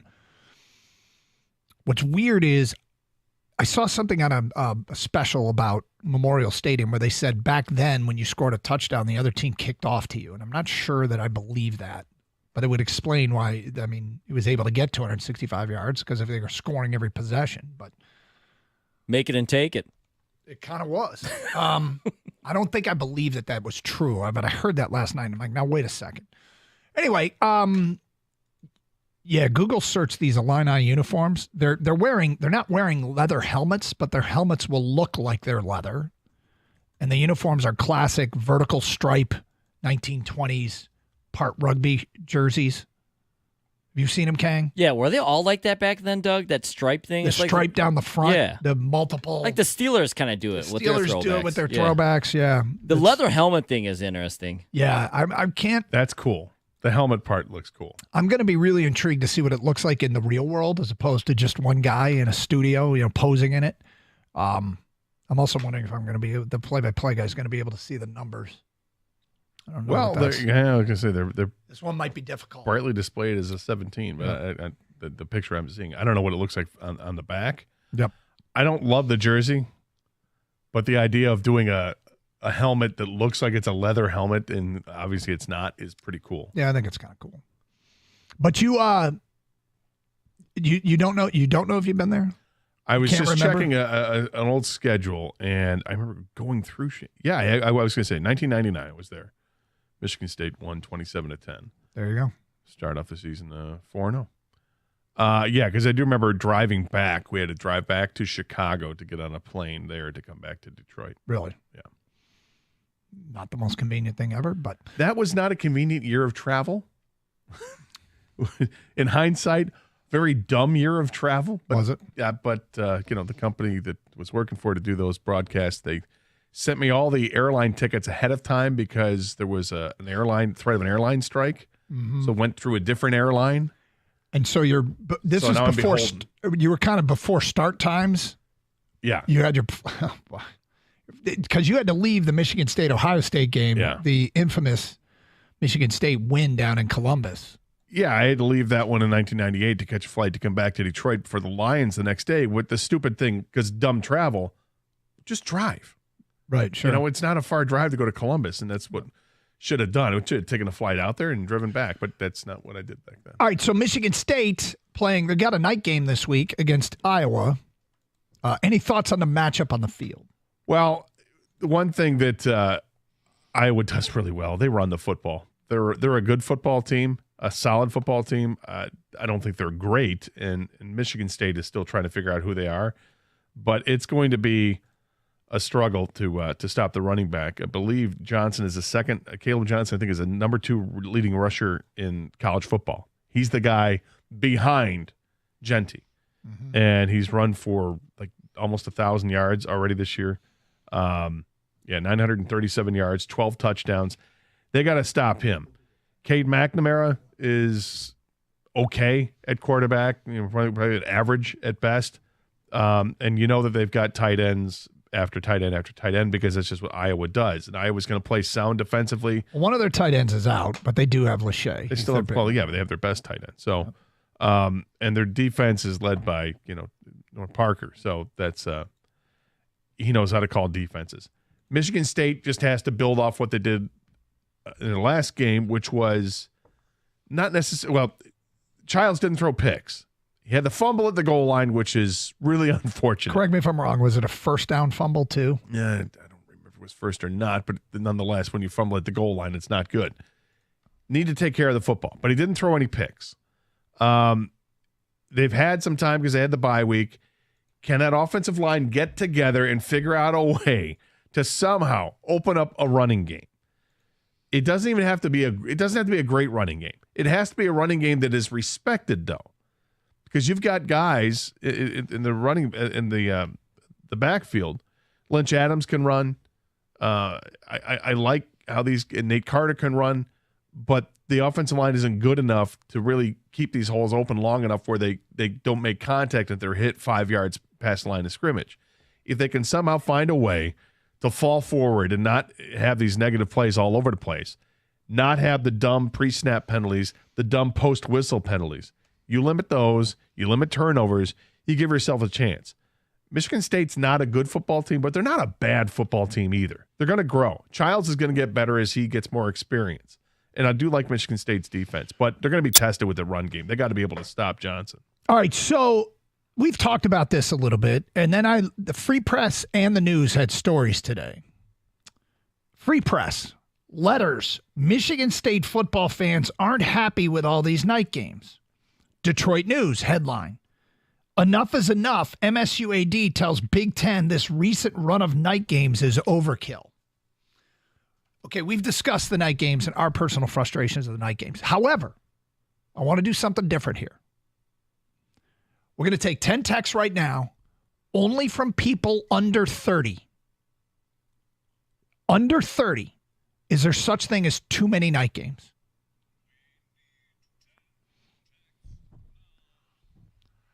Just wondering how the younger demographic, which listens to this show, is there such a thing as too many night games?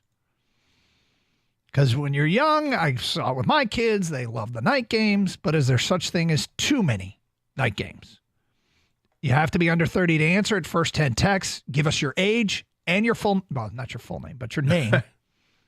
You don't have to give your social security number or anything like that. Just text us at 248-539-9797. Tell us your name is Austin. You're 19. Yeah. There you go. Your name is Jackson. You're 19. Jacob. You're 19. Aiden. Yeah. You're 19. Riley. You're 21. Yeah, all this. You running through what you think are popular names these days? You want to help out? You want to contribute? You kind of hit on the big ones. Jackson is the one that, I mean, whatever way you spell it, doesn't matter. Yeah. Just You throw a CK, you can throw an X. X. Yeah. Double X. Oh. Yeah. A lot of those. Double X. A lot of those.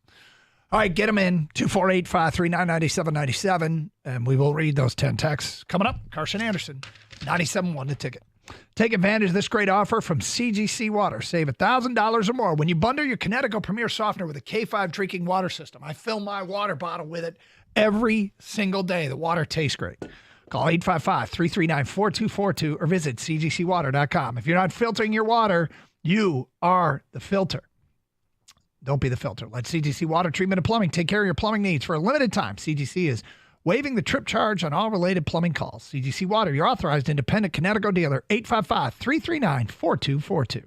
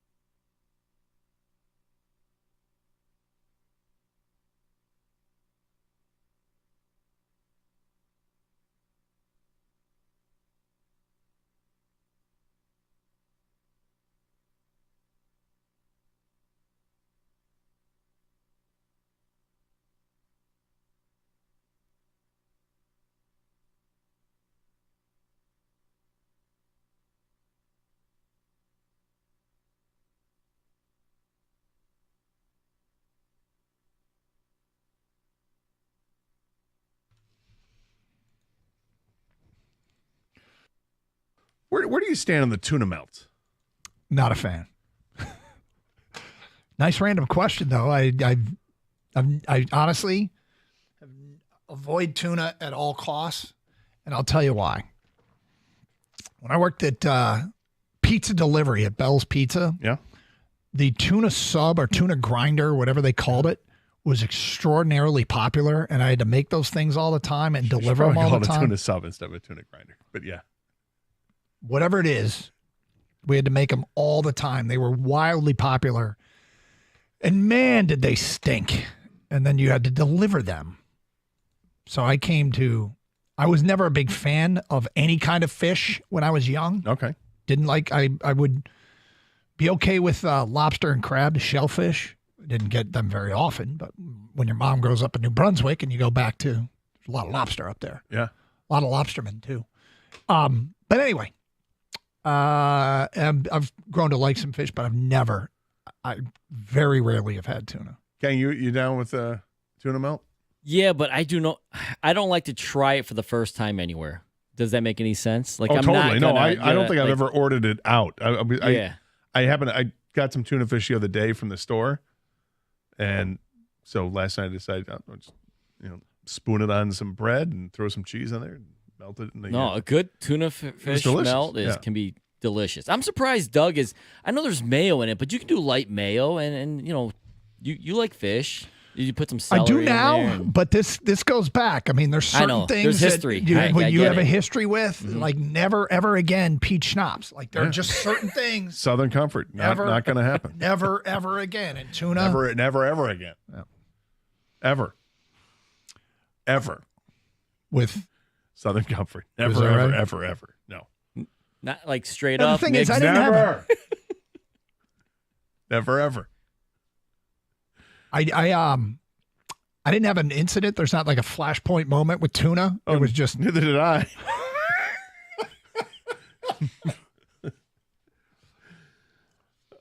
Yeah, no, we've all had an incident. Yeah.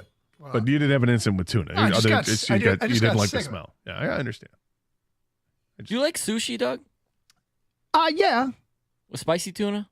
No, I'll go for like the California rolls. Yeah, it's all veggies Yeah. with I'll do that, but I got to put lots of wasabi on there. But you don't go for like the fish ones. No, I don't. Okay. No. Just asking. I know you're eel? limited. Eel? He No. doesn't seem like an eel guy. No, on eel.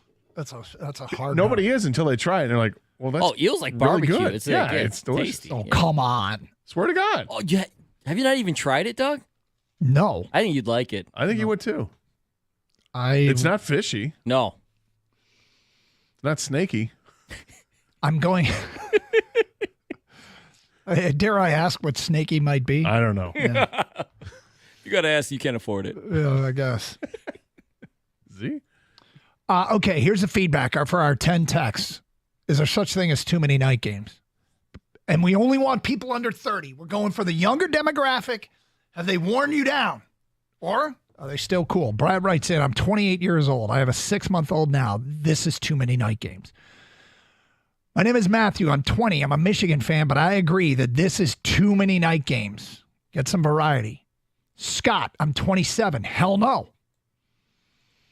I'm 28 years old. Preston from Troy. Too many night games. Need 12 p.m. games. Ian in Roseville, age 20. Yes, too many night games. Sometimes I like a 1 o'clock game. When's the last time you saw a 1 o'clock game?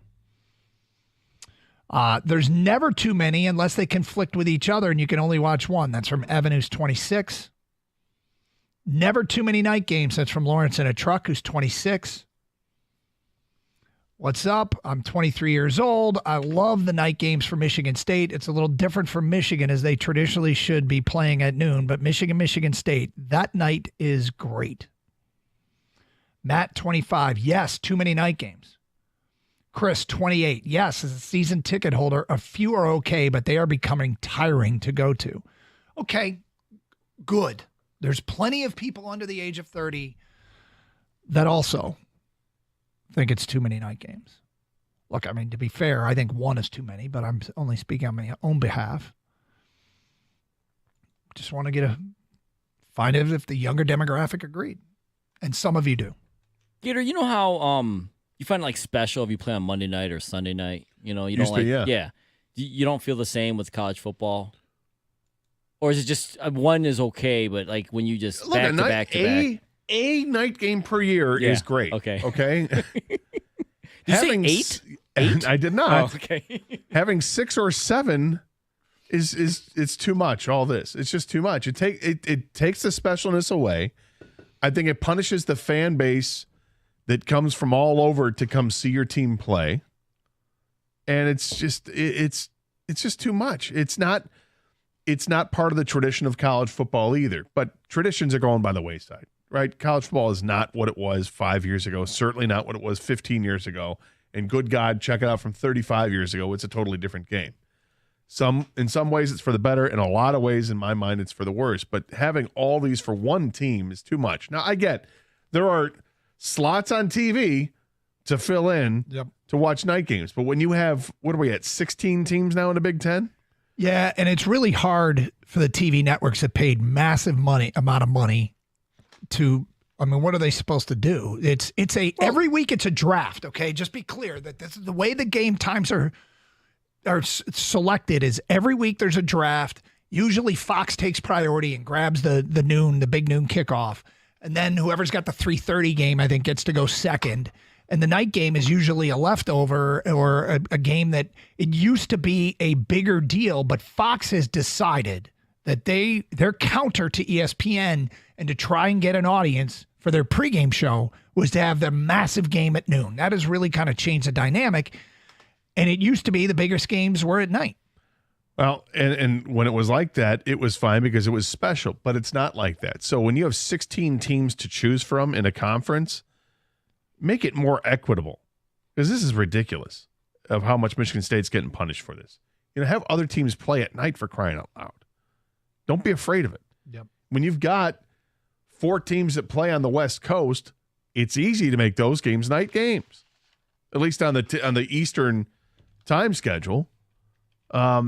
And if there are teams that are from the Midwest that have to travel out west, that's okay. Mm-hmm. Like if Michigan State's going to play at USC and it's going to be at 7:30, 8 o'clock, I have no issue with that.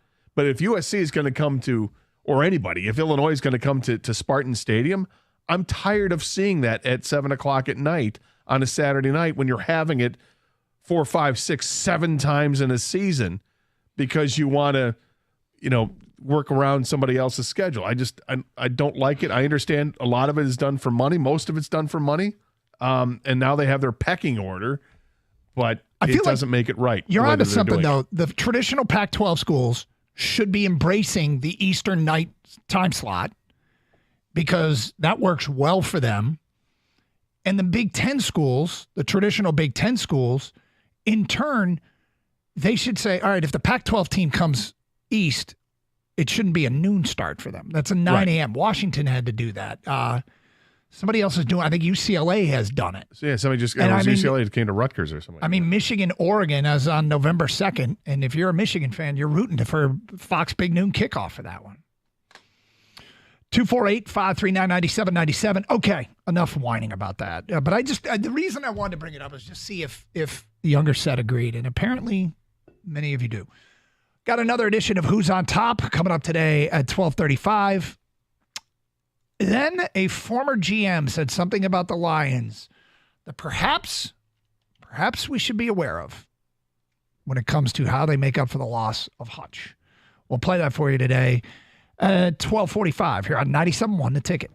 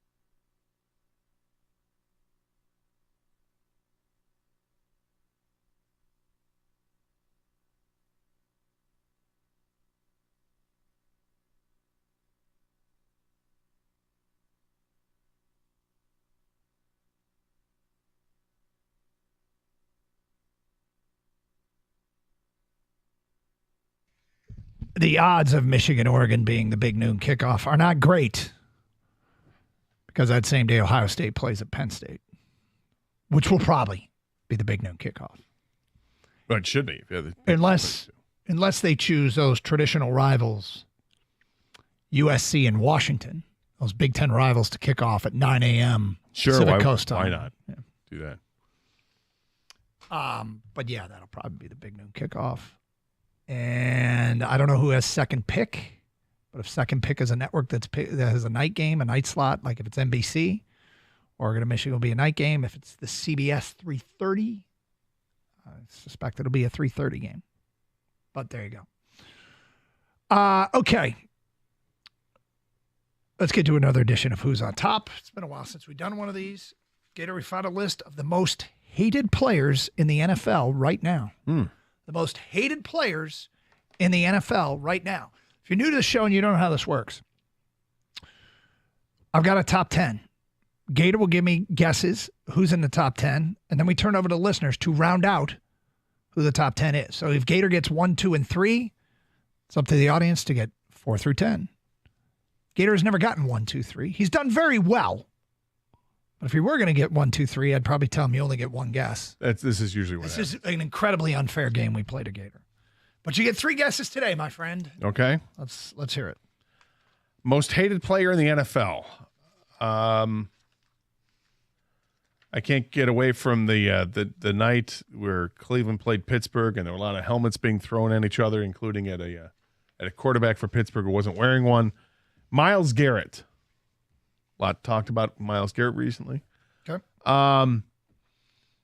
Player that I can't stand, you can't stand. I think we're all sick of him. And I don't know how the players feel about him, but let's hope that they feel the same way. It's not chosen by players. This is chosen by fans. Aaron Rodgers. Okay. And it's chosen by fans. The last one I had was C.J. Gardner-Johnson. Because he talks so much. And then everywhere he leaves, then he starts talking trash about some of the players on the previous team. So, do you want to make another guess? If you know now that it's chosen by fans, yes, voted upon by fans. Travis Kelce. Okay, Gator got 2 of the top 10. He got number 2, Travis Kelce, and he got number 4, Aaron Rodgers. Help him round out the top 10. This is chosen by fans, the most hated player in the NFL. Who do you think is on this list? 248-539-9797. So we got Taylor Swift fatigue, and we got diva fatigue for your 2 picks. Yes. Guy who gets the coach fired, says he has nothing to do with it, but then says, yeah, he had a lot to do with the trade. So let me get this right. They consult with you on a trade, but they don't consult with you on a coach. Got it. All right, so we got a top 10. I hope the Jets suck. I hope the Jets lose every game the rest of the way.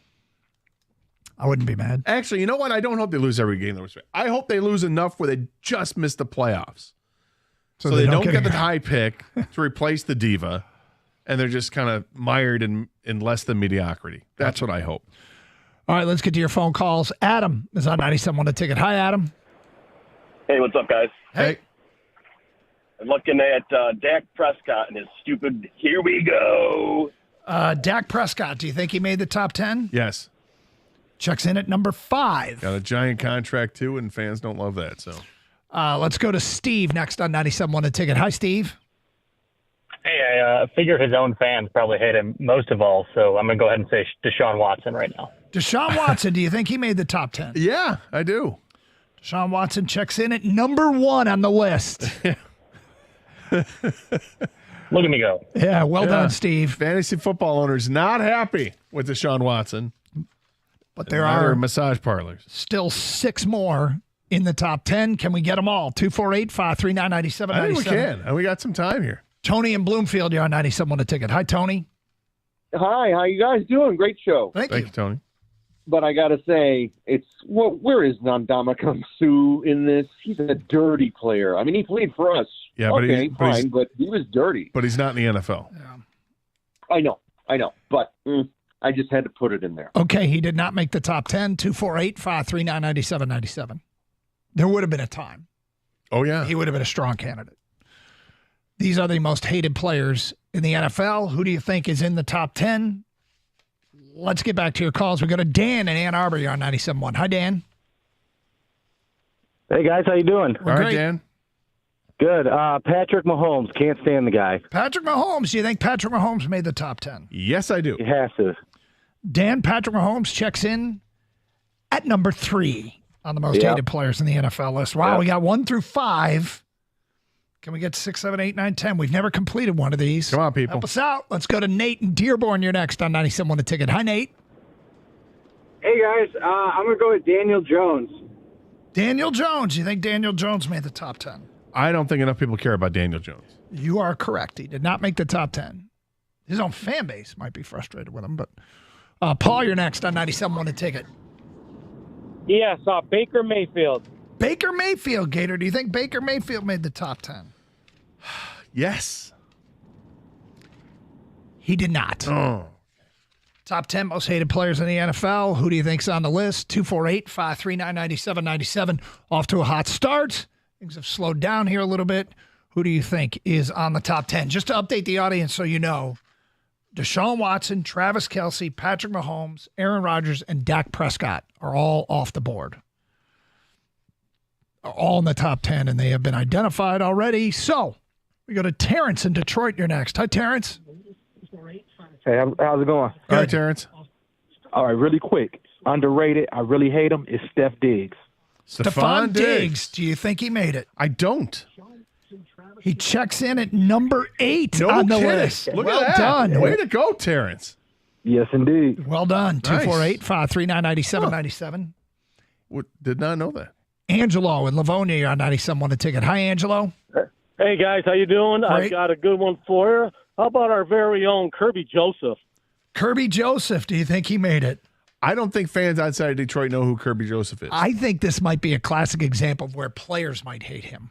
Yes. Because he's got a reputation. Yeah, he's got a reputation with the players, but not with the, I don't Yes, think the he fans does. know enough about No, it. he did not make the top 10. Oh, man. Hey, let me get a shout-out to Phil and James working construction today in Livonia. We do not do shout-outs. Shout-outs to Phil and we will not do a shout-out to Phil nor James. Right. It's not what we do. Doing construction. Yep. In Livonia. Let's go to Kelly next on 97.1 The Ticket. Hi, Kelly. Hey, what's going on? How you doing? I got a rookie for you, Caleb Williams. Caleb Williams, do you think he's already in the top 10? No. He's in my top 10. Kelly in Pontiac, Check he out. did not make the top 10, but he that's But funny. Derek in Chesterfield, we got 4 more left. Can you help us out? Yeah, Russell Wilson. He's got to be on there. Russell Wilson, do you Yes. think he made it? Yes. He's number 10. Yeah. He's number We're 10. getting Well there. done, Come on, Derek. people. We got a few minutes. 248-539-9797. Anthony in Pontiac, you're on 97.1 The Ticket. Hi, Anthony. Hi, how's it going? Good. I was thinking Devontae Adams. Devontae Adams. I'm gonna say no. I don't think the fans. You think that show hurt him or helped him? The Netflix show helped him Gator? with me. I only saw a few episodes Oh, okay. of it. Or what? Yeah, just a few episodes. I think it helped him. He's outside the That's top 10. actually last year. Yeah. So. He's outside the top 10. Yeah. Let's go to Ryan next on 97.1 The Ticket. Hi, Ryan. Hey, gents, how we doing? All right, Ryan. So I'm going with Kyler Murray, the notorious powder complainer. What do you guys think? Gator, do you think Kyler Murray made the top 10? I do. He did not. Oh. It's good reasoning, though. The whole video gaming stipulation in his contract, was it? Or they wanted him to play. Were they giving him bonuses for watching film or something? Yeah, but does that make fans hate him though? His own fans might, but He's got such a monster chip on his shoulder, and yet I don't think he uses it enough to actually be better than what he is. Alex and Wayne, you're on 97.1 The Ticket. Hi, Alex. Hey guys, how you doing? Good. My guess is going to be Saquon Barkley. I can't stand him. Do you think Saquon Barkley made the top 10? I do not. Yes, sir. He did not. Why can't you stand Saquon Barkley? Well, you guys aren't going to like this answer, but I'm a Dallas Cowboys fan, unfortunately. Okay. So I've just always had a hatred for him, and then especially once he went to Philadelphia. Yeah, that's he got you with a 1-2 combo of hate there. Is Dallas Cowboy fan on the list? No, Dallas Cowboy fan isn't on the list. Matt is next. Hi, Matt. Hey, how's it going, guys? Good. My guess would be Harrison Butker. Harrison Butker, do you think he made the top 10? Interesting call. I don't think he made the top 10, but it's an interesting call based on what the comments he made. He's 11. Oh, he's just outside. Ted, you're on 97.1 The Ticket. Hi, Ted. Hey, how's it going? Good. Good. Josh Allen. Josh Allen. Do you think Josh Allen made it? No. He did not. 24853. We're going to take two more. Come on, people. Phil in Livonia. Hi, Phil. It's Phil from Westland. How you doing? Good, Phil. Oh, sorry, my bad. What's up? Hey, I'm going with Kirk Cousins. Kirk Cousins? No, I don't think fans dislike Kirk Cousins. He didn't make the list. Tyler and Flint, last one. Hi, Tyler. What about Kirk Cousins fans? Hey, how's it going, boys? Hey, Tyler. Hey, I'm going to go ahead and guess Kareem Hunt. Kareem Hunt. Do you think he made the top 10? No. He's just outside. He's at 13. Can I ask about one? We'll get to that and tell you who the top 10 most hated players in the NFL are at 12:48 here on 97.1 The Ticket.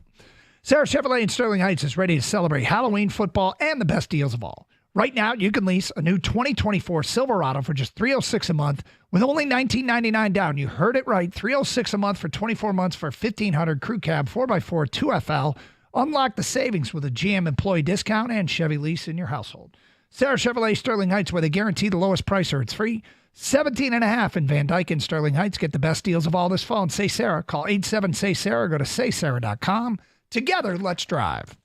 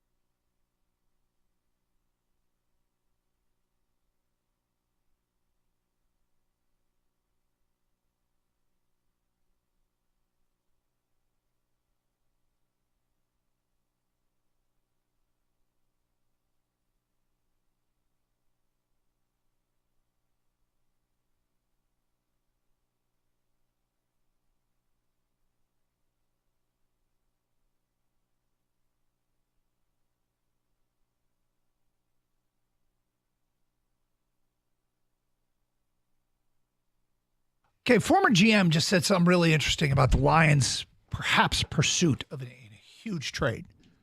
Former GM. We'll play it for you coming up in a few minutes. But first, we found a list. It was done on ranker.com, most hated players in the NFL. This is done by fans. And Gator, you did pretty well. You got 2 of the top 10. The fans got all but number 6, 7, and 9. It's about as close as we come to completing one of these.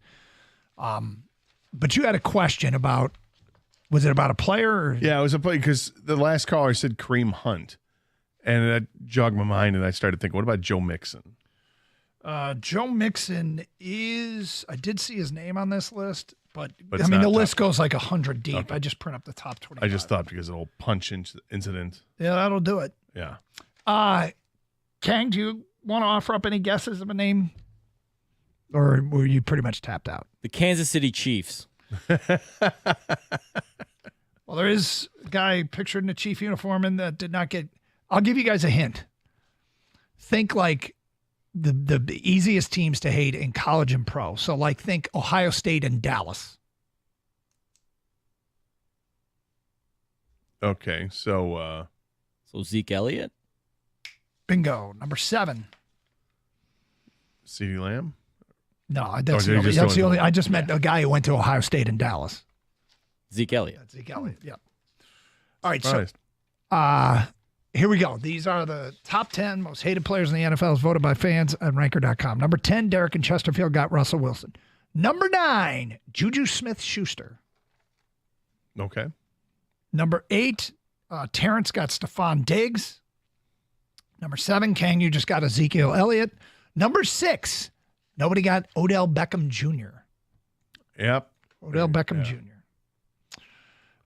Number 5, Dak Prescott. Adam got that. Number 4, Gator, you got Aaron Rodgers. Number 3, Patrick Mahomes. Dan got that. Number 2, Gator, you got Travis Kelce. And number 1, Steve got Deshaun Watson. So do you think any Lions made, like these, like I said, they go about 100 deep. Do you think any Lion made the top 100? I'm going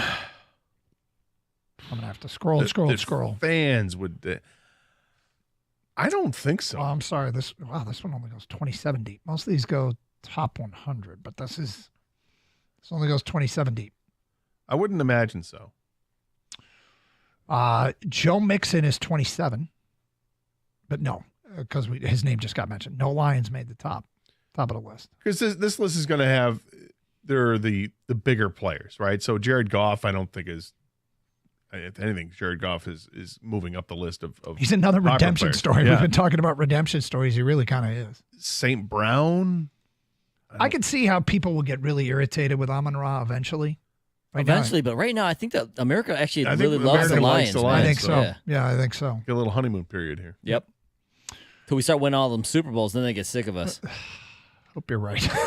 There's nothing I'd like to be. I would love to be hated like Kansas City is currently hated. They do have a most likable list.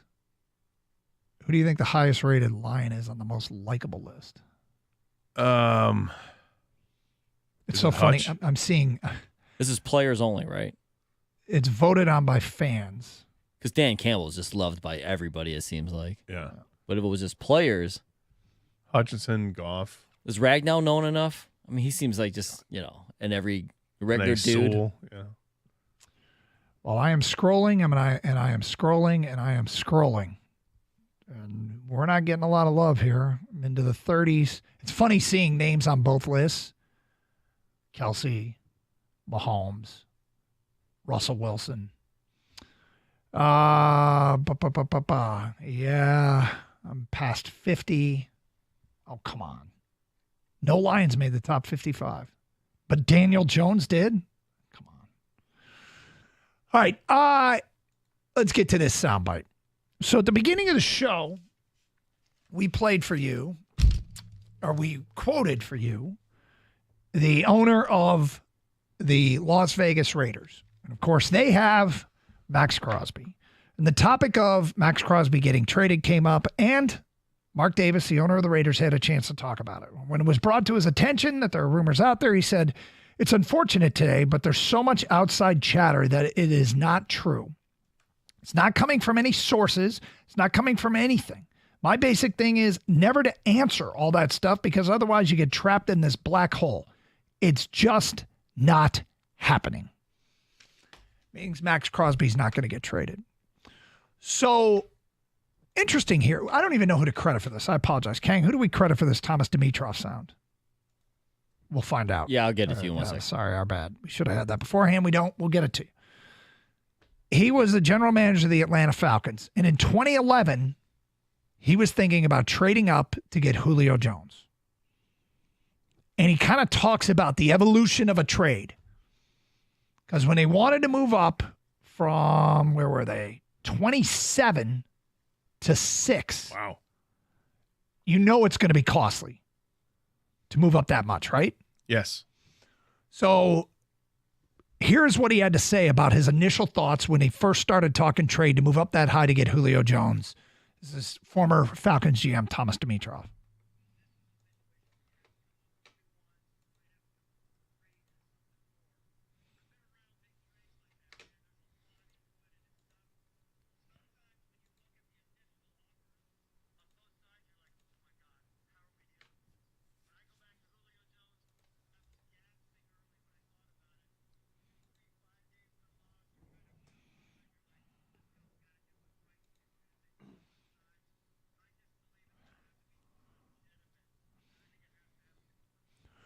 Okay, so he's setting the price tag for Max Crosby.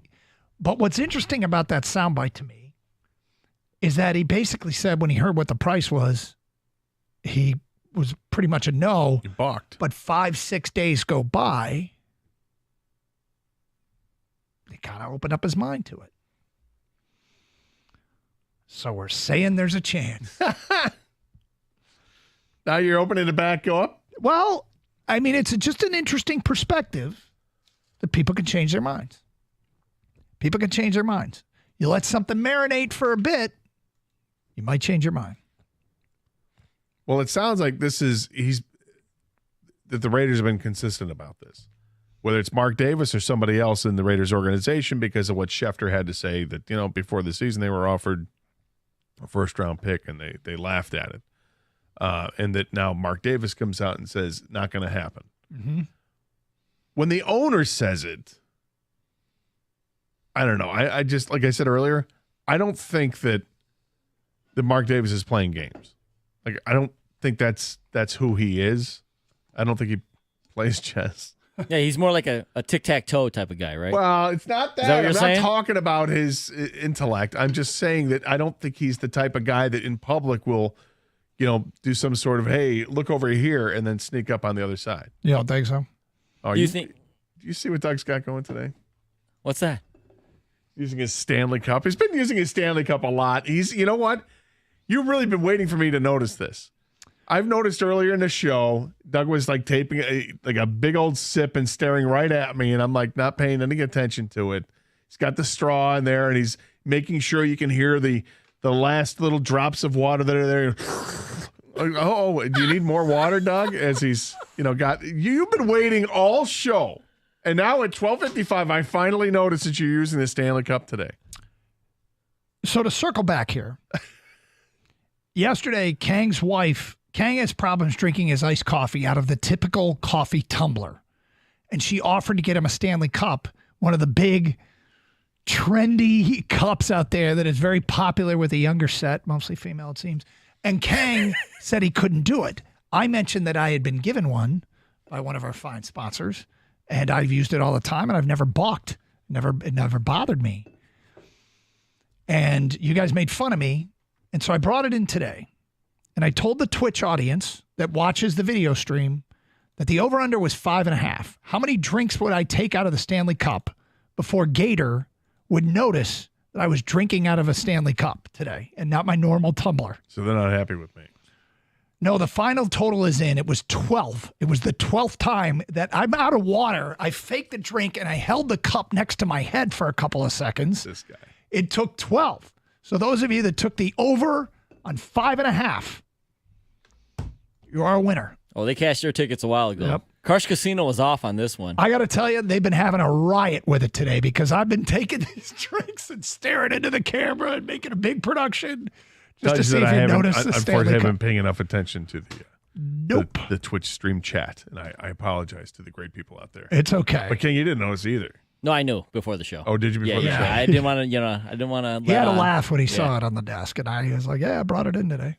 I was going to tell him to bring it in too, but Gator, you would not fall for the bait, my friend. No. Well, it's not as light the blue that I was led to believe. No. No. I think you're right. I think I remembered it blue. as lighter than this. It is kind of a Honolulu blue, isn't it? It's like it's not powder blue. It's in between powder It's an blue and electric Honolulu. blue. It's blue. It's blue. It does not match my handbag. All right. We'll get back to the. But good for you for bringing it in anyway. Yep. Despite the fashion faux pas. Big D Dog just put on Twitch. Gator not paying attention to Doug. I guess the honeymoon is finally over. Didn't even notice his new haircut. Yeah, the How dare Sirianni you. got the Sirianni. By the way, that cut was courtesy of the Zach Gelb show. Thank you, on Zach Infinity- Gelb. Infinity Sports We'll Network. play it again. We'll get your 2 cents. It's Carson Anderson, 97.1 the ticket.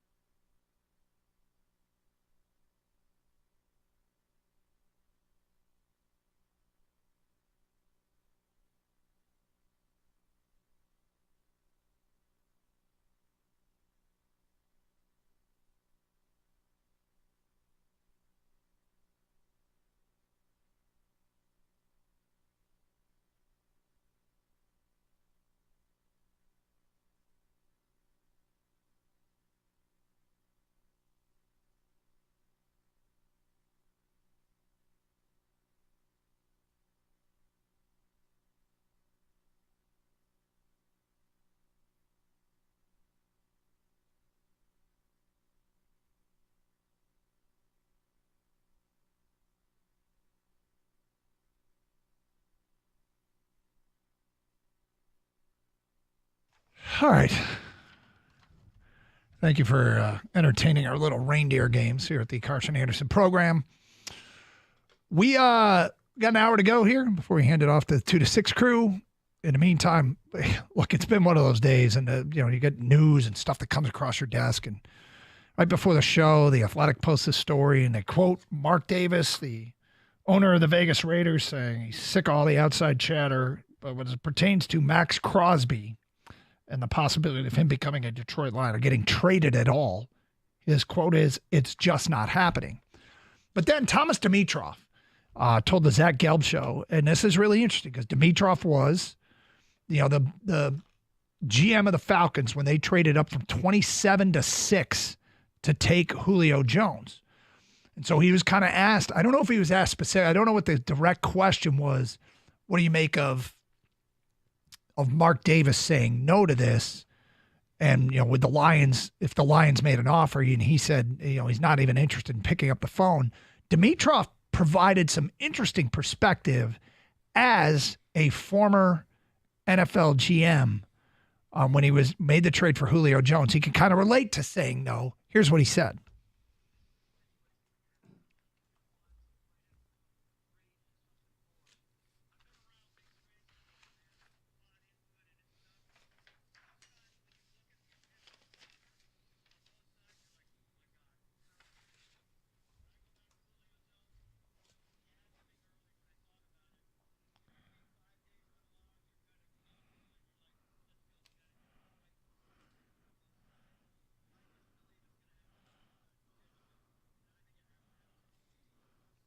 Okay. So interesting, right? Because Mark Davis can change his mind. Or as Dimitroff did, he grew numb and said, let's go. Let's do what's in the best interest of the organization. So could Davis change his mind? He could. He says it's going to have I don't know if he said minimum 2 1s or he just said 2 1s, which isn't a surprise. I would expect to give up 2 1s. And if you can get Max Crosby and make it work under the cap and not have long-term ramifications and move money around for now. Eventually it catches up to you, but for now, I mean, maybe you try and pull it off. I still think it's rather unlikely because I think Brad Holmes, everything about the way Brad Holmes has operated, looks like he's in this for the long haul. He's not trying to just win a Super Bowl. He's trying to win multiple Super Bowls. You can increase your chances. You could do the F them picks thing and try and win a Super Bowl right here, right now. Close the window long-term, but increase the percent chance that you win this Super Bowl. But everything about him has been, we're going to stick around. We're going to compete for this thing. This core of players that we're bringing together, I'm not going to mortgage their future because we're going to try and win it every single year. Now, he could also say, change his mind and go for it a little bit. I still don't think it's probable.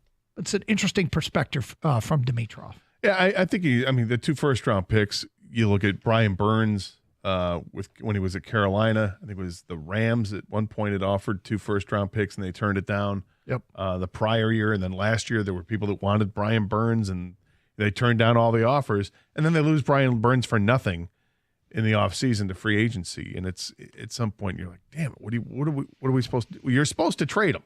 You're supposed to. But if you're the Raiders and you've got your guy signed for a couple more years, and he doesn't want to leave, and he's one of the best in the league, there is nothing that says you have to do it. Now, the problem with the Raiders is that Raiders are rebuilding. They have no quarterback. King and I were talking about this during the break. I mean, because he knows I'm a big Gardner Minshew fan. But I recognize Gardner Minshew is at best, he's a backup quarterback. But they're switching over to Aiden O'Connell. Aiden O'Connell's not going to give him anything. So what are the Raiders doing? The Raiders might just be tanking the rest of the season after trading Devontae Adams so that they can get the best pick that they can get because they know that they have to start over again with a new quarterback. And if you're jettisoning some money, but you hang on to one of the top stars in the league in Max Crosby, you got something. I mean, they don't have to trade. And when Mark Davis, the owner, comes out and says it's not going to happen, I'm taking him at face value. I don't think it's going to happen. If a GM is evasive about it, it's different. But it's not the GM to talk. This is the owner that talked. So I don't think it's a possibility. I think it's gone. And it's disappointing because I would love to see Max Crosby as a Detroit Lion. Everyone would.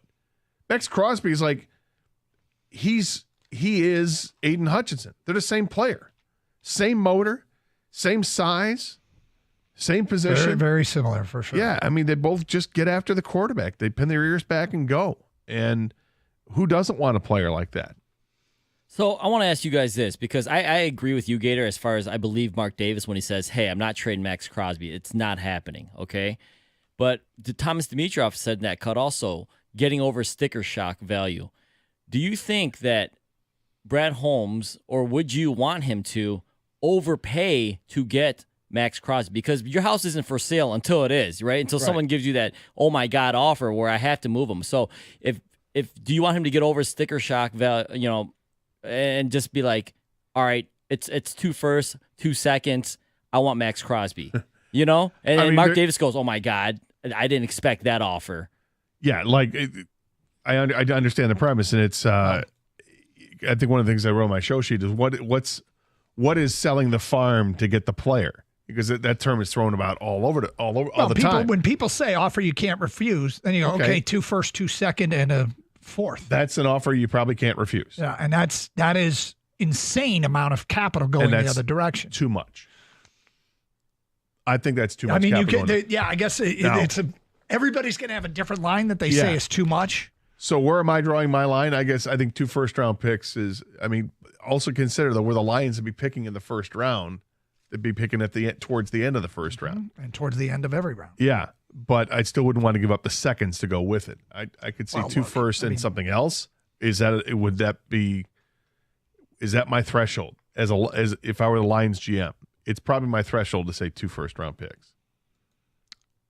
Well, I will tell you this. This is wild to follow, just because I think it's pretty much put to bed. But we're not going to keep news like the Dimitroff soundbite is really interesting to talk about how he changed his mind. And how maybe Mark Davis is an owner. He's not a general manager. And Dimitroff's story is, when I was a general manager, here is what I did. And that's the kind of thing that you got to consider. It might have some relevance to us long term. It might. So when we talk about Brian Burns and how Carolina screwed that up, they ended up trading him to the Giants. They did trade him. He wasn't a free agent signing. He was traded for a second-round pick, which was number 39 overall, and a 2025 fifth-round pick. That's what Brian Burns was traded for. Yeah. That sounds a lot That's more. how bad Carolina is at doing what they do. Yeah. Like, you had opportunities to trade him earlier to get 2 first-round picks, and you said, no, we're good. And that's what you end up getting? A second and a fifth? Yep. In consecutive years? Not even in the same draft? Yikes. All right, 248-539-9797. It's Carson Anderson, 97.1 The Ticket. Hey, NFL action tonight. FanDuel, America's #1 sportsbook. Right now, new customers can bet $5. You get $300 in bonus bets if you win. So, tonight, if you're trying to do this, you get that $5 deposit, you put it in, and then you go find a prop bet. And you look at like Alvin Kamara rushing yards and you bet the over on like 20 yards. Your original $5, you might not get much back, but you get your $300 in bonus bets. Work the system that way to get your $300 in bonus bets. Bam, there you go. Just visit FanDuel.com/Doug. That's FanDuel.com/Doug. FanDuel is an official sportsbook partner of the NFL. Must be 21 or older and present in Michigan. First online real money wager only. $5 first deposit required. Bonus issued is non-withdrawable bonus bets, which expires 7 days after receipt. Restrictions apply. See terms at sportsbook.fanduel.com. Gambling problem? Call 1-800-GAMBLER.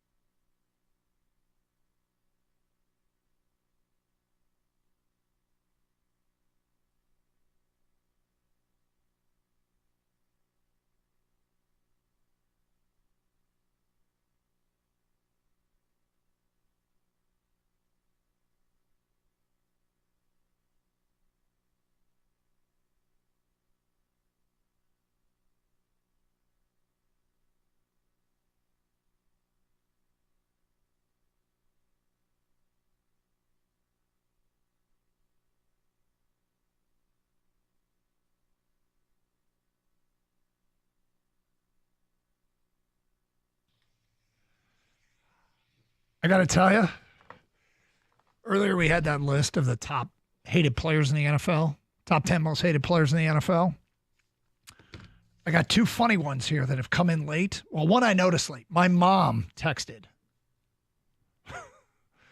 My mom texted. Your mother texted? Yes, she texted a Bosa. I thought about a Bosa, but I like that she's the one that sent it in. Yeah. And then from Scott, are Stafford's kids on the list?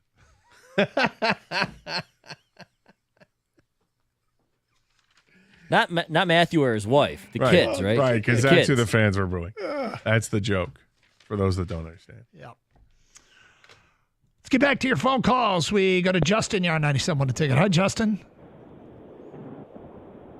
Justin. Go ahead. You who just coughed. You're doing fantastic. Hello. Hello? Yeah, you're on the air. Oh, sorry. Yeah, I got a trade offer here for a first and a fourth this year, the first next year, with Hendon Hooker to get Max Crosby. So 2 firsts, a fourth, and Hendon Hooker. Correct. Well, they need a quarterback. We need Max Crosby. Yeah, I mean, I'm glad. The problem is, you know what then the Lions have? A backup quarterback problem, and that's a big problem. Oh, we get so Minshew. If they give Minshew back, if they're not going to use Minshew or O'Connell, then I would say, yeah. I think that could happen because it's basically the 2 firsts. Yeah, which is, I don't think that's even like a problem, honestly. I think, listen, if you believe Mark Davis, this is not happening, then to get Max Crosby, you have to overpay what market value is. Well, market value is 2 first-round picks. Unless Max Crosby, unless Mark Davis has his Dimitroff moment, where Dimitroff was sticker shock, not going to do it, grew numb to it, 5-6 days later pulled the trigger. Or what if Mark Davis only thinks that market value is a 1 first-round pick? Because that's what somebody offered before the year. Well, then, Then like, well, that was an easy no for him. 2. Well, anyway, it's probably not happening. We're basing this premise that Mark Davis will change his mind on something Thomas Dimitroff did 14 years ago. But it'd be great to have Max Crosby, that's for sure. Still don't think it's happening. But also in that interview, Dimitroff said as well as if he were Brad Holmes or the Lions, he would keep going, checking on the Raiders, like keep going at them. I mean, do you want Brad Holmes to do something like that to kind of keep testing the waters out, or do you just go away after he says it's not happening? There's no reason not to keep testing the waters, right? Yeah, keep calling. Hey, I mean, change your mind. You got 3 weeks, I have no pride. I'll keep getting getting annoy the hell out of rejected. this guy for the next couple weeks, right? Yep. Did you ever ask out a girl over and over and over and over again, and she said no, no, no, and then finally caved and said yes? And then you got married? That ever happened? Is that what happened? No, that's not what happened. Accept that, okay? Accept that. I think we need to explain it for people who weren't listening to the first hour. Kang made the analogy of Mark Davis saying no to what happened in the show Friends when Rachel told Ross, "We are never dating again, except that." And Ross's response was? Except that what? Well, and then what happened in the show? They got married. Yeah! They got together in the end. Spoiler alert. Oh, man. Spoiler alert, Max Crosby's coming to Detroit. 7 or 8 different times during the show, and then we were on a break. Accept that. Yeah. All right, Gator, we have some breaking news from the NFL. Oh. Yep. It's not good. According to ML Football. ML Football? ML Football posted this news. Fireman Ed says he's being phased out of being shown at Jets games by the team. Quote, something was going on. He is angry that the team has not been showing him on the board after they score a touchdown. Gator Fireman Ed is angry that the Jets are no longer showing him on the board after touchdowns. Is Fireman Ed upset? Fireman Ed he's upset that they've stopped showing him on the big scoreboard? He's upset. According to ML Football, he is upset. They're phasing him out. They're phasing out a fan. That's who they're phasing out. Yep. Fireman Ed. Yep. He's getting phased out. Yep. Oh, dear. Oh, goodness. Well, the organization really has gone to hell in a handbasket if Fireman Ed isn't getting his screen time during Jets games. That's awful. Isn't the joke here the Jets have to score a touchdown to be shown on the board? board? There's that too. Wow, tell me you think you're important without having tell me you think you're important. Really? Really? This guy? Yep. This guy, this I like to throw out the term precious every once in a while. When someone thinks that they're just so important. Aren't you precious? Fireman Ed might be really precious. You think you're that important that they are having meetings about you to discuss phasing out the amount of shots that we have of Fireman Ed up on the big screen during the course of a game. Yep. Guys, we're going to have to tone down the Fireman Ed stuff. We're trying to phase him out. Like, that's a discussion that's taking place. Okay, Ed. He's noticed it. Oh, well, if Fireman Ed's noticed it, then I don't want to claim otherwise. Super fan, Fireman Ed claims that the team is trying to phase him out. Yes, I see all these headlines. Phasing me out. That's hysterical. Do you think that the Jets should maybe contact him and talk about what's going on? Well, I hope that what he needs to do is have a sit down with Aaron Rodgers, because clearly the Jets would not be phasing him out unless Aaron Rodgers signed off on it. Aaron Rodgers had to approve it. Maybe Aaron Rodgers went to Jets management and said, "Look, we got to start phasing out Fireman Ed. Okay, we have to. We need to get more Garrett Wilson, more Devontae Adams, less Fireman Ed." What a fake fan. I can't stand Fireman Ed, first of all. That's just me. But if you were a real fan and you just were celebrating organically because your team scored, right? Not because you have to be on the big screen every time they score. What, are you not going to celebrate anymore? Are you not going to do your whatever you do, get the JETS Jets chant going? This feels like it's the kind of thing that probably started, like, it was kind of a pure, organic, cool thing. Like, look at this guy in his Jets fireman helmet and wearing the jersey, and he gets the fans spelling out JETS, which those of you from Ohio spells Jets. And so he gets everybody on board, and everybody thinks it's cool at first. Then after a while, not so, he starts to feel like he's the show. I'm looking at his Wikipedia page. Yeah. Now, we know that there sometimes can be some Wikipedia takeovers for people, and you just have no control over stuff that's out there. Yep. But talked about his rising to prominence because he's a local. He always appears on local radio shows, known for leading the crowd at the Jets chant that was originally led by two retired NYPD Jets fans. So now you got the police against the firefighters, even though he's an actual firefighter. Says Fireman Ed was injured on the job in 2007 during the butt fumble game, a rout of the Jets by the Patriots on Thanksgiving night 2012. His real name is Ed Anzalone, by the way. He left the game before halftime, stating that he would no longer lead cheers at Jet games as Fireman Ed. He has often been criticized for quitting on his team. However, the first game of the 2015 NFL season, Fireman Ed returned to lead cheers for the Jets. It has his born date. He's 65 years old, and it says other names. Ed the Quitter Anzalone. Hysterical. This guy, so he's so important. He's quit on them earlier. I'm just done. I'm done with it, people. I'm not going to lead cheers. Jets free. I'm Jets free. He's that guy. Yes, all you people that were Lions free and you wanted everyone to know it, you're precious too. You're just as precious as Fireman Ed. Wow, Gators turned this thing. Fireman Ed. Good God. Guys are trying to phase me out. What do we do? I don't know. Still go to the games and enjoy it? Are you only enjoying it because you're on the screen? Is that it? I bet you I know a guy who's happy. You narcissist? The shoulders. The guy that has to carry him on his shoulders every time is probably like, yeah, maybe we shouldn't do this anymore. Right.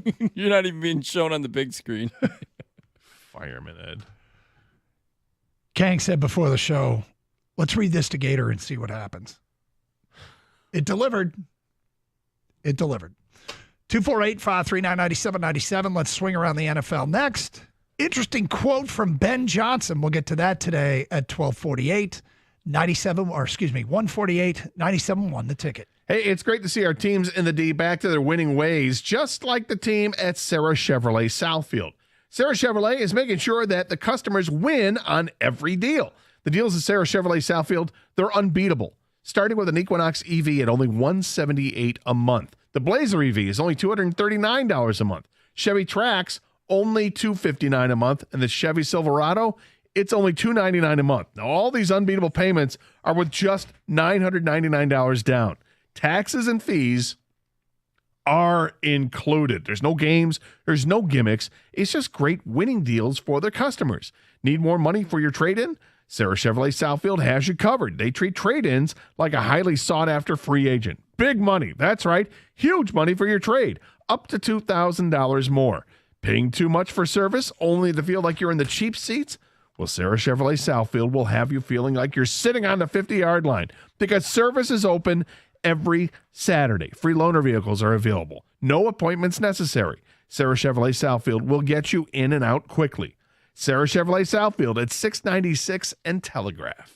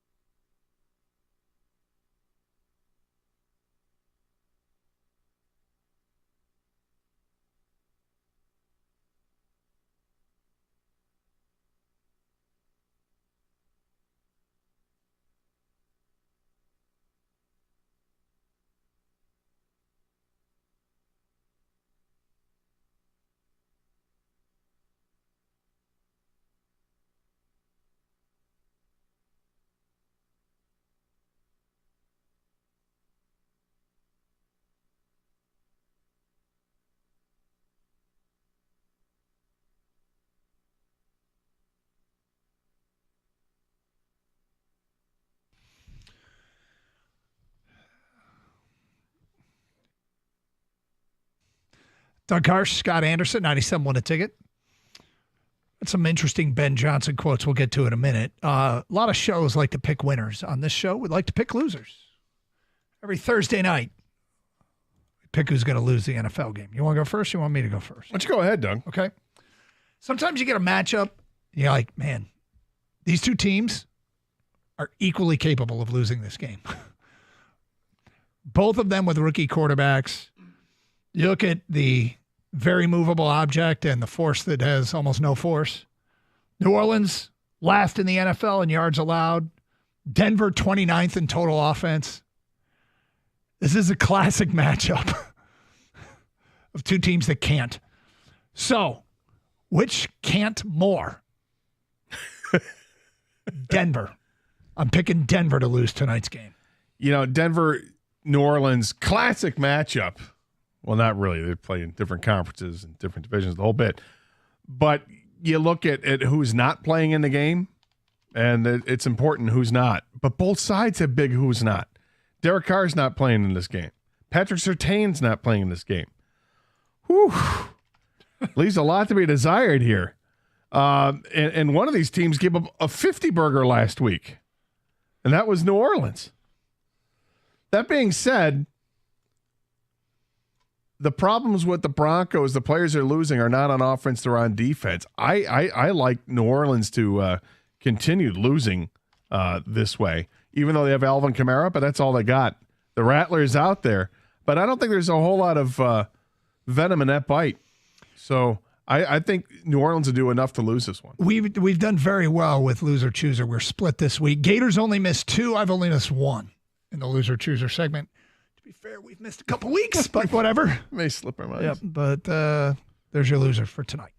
Okay, Ben Johnson. Familiar with Ben Johnson?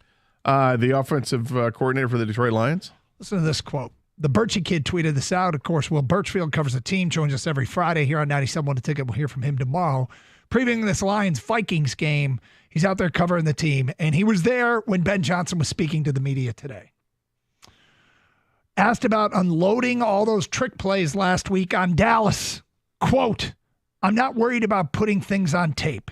If anything, it's going to set up the next thing down the road. The well is deep. The well is deep, my friend. Yeah, I imagine the well is deep for plays like that because I remember I asked Jared Goff weeks ago about, do you come up with plays like trick plays like this and submit them, or do you? He's like, yeah, we do that. I think everybody does that. Everybody that's on offense has an idea. What if we tried this? Let's run this in practice. And they joke around, they do it, and then at some point you're like, wait a minute, there are elements to that we like. And so I bet you there's a whole arsenal of trick plays. Like you said, the well is deep. I imagine the well is deep. And they've got different weapons, Doug. So what's interesting about this is Brian Flores, the defensive coordinator for the Vikings, was asked about this. And, what he thinks of the Lions' trick plays. And his quote was, I fight fire with fire. I'm like, huh? Okay. So I started trying to figure out what that means. And here's what I've come up with. Okay. If the Lions split out Dan Skipper again, okay, does it make sense to put a corner out there? Does it? No. Does it make sense to put a safety out there? It would make more sense than a corner, but still not really. Does it even make sense to put a linebacker out there? Again, making more sense than a safety. You want to match up with size, I guess? I think they're going to put a defensive lineman out there. I think that's what that means. I think when the Lions split out Dan Skipper, the Vikings are going to counter by putting a defensive lineman out there. And then we might get the pure joy of watching Skipper run a route against a defensive lineman and see who wins. Man, 6'9". I know. He's a big You know target. what that says? Fade pattern. It screams fade pattern, doesn't it? Yep. I love the ingenuity of using Penei Sewell any way they can. And we ask Goff about it. Is Penei the best athlete on the team? He's like, he may be the best athlete in the league. Mm-hmm. He can do everything. I want I want more Penei Sewell, and yet I want no more Penei Sewell. Let's not get What do you carried mean? away. We don't need to get carried away with the trick plays. They're fun to watch, but I don't want to, just sit there and wait for the crazy play to happen at the expense of the game itself. But it seems like they're only going to run this stuff when they have things in hand. Hopefully, I mean, a flea flicker is different. Flea flicker is in everybody's playbook, but when you start doing hook and lateral with your offensive tackle, or when you're putting your offensive tackle and splitting them out wide, you only do that if you're up by like 3 touchdowns, right? Yeah, well, I do think that there is an element of, I mean, that was a last week special. I know they tried to downplay it, but that was a last week special, right? That was a Dallas special. Yeah, they were making concerted effort to get the offensive linemen specifically involved in the game plan against Dallas, because the Lions got screwed by the officials last year while trying to include an offensive lineman in a play that clearly worked and was brilliant. And then the officials did what they did. So that was in retaliation for what happened a year ago. And that's a good point to bring up. Like, if they're going to do trick, and there's going to be trick stuff out there, but maybe it won't involve the lineman. Yeah, the well is deep. I love Ben Johnson's so savage. He's a psychopath, man. I mean, he's so damn good as an offensive coordinator. And I think he's right about the setup, by the way. I think that he uses this in his advantage now, like Dan Campbell does with the 4th down and the fake punts and the fake field goals and all that stuff. Other teams have to be on their tippy toes or on all alert, right? At all times. At all times with Ben Johnson. You don't know what's going to happen. And so they can just play a straight-up offense, by the way. I don't know, can you turn around and just hand the ball off to Montgomery, right? They can throw the ball a slant to St. Brown. They can do all that stuff and have the defense worrying about all the craziness. Did you see during the game, I'm going on recollection here, but during the game last week, they put a graphic up about Dan Campbell and fake punts? Did you happen to see that during the game last week? Yes, I saw the graphic, yes. For people who missed it, the graphic said, under Dan Campbell, the Lions are 8 of 11 running fake punts. They've converted 8 of 11 fake punts. In the same time, the other 31 teams have run 39 fake punts and have been successful 21 times. So out of the 50 fake punts since Dan Campbell's taken over in the entire NFL, out of 50, the Lions have run 11. And out of the 29 that have been successful, the Lions have 8. They're hitting at just about like a 75, 76% clip. The rest of the league is closer to 50%. And the Lions run more than anybody else. Well, we've got the best throwing punter in the league. That guy's amazing. Well, that might be true. And we didn't even use him last week. Nope. Didn't even have to go to that well. Didn't even fake a punt. Didn't even fake a punt. Nope. Didn't even punt. No. It's hard to fake one. Didn't even line up the punt. When you don't punt. In fact, they might have tried to punt on 3rd down just so they could fake one. Rico Beard has made his way in studio and joins us now here on 97.1 The Ticket. Hello, Rico. What's going on, guys? How are we doing? Going well. Sorry I'm late. I was coming up with a little game for our show. Oh, a game. Oh, okay. Game show. A little player A, player B, or player C. Just a blind taste test. Okay. Reason being is... This is one of your favorite games. It is. Because a lot of times you get caught up in, a name brand. But, when you see, it's like the NCAA do it for the tournament. The blind resume tape, and then you realize, my team maybe shouldn't be in there. Well, George Pickens comes out, and he's talking about Amon-Ra St. Brown, and basically just called him the slot guy, and just really denigrated him. Really? So I want to play a little game. All right. One of the people, if you listen on the way home, will be Amon-Ra St. Brown, along with 2 other players. We're going to compare their stats. Okay, cool. That's coming up first hour. That's coming up first hour. Have a great show. Stay safe, everyone, and treat each other with respect. 97.1.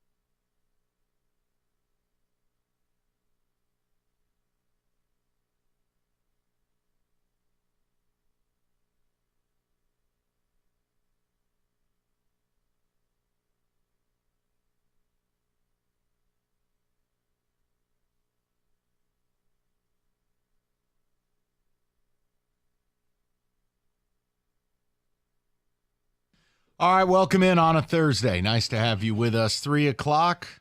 We're going to make you and a team say no to something. We have fresh commentary from Max Crosby. I have a trade offer. My trade is going to hurt. But I need you to give me one legitimate reason to say no. And I don't control what the Raiders do. Rico doesn't control what the Raiders do. But your job is to make them say no. We're going to do it at 3 o'clock because what Crosby said is very interesting.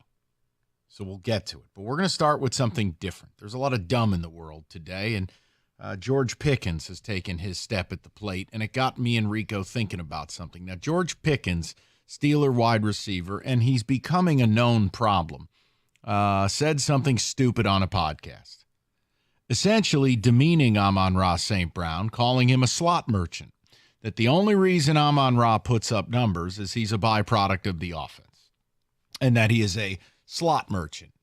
As to, guys who play the slot are lesser than a outside receiver.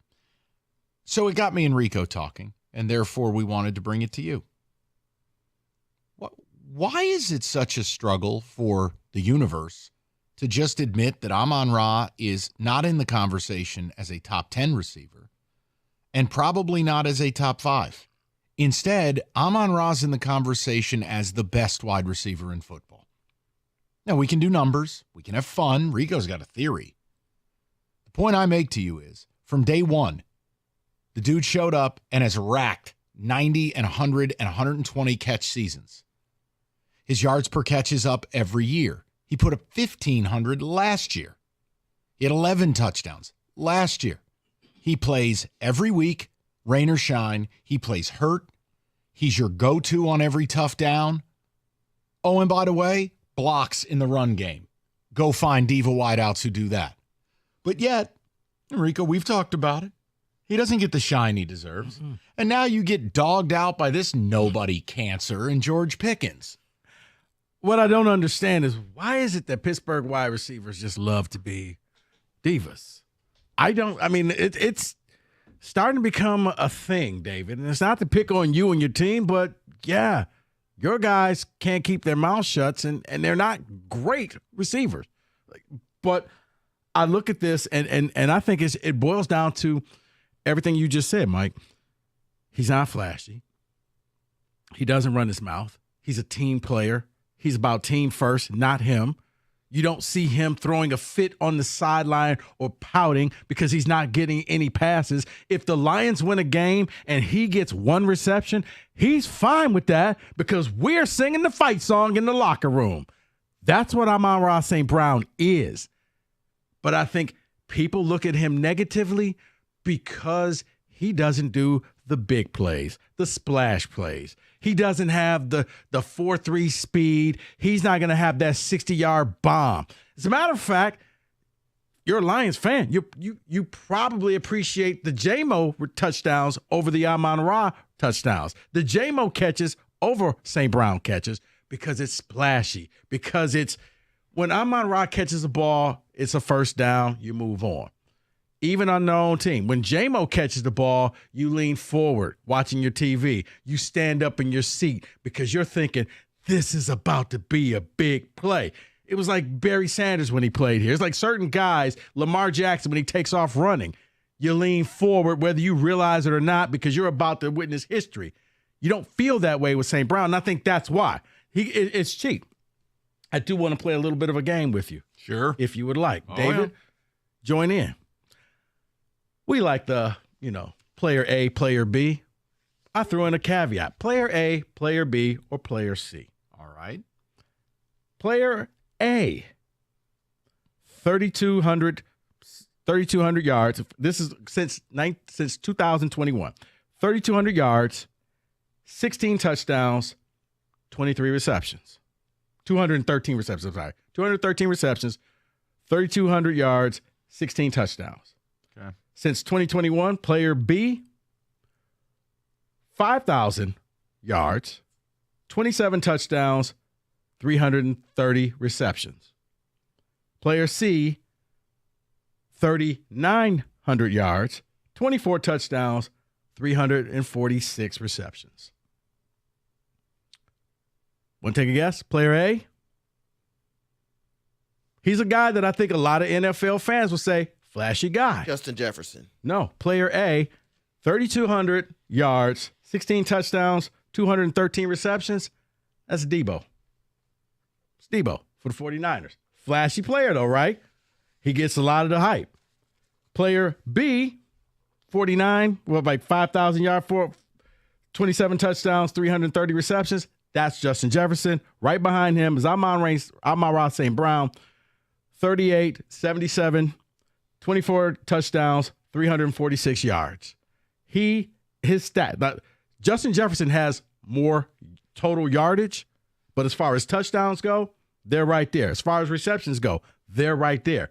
But it's that difference. Jefferson has the bigger plays. Jefferson had a 98-yard touchdown already this season. Mike, it's because you don't get the big. If Amon-Ra, I think we saw in the sheet, he's got one touchdown for his longest catch ever is 70 yards.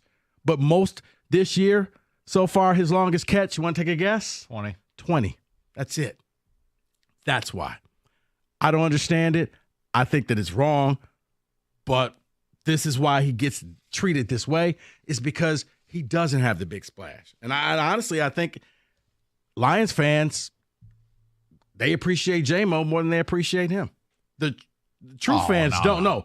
But the fringe fans, because when St. Brown catches it, yeah, good. J-Mo catches it. Man, that means something special is about to happen. Well, I think if you believe that, you're a moron. So there's that. If you actually think what J-Mo does is more special than Amon-Ra, you're a moron. Straight up. You can call in. You're a moron. Amon-Ra's best receiver in football. Shuts his mouth, comes to work, plays hurt, no drama, doesn't bag his QB, catches the ball, doesn't fumble, one career fumble. And he's infinitely reliable, and he's awesome. He's uncoverable. So I'd love to hear from the people. And Rigo, I hope you're wrong. I hope people don't call up and they somehow, J-Mo special. J-Mo is a byproduct of playing with Amon-Ra. If I jettison J-Mo somewhere else, and he has to face double teams, and he's the focal point, he's a below average wide receiver. Here's where St. Brown is better, and this gets lost in the sauce. Not only does he block, not only is he about the team, but once again, when the Lions win and he's got, he's got three receptions against the Rams. They win in overtime. He had 13 yards, 3 receptions.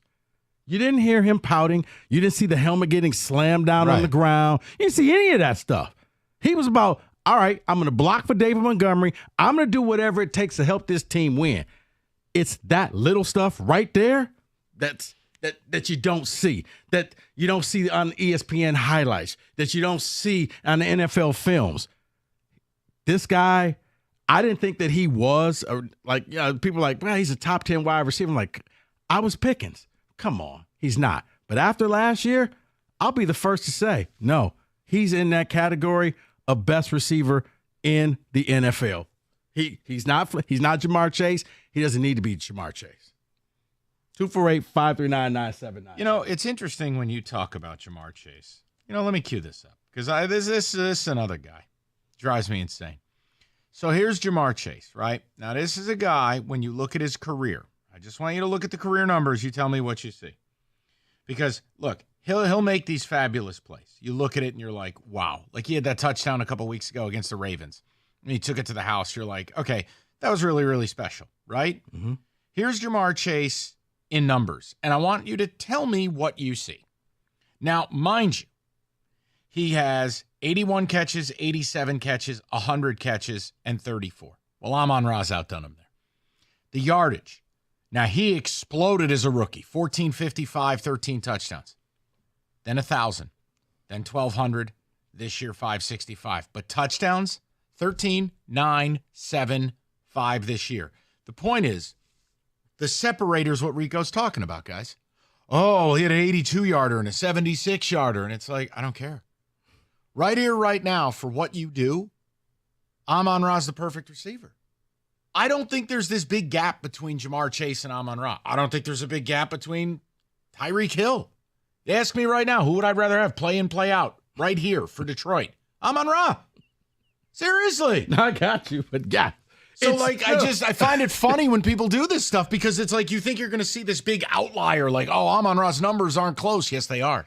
It sounds ridiculous when you say it until you take a look and you're like, wait, that's not that ridiculous. Their numbers are very comparable. They're very similar. Because you're thinking, oh, Tyreek Hill, of course you want to take him. Do you?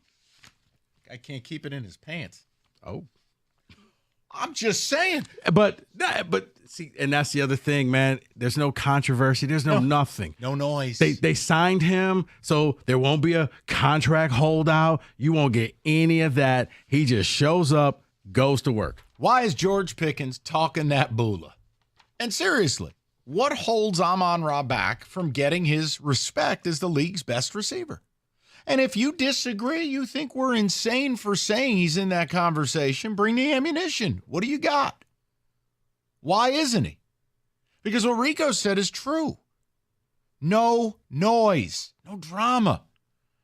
I'm never going to have to worry about a magical hamstring, Devontae Adams. This is a guy who just plays, man. Plays hurt. Yeah. I don't know. I think it's interesting. And don't worry, we'll get to the 3:00 thing. That's where people are going to get upset with me. That's okay. Nah. Companies advertising BOGO. It's nonsense. No such thing as buy one, get one free on AC and furnaces when you jack the price up. It ain't really free, is it? You want a fair deal, you go to Mastercraft Heating, Cooling, Plumbing, and Electrical. Got you covered 24/7. Locally owned over 40 years. They'll back their work with a 5-year warranty. And Mastercraft, your one-stop shop. For heating, AC, plumbing, and electrical, they'll beat any price. Now you bundle a new high-efficiency AC and furnace, you'll save up to $2,000 and great same-day service. Just go to mastercraftheating.com.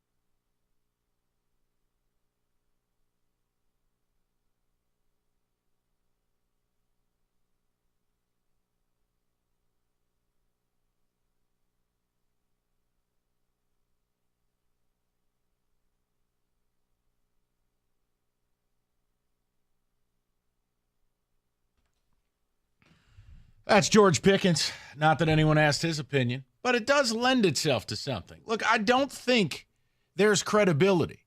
Trying to say that Amon-Ra is a lesser-than player like a Wes Welker or a Julian Edelman, why don't we just get to what George Pickens was saying?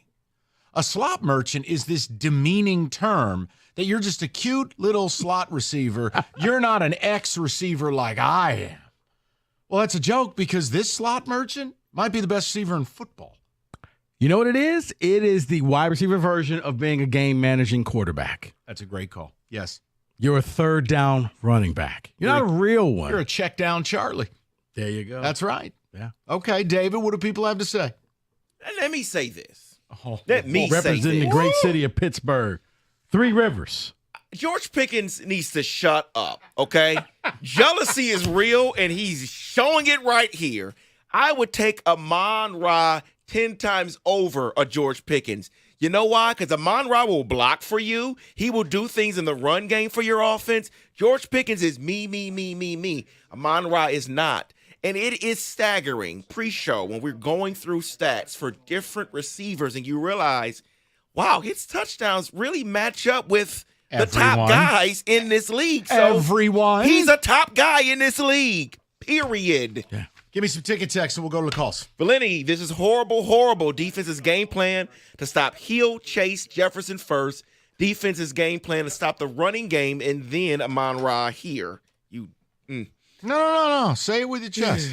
No, say it. That's not smart. I don't think he could say the last. No, say the last part. Rhyme it.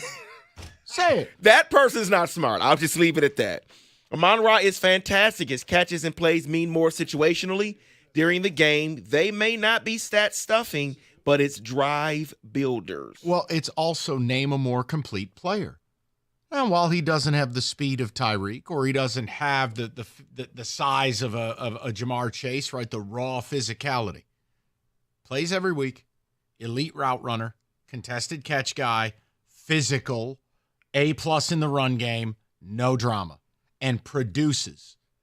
You want to tell me you think Amon-Ra's a byproduct of the run game?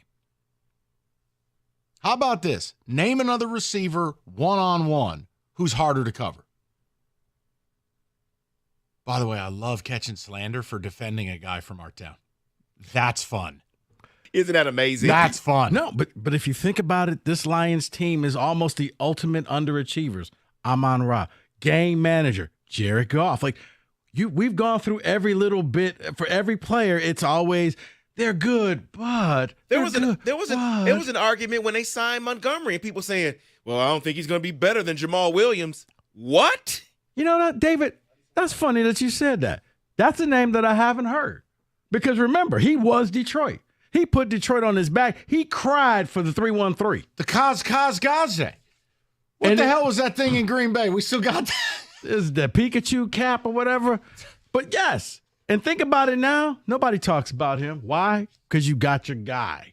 It works, and Amon-Ra works with this.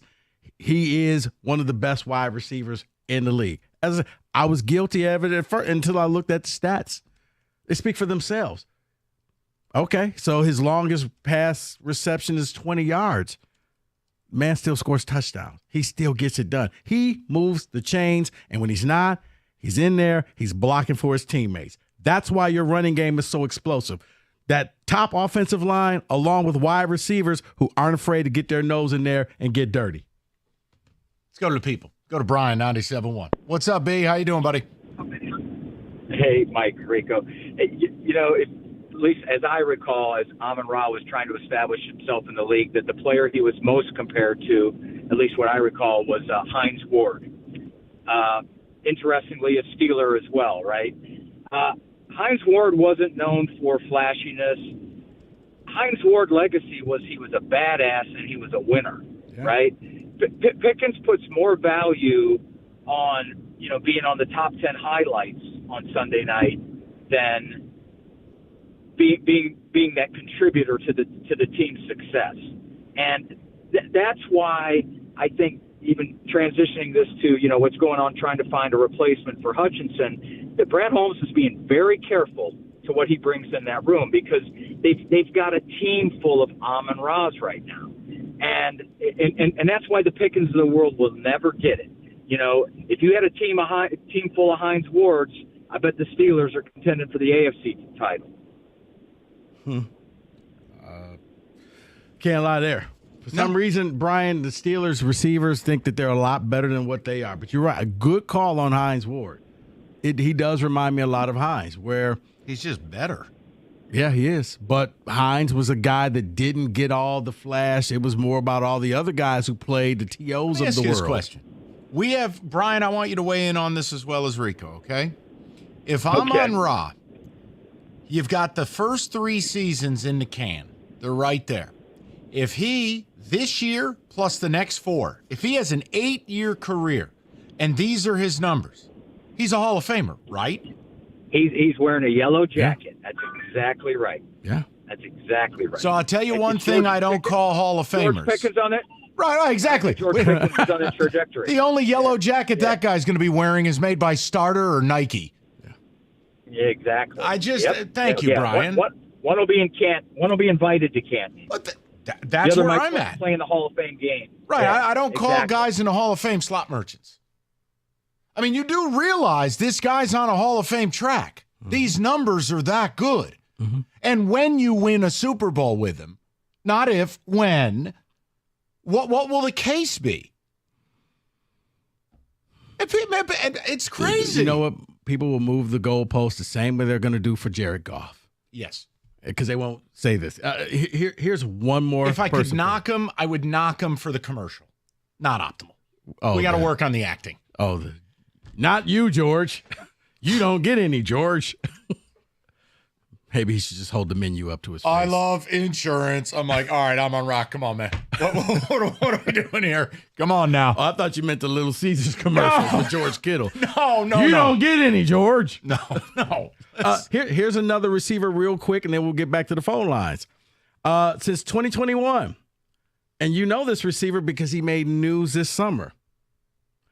Amon-Ra has 300 since 2021, 300 more yards, 4 more touchdowns, and 90 more receptions than this receiver who made a lot of noise this summer. Brandon Ayuk. Yes, sir. All the production, none of the drama. There's value to it. Josh, 97.1. What's up, Josh? Guess not. All right, we'll go over to Marvin, 97.1. Hey, Marv. Gentlemen, what's up, man? How you guys doing? Excellent, Marv. What's going on? Hey, man, I love the show, man. I got one quick question, man. Does it mean I'm getting old if I like this, if I'm listening to y'all every day? No. It means you're getting wiser, getting smarter. Oh, okay. All right, let's talk about Amon-Ra St. Brown. So listen, man, Amon-Ra St. Brown is a good wide receiver, man. But y'all are out of control talking about he's a great wide receiver, man. I mean, this guy is nothing. He's a Julian Edelman, like they said. He's a good receiver. He's gonna catch the ball. I'm his height. I can catch the ball, but he's not gonna blow the top off. I cannot believe you gentlemen are comparing him to Tyreek Hill. Okay, that is absolutely ridiculous. Why? He is a top 3 receiver. He should be our 3rd receiver, slot receiver. We need another big-time receiver on this team to get to where we want to be in the Super Bowl. I think that's the reason with Detroit, man, is our fans, we accept mediocrity. And that's why we don't make big splashes in trades. So, Marvin, quick question. Of that nature. Quick question. Because I had this conversation pre-show. Gun to your head. I'm sure you love both of them, but gun to your head, the Lions can only keep one receiver. Is it St. Brown or is it J-Mo? At this point, it's definitely St. Brown. I mean, no question about it. I like J-Mo. Don't get me wrong. I like what he brings. But, you know, St. Brown is a very good, consistent receiver. I agree with that. No question. He's going to catch the ball, but he's not doing Jamar Chase type things. I know y'all kind of stuck on the stacks, but, I mean, that's Jared Goff go-to guy because he can't really, throw the ball deep. I'm not a huge Jared Goff fan, by the way. I know y'all don't want to hear that. But I mean, hey, Marvin, every opinion is welcome. But, man, St. Brown, I just cannot understand why y'all have so much, he's the best receiver in the league. Yeah, you know what's interesting? Crazy? You know what's interesting? Here's something. By his peers, you realize he's a first-team All-Pro. right? Not a Pro Bowler, first team All-Pro. Do you know the other first team All-Pro on this team? Penei Sewell. He's viewed as the best effing tackle in football. Oh, wait, I forgot. He plays right tackle, not left, so he's booty, right? All-Pro. You said he's the third wide receiver on the team. Now, I turned my microphone off because I'm in a good mood. It's nice out. Foliage season. Crack kills. I mean, what on? Oh, Tyreek Hill. Okay, then tell me what Tyreek does. Play in, play out basis. You want to say Tyreek is a better deep threat? I have no argument. I don't need one. But on a play in, play out basis, run game and pass game, professionalism, no drama, availability, physicality, and Amon-Ra's never chokeslammed a pregnant woman. Tyreek has. You know what? Let's just keep it on the field. No, I don't have to. There is a human being quotient in this. Amon-Ra hasn't broken a little kid's arm. No, but gee whiz. Because when we go through all the stats, you know what we don't say, Mike? He has long touchdown catches. And that's the knock on him. It's so nuanced. Yeah, he doesn't, you're not going to see Goff throw back and it's going to be 68 yards and he's going to be on the other end of it. Man, I pray to God this weekend, just like last year where Amon-Ra a 70-yarder good. I hope he goes and gets another one now. Like, if that's the lengths we got to go to, that's like saying the guy, your best player in basketball, he don't dunk enough for me. He's averaging 24 and 10. Right. But he don't tomahawk. Or he's not hitting 45-foot three-pointers. Yeah. People are weird, man. 248-539-9797. Every time you order pizza from Hungry Howie's, you're getting delicious pizza. You're getting dinner on the table in 20 minutes. You're also making a donation to a great cause. October, Love, Hope, and Pizza Month. Hungry Howie's 15-year relationship with the National Breast Cancer Foundation. Every dollar spent with Hungry Howie's, a portion of the proceeds goes towards finding a cure. And just to incentivize, they're offering free Howie bread with any online order at $25 or more. So tonight, you don't just order pizza, order some Love, Hope, and Pizza and make a donation. It's Hungry Howie's in the month of October.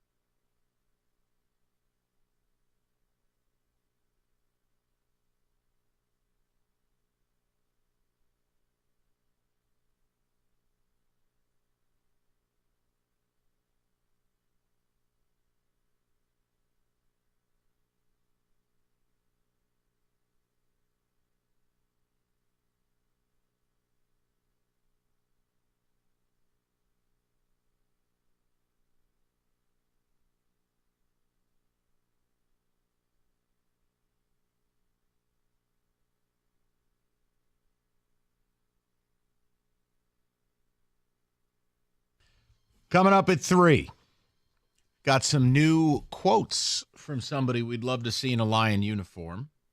And I am just going to make you say no to something. We're gonna go down this road in a very upfront manner. And if you don't want to do it, you just have to say why. That's it. So we'll get there. Right now, I'm tired of the slander towards Amon-Ra St. Brown. George Pickens on a podcast calling him a slot merchant. Basically, that's why he gets fed the ball. And it's like, no, he gets fed the ball because you can't cover him one-on-one. He gets fed the ball because he doesn't do drops. He's an elite route runner. He's physical. He'll make the tough catches in tight windows. He's dangerous on all parts of the field. He's also vital to the running game because, unlike most punk-ass wide receivers, he gets his nose dirty. And just for the J-Mo people, hey, shout out your guy. So does J-Mo. J-Mo will put you on your ass. That's why the Lions running game works. Wide receivers break big runs, not the offensive line. Learn it. Yeah. It's true. No, Mike, you're correct, because the wide receiver gets you to the second level and to the goal.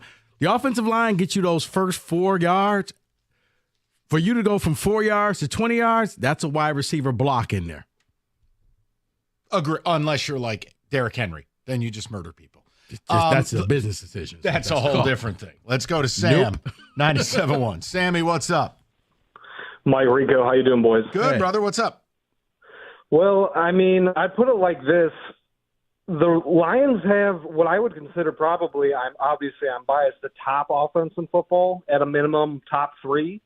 So it kind of reminds me of like the 99 Rams, the greatest show on turf, where there's too many mouths to feed sometimes. So if Jahmyr Gibbs only rushes for 40 yards a game, does that mean Jahmyr Gibbs sucks at his job? I don't think so. No, but but here's the thing. Yes, there's other talented players here, but from day one, Amon-Ra entered this sport and was a Pro Bowler. From day one. Yes. Walked in the league with 90 catches on a bad team. And he's just gotten better every single year. And yet, no one ever talks about him as the best receiver in the sport. And I don't know why. Yeah, I mean, for my money, and I hope we beat the hell out of him this weekend, the best receiver in the sport is probably Justin Jefferson. But I don't know. I think in a good offense, you need spacing. You need a guy like J-Mo over the top. You need Amon-Ra underneath. You need some good backs out of the backfield, and you need Laporta. Well, and it's the same thing that Minnesota has. I mean, we all act like what? Justin Jefferson does it alone. They drafted Jordan Addison in the first round. They traded for T.J. Hawkinson. They've always had a stable of backs. Like, they have support. No receiver's able to do it alone. Like, Jamar Chase's numbers are better with T. Higgins than without. Why? Because you need help. So, yeah, I mean, Sam, I'm with you. Look, I'm fine if someone says, hey, I prefer Jefferson as the best, but I understand the case for Amon-Ra. See, we don't even get to have conversations like that in the media, Sammy. They don't include Amon-Ra in this discussion, which to me that's malpractice. Disrespectful. He's fantastic. I totally agree. And as far as George Pickens is concerned, he plays for the Steelers, and the Steelers suck. Bye. Thank you. There you go. See you later. Yeah. How do you like that, David? It's truth. I mean, I can't say anything about it. You're going to be all right. Little quarterback switch this week, huh? Mr. Dangerous. That'll be me Sunday night. 5-2 Steelers. Get used to that. Go to Shane, 97.1. What's up, Shane? Good afternoon, gentlemen. Good afternoon. Amon-Ra is the best receiver in the league. And I'll tell you why. And what's wrong with people like George Pickens and that that caller a couple minutes ago. I think it's things like fantasy football and statistics. These people are just obsessed with numbers. And guys like Amon-Ra St. Brown, and I think this whole entire organization are obsessed with one statistic, that's wins. And what he does, his work ethic, what he does on the field, off the field, that's a guy that if all of a sudden the league just dissolved and all the players are free agents, and I was a GM, he'd be one of the first guys I'd want on the team. I'm just amazed by people, what they say about that. Look at last year, the Rams game, when it came down to the very last play to seal the game. Who did you go to? Your most reliable guy who's going to get you that first down.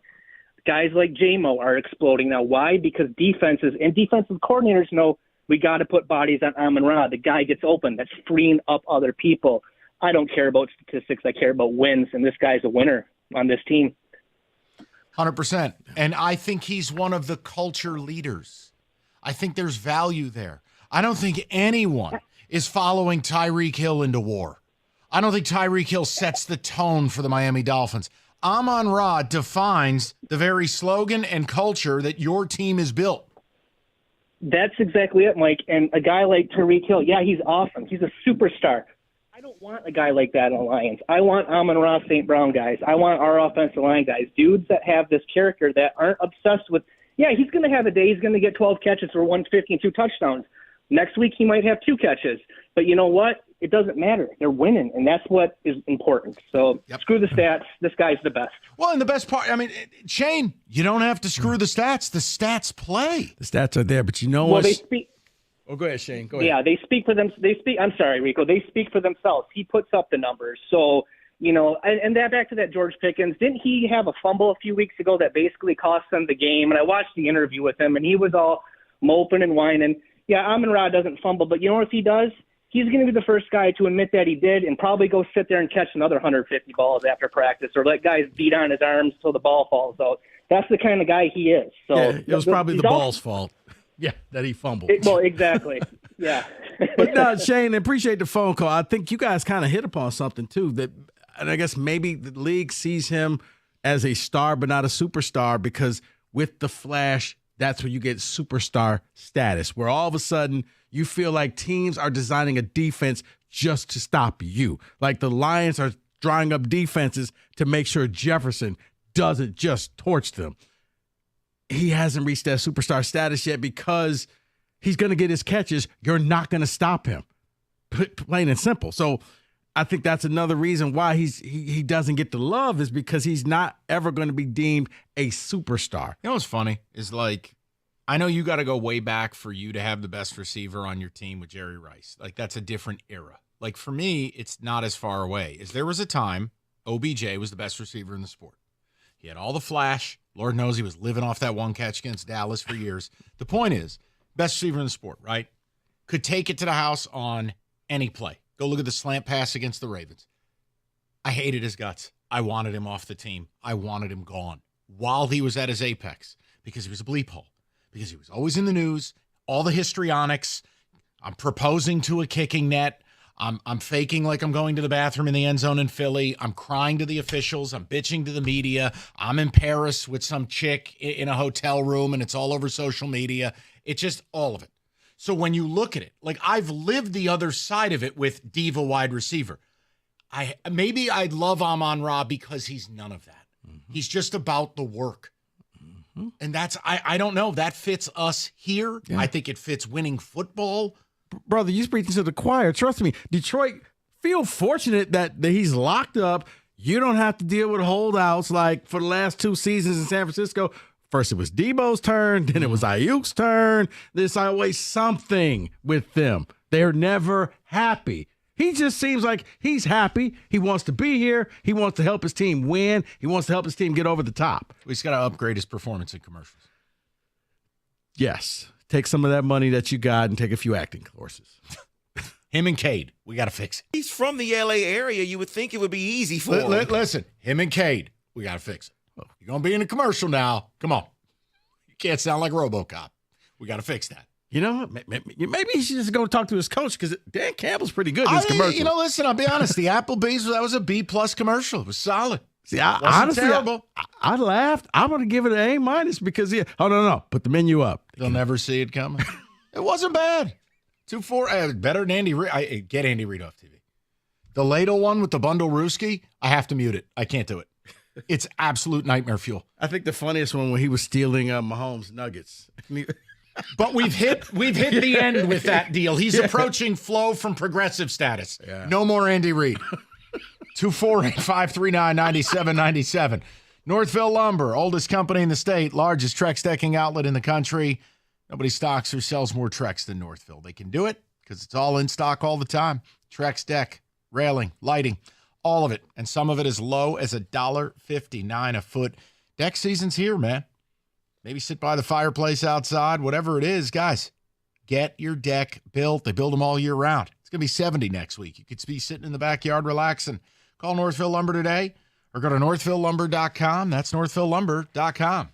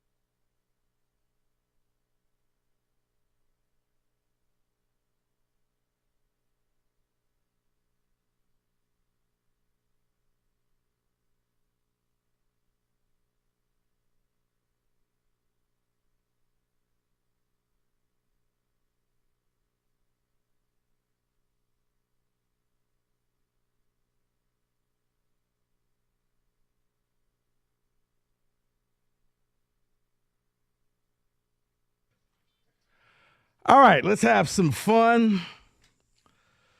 Let's talk a little football. David, if you would, please. College football. Yes, college football, and we're almost in November here, so we're getting close to the end. So, which means we're mid-season awards time. Let's get to it here. Let's start with, and I want everyone to be involved, including you, Kenny, Coach of the Year. Coach of the Year so far. Start with Kenny Codd. It's definitely not Kirby Smart, I'll tell you that much. Oh, come on. No, you know what? I'm going to pass for now. What? Because I don't want to pick Sarkisian, and I might have to. Oh. Okay. And we're going into this week. I'm a little raw. I'm a little emotional. It's probably Sarkisian. Rico Beard, Coach of the Year. Kurt Cignetti, Indiana. He's taking a program. Mike, you know what? Hey, full Jeter cap tip to you. You nailed it. He's at the such beginning. a penis. No, but he's taking a dead program, and he embraces it and is like, "Hey guys, I need you to fill up the stands. Wake the F up and come out here and support our team this weekend. Yeah. And he's turned this team into Indiana was everybody's homecoming game. The key to, Rico, they're entertaining to watch. Yes. I know that that's not the most important thing, but damn, it helps. And they got a big game against They Nebraska. run the touchdown play. They do. A lot of them. Yeah. Maple Leaf Missile. Yeah, Signetti would be mine. I know the schedule's been soft, but he's such an ass, and I mean that as a compliment. Even what he had to say about the West Coast trip, did you hear that? No. So he was talking to McAfee about it, and he's like, yeah, listen, the weight guys and all the staff here, they're like, oh, we got all these plans. He's like, yeah, we're not doing any of that. We're going to show up late. We're going to get up early. We're going to kick their ass and get back on the plane. I'm just, he is who he is. Mm-hmm. And it's working. And yes, I think they'll beat Nebraska this weekend. I don't know if he's going to be long for Indiana because I think he's going to be the hottest name in coaching. Indiana's going to have to pony up to keep him there. But you need a school willing to tolerate him. You know what I'm saying? Yeah. You cannot. He will never work at a place where the boosters are going to run the deal. I'm about to say a little bit of the hardball effect that after a while he wears on you, and you know what? You can go. I'd say so. So no love for Matt Campbell. Not to hell with him. Okay, all right. He's Just asking. back. He's back. Sure. Freshman of the year. Now, I think there's only two choices here. Yeah, Ryan Williams or Yeah. Jeremiah Smith. Can I just go 1 and 1A? They're both amazing. You could. I'm going to go Jeremiah Smith only because when Ohio State, who's been wide receiver comes out and says he is better than all of the other wide receivers that we've had as a true freshman, that speaks volumes because they have a lot of receivers in the league right now. They believe in him, and you can't stop him. How about this? I'll go with Rico's answer. Unless Ryan Williams lights Rocky Top on fire Saturday night. But I'll go with you for right now. Let me see the kid on the big stage. What?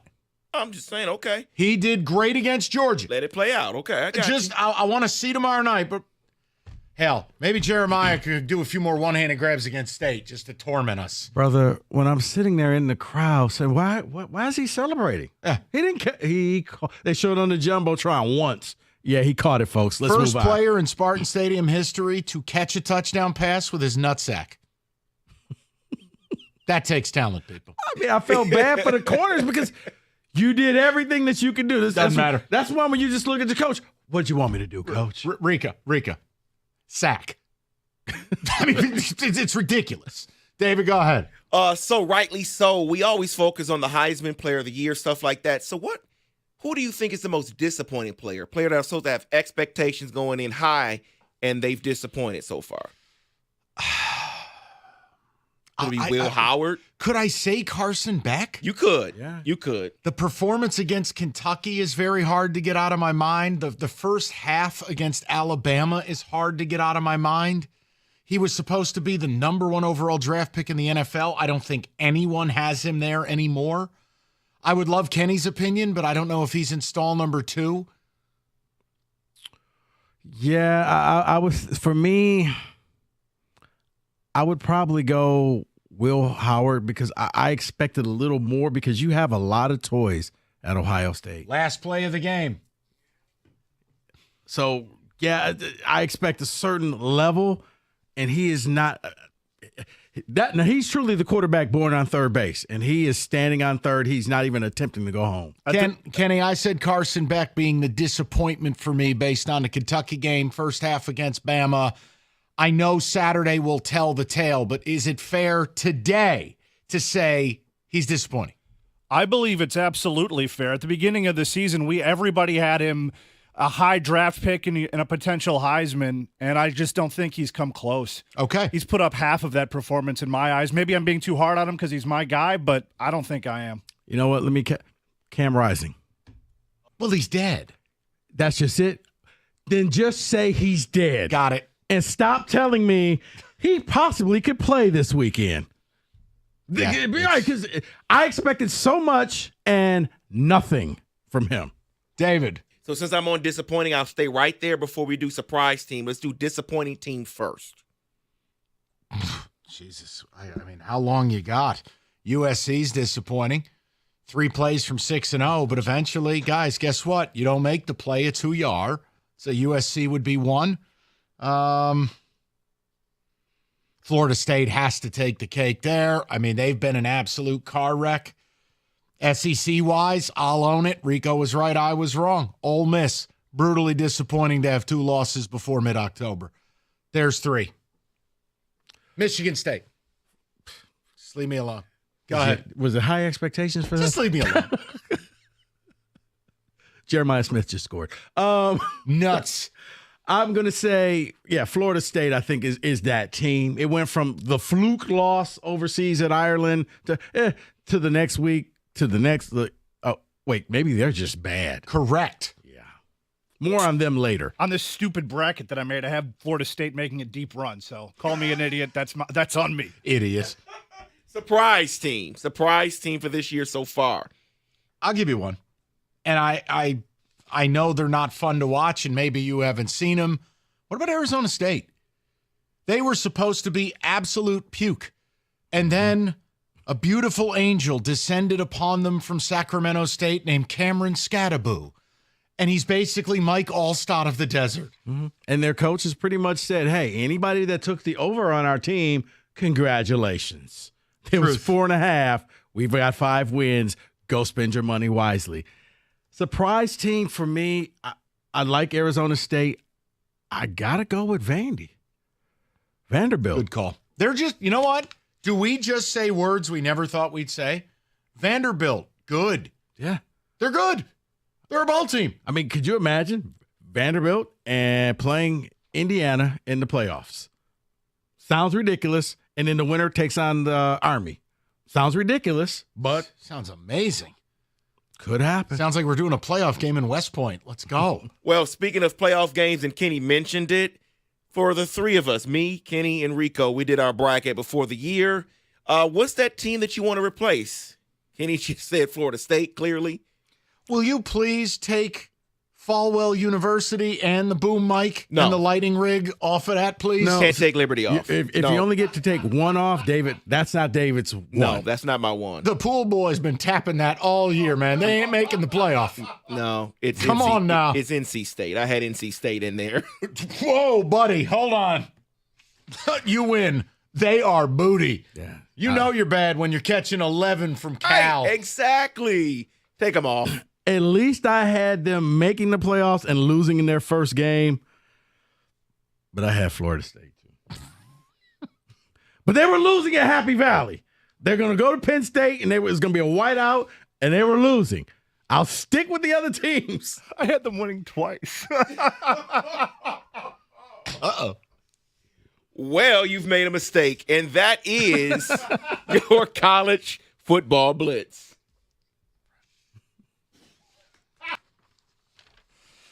All right, FanDuel giving you a chance to win every Thursday night with the FanDuel Squares. Super Bowl Squares style, except you know the odds, and Creepy Stoney doesn't show up at your door. It's FanDuel.com/ticket to bet on the Squares, and if you're new, you can bet $5, get $300 in bonus bets when you win. It's 21 and up, present Michigan.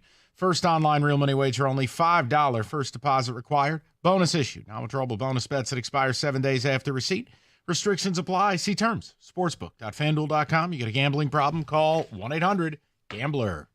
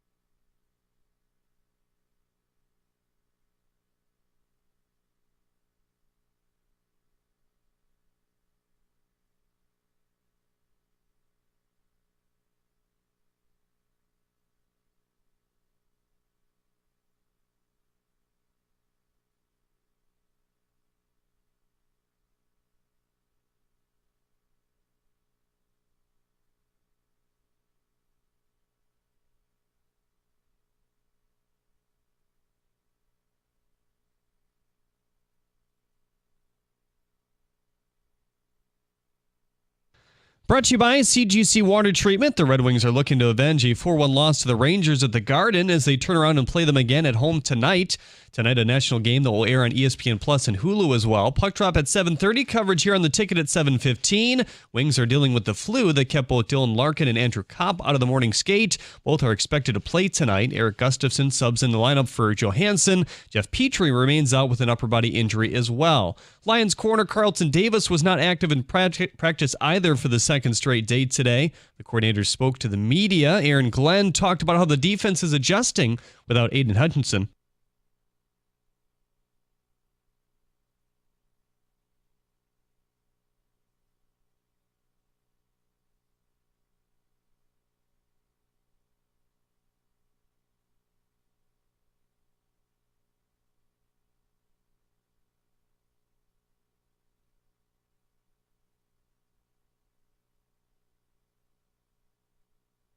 He also addressed facing receiver Justin Jefferson this week. Glenn thinks he's the best wide receiver in the league. This season, he has 450 yards and 4 touchdowns in 5 games. After Jamal Adams requested to be released from the Titans, the team granted him that wish today. The 3-time Pro Bowler played 20 snaps in 3 games for Tennessee this year. At the Corwell Health Sports Desk, I'm Jeremy Otto. For more, go to 97.1 The Ticket or Odyssey.com.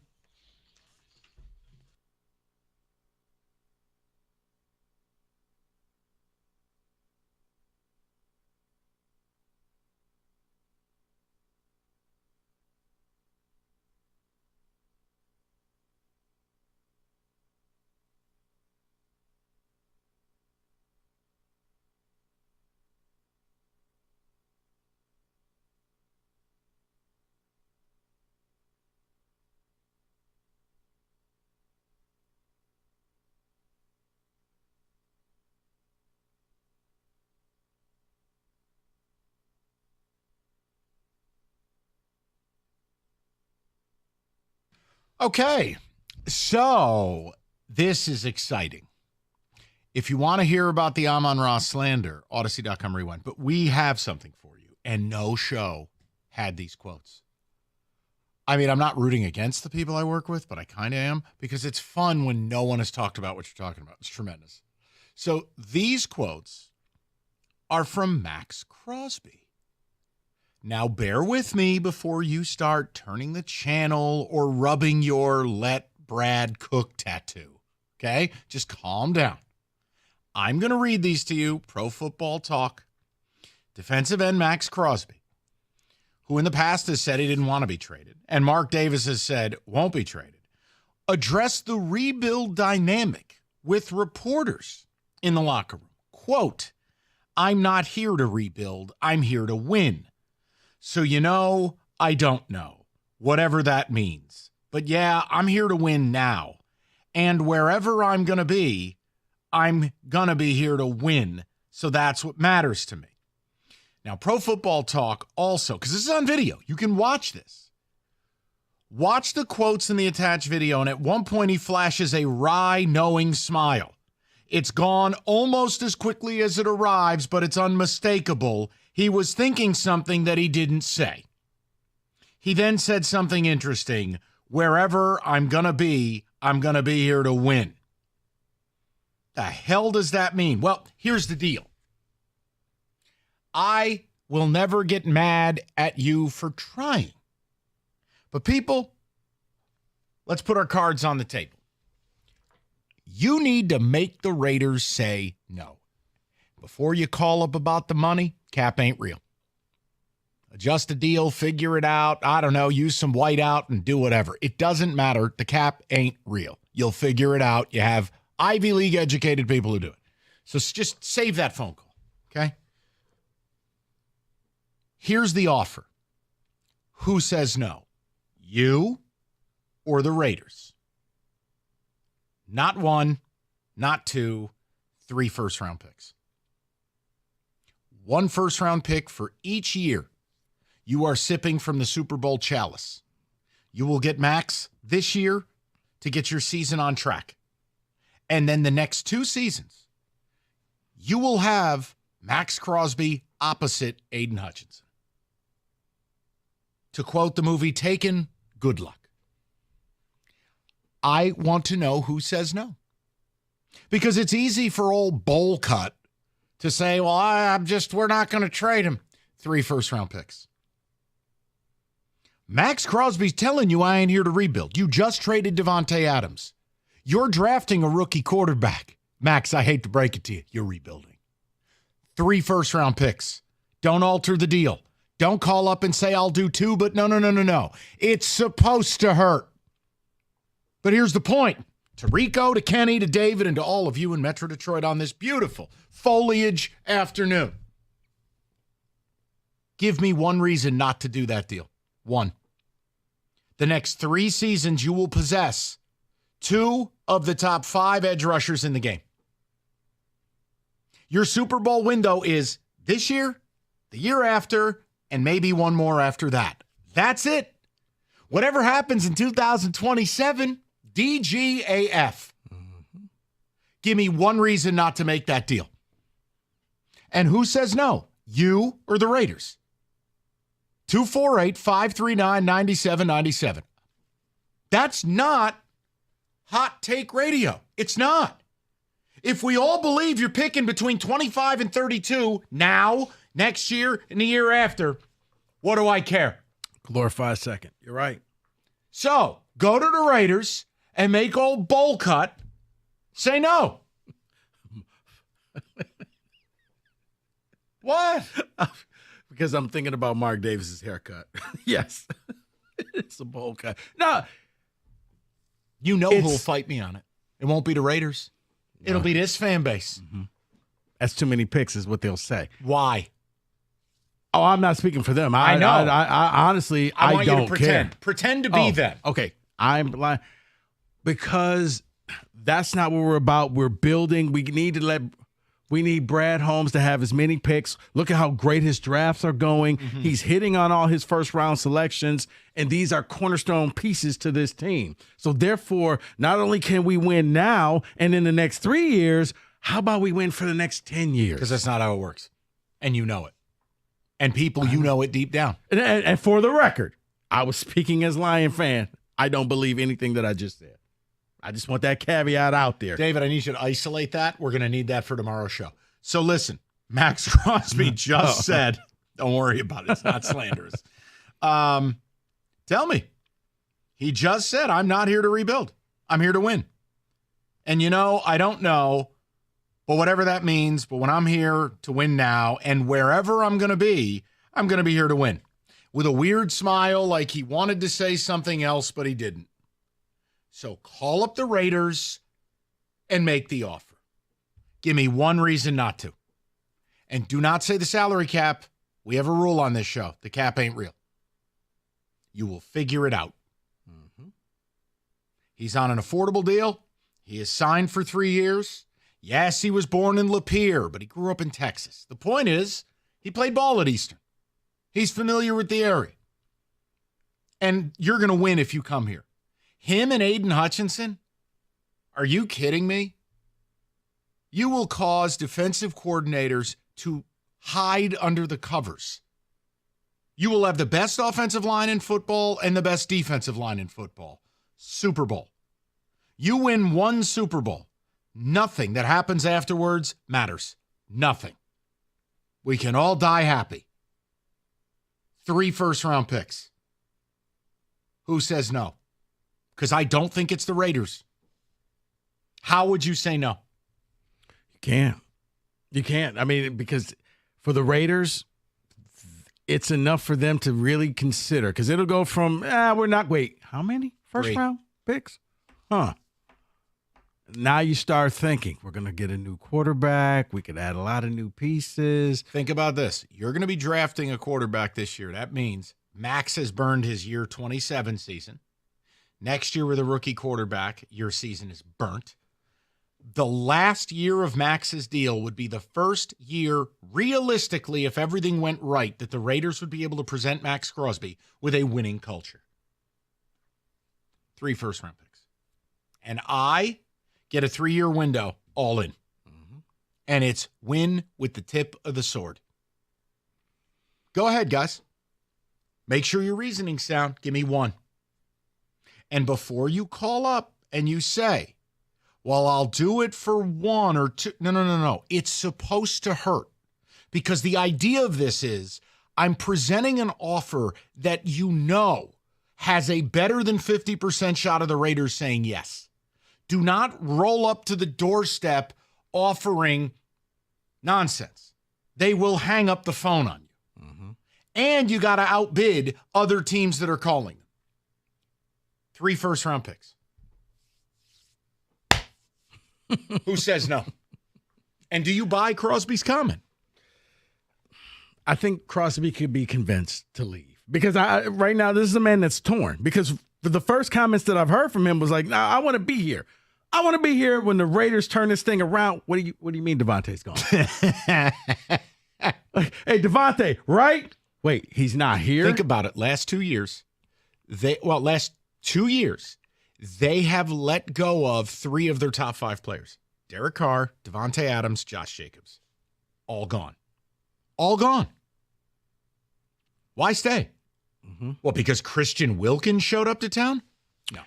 And here's the other thing. Here's why you would do this if you are the Lions. Worst case scenario, Aiden doesn't come back and he's not the same Aiden anymore. Now he's just he's the complimentary player to Max Crosby. That Max becomes the new guy. Okay? I know we all wish success and Aiden comes back and he's playing the same high level that he did. But this gives you insurance, and if you're the Lions, I would gladly sacrifice 3 first-rounders knowing I have one of the best defensive ends in the NFL, because you don't know if you'll get that in the draft. But I know what I have right now. 248-539-9797. Let's see where David is at. Go ahead, Deflator. Who says no, David? I'm not a deflator on this at all. 3 first-round picks. Do this deal yesterday because of what you all just said. You would have the best defensive line in the NFL by far. You locked up Aline.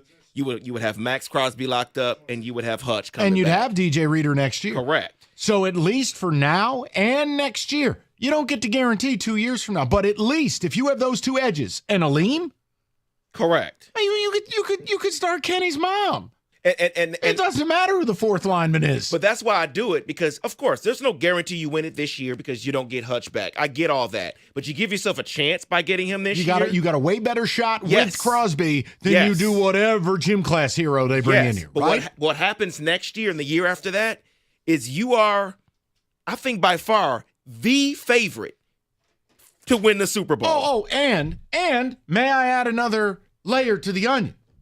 Is this not the best division in football? Yes. With the best quarterback play? Yes. You want a Caleb proof yourself? You want a Jordan Love proof yourself? I can't bring myself to say Darnold, but I'll work with it. Say it. If you want to make sure this is your division, this is the way. I like it. So, Max's comments, and here's the deal. I don't care what old Bowl Cut said. No, I think it's here. It's going to hurt, because 3 first-round selections, because you have to break the mindset, because it's unfortunate, but it's still there. For Detroit fans, that first-round selection was the Super Bowl. That was the thing that we all got excited about, because you didn't ever experience good like this before. But this is what good teams do. You do sacrifice the future for the right now, and you're in your window, and all your players are locked up, so you don't have to worry about anybody. Hutch is the only one you really have to worry about paying right now, him and Gibbs. I would do the move. You got to be, when you're chasing a Super Bowl, you got to be like Kenny at the bar. No.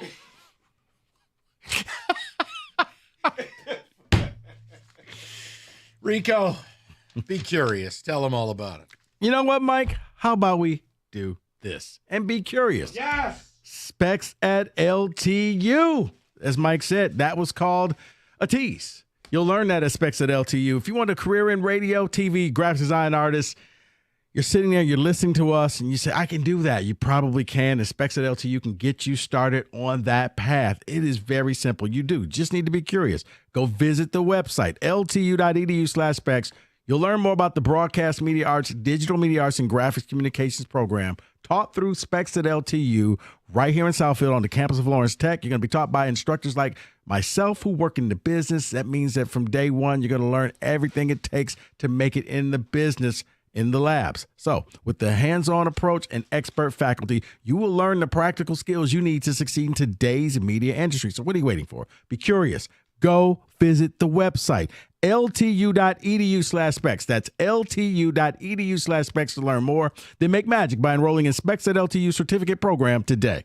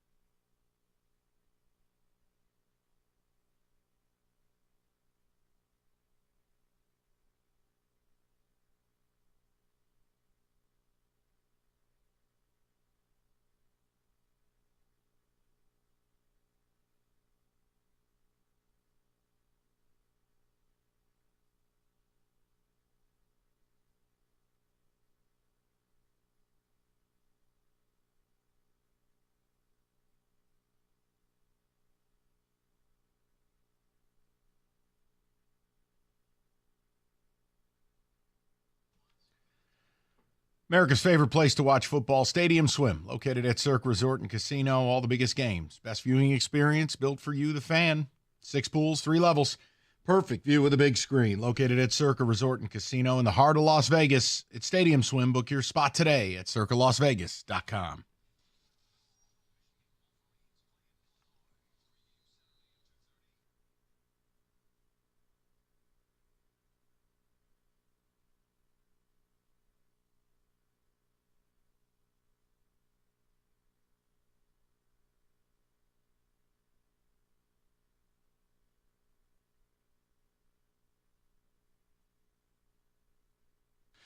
Oh, sweet Max. Oh, by the way, mysteriously was held out of practice. Whoops. That Devontae Adams hamstring? Oh, sure he did. Just like Devontae's, right? Make the offer. 3 first-round picks. Who says no? You know I'm in. I don't need those picks. I've got every meaningful player on this team either with term and or signed. Let's roll. Well, the fact that he's being held out of practice, just could be a tender hammy. Well, but it also means that maybe you need to step up your game because if you're not that interested, maybe somebody else is. Uh-oh. Let's go to Mark, 97.1. Mark, what's going on, buddy? Hey, what's going on, fellas? Talk to us. Where do you stand? I'm not with the 3 first-round picks. I mean, we've been down this road before to try to get the quick way to get things done. We did it with Scott Mitchell. We did it with Patrick Swilling. My thing is with that, and Rico, you should be the voice of reason because San Francisco just did it with CMC. And how did that turn out? They got to the Super Bowl and had a lead in the fourth quarter. It's worked out fine. But they didn't win, Mike. Mark, your knowledge, what you say. Mark, how many Super Bowl appearances you got? None. Thank you. I won't. Mark. I got you, but what's the difference? Go ahead. No. And I will say this. It wasn't McCaffrey of why they lost it. McCaffrey kept them in the game. And you want to know why they really lost it? They stopped running him in the Super Bowl. Kansas City wasn't stopping him. They stopped him. I got you, but they look at what they gave up to get there, and they still haven't won. What I'm saying is I've been a Lions fan, for over 50 years now. And what I'm saying with that is I understand it's a slow grind, but I'm not willing to mortgage the future, that much of the future, for right now because it doesn't always work out. Okay, so here's the deal. So if something's not 100% guaranteed, you just don't try.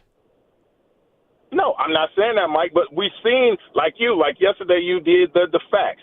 We've seen teams do this over and over again, and they don't win. They don't win.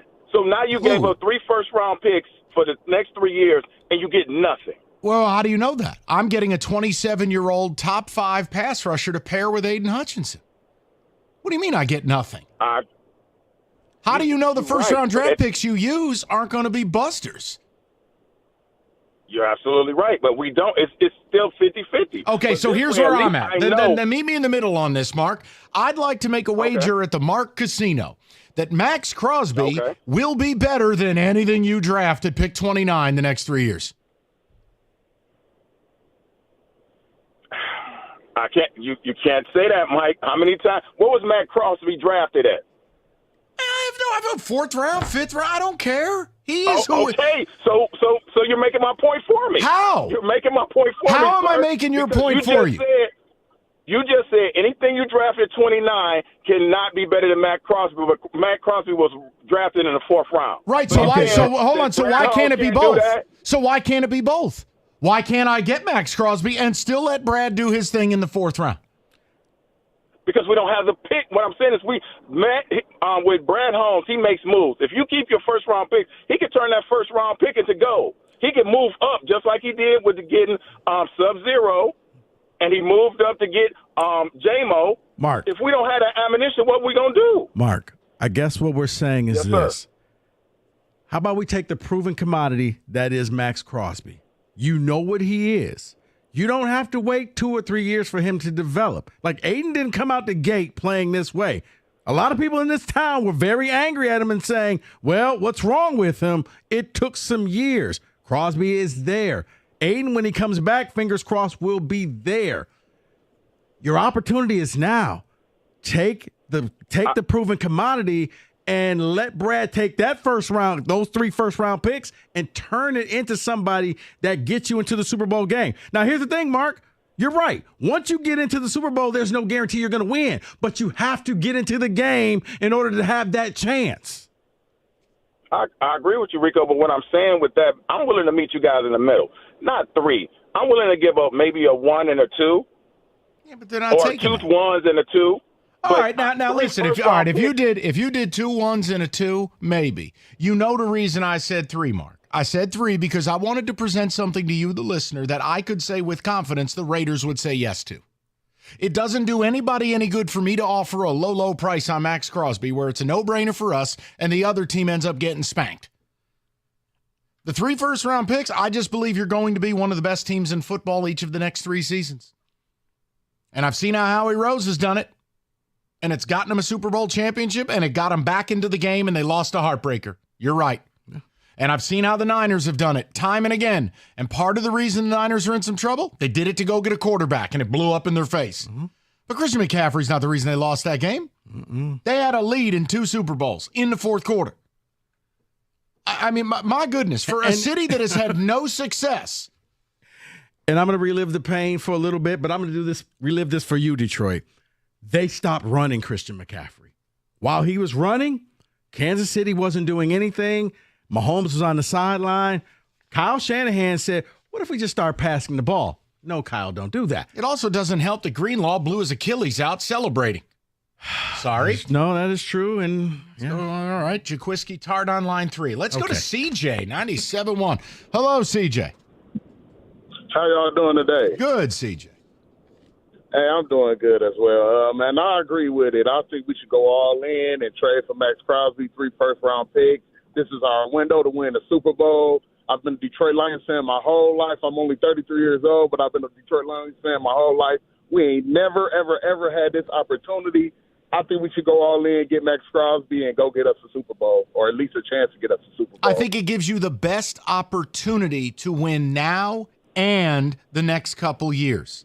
This idea that you're drafting someone who will be ready to dominate the line of scrimmage with first-round picks that are borderline second-round picks, CJ, I'm sorry. People are getting don't make no sense. Lost in the sauce with these draft picks. Yeah, it don't make no sense for us to let me try to put my hopes and wishes out there that these next couple draft picks is gonna get us to the top or where we're trying to be when we got the chance right now to go get one of the best edge rushers in the game right now. So if we can go get him for 3 first-round picks, let's get it. Let's try to get to the Super Bowl. Like y'all said, I agree with it 1,000%. Plus, let me say this, CJ, who would be able to criticize this deal? Let's say it doesn't work. What evidence is out there now that would suggest this is a bad idea, a bad move? You took on a bad player or a bad contract. He plays one of the hardest positions to find. It's strength on strength. He's an all-effort, grit guy.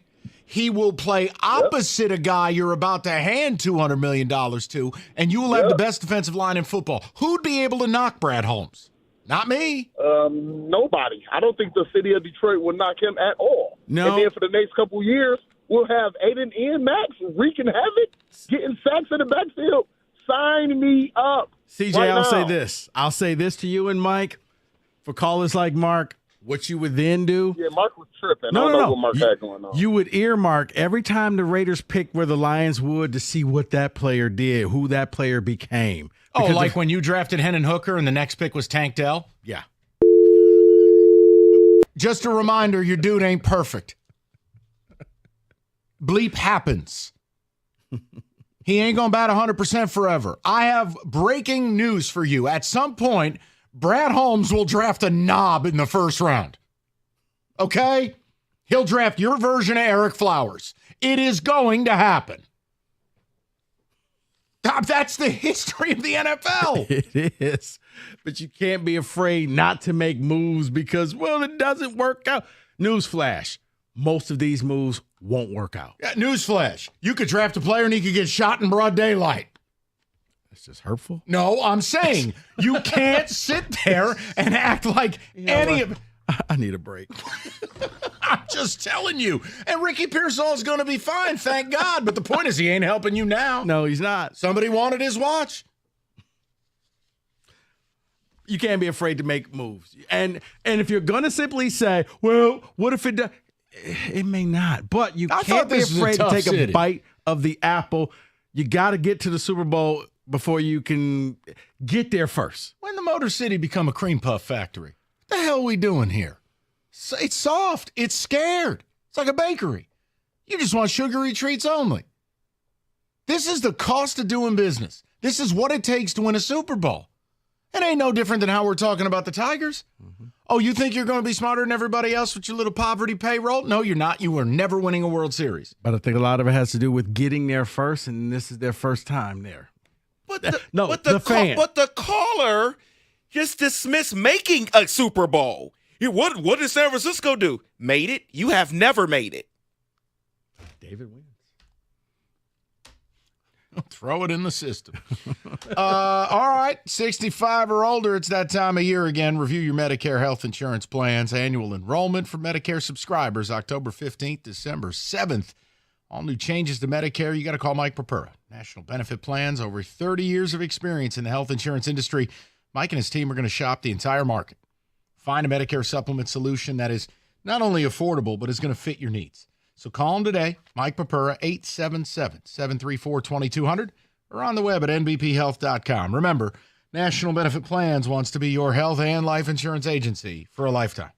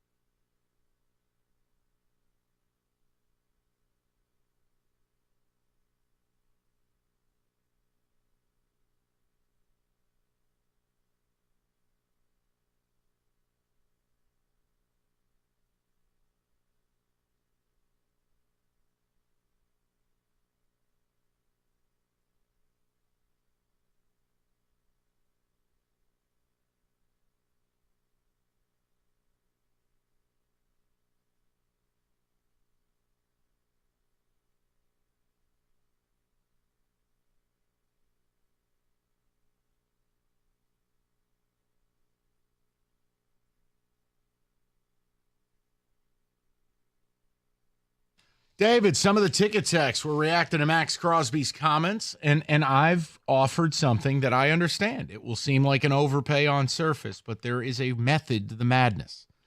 I am putting something out there that I think the league would be in shock if the Raiders said no.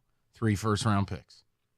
And I can defend that offer. I can defend my position because of the respect I have for Brad Holmes and for the Detroit Lions and the way they've been built, their player retention. The only thing I'm not going to tolerate is made-up salary cap concern. There's always a way.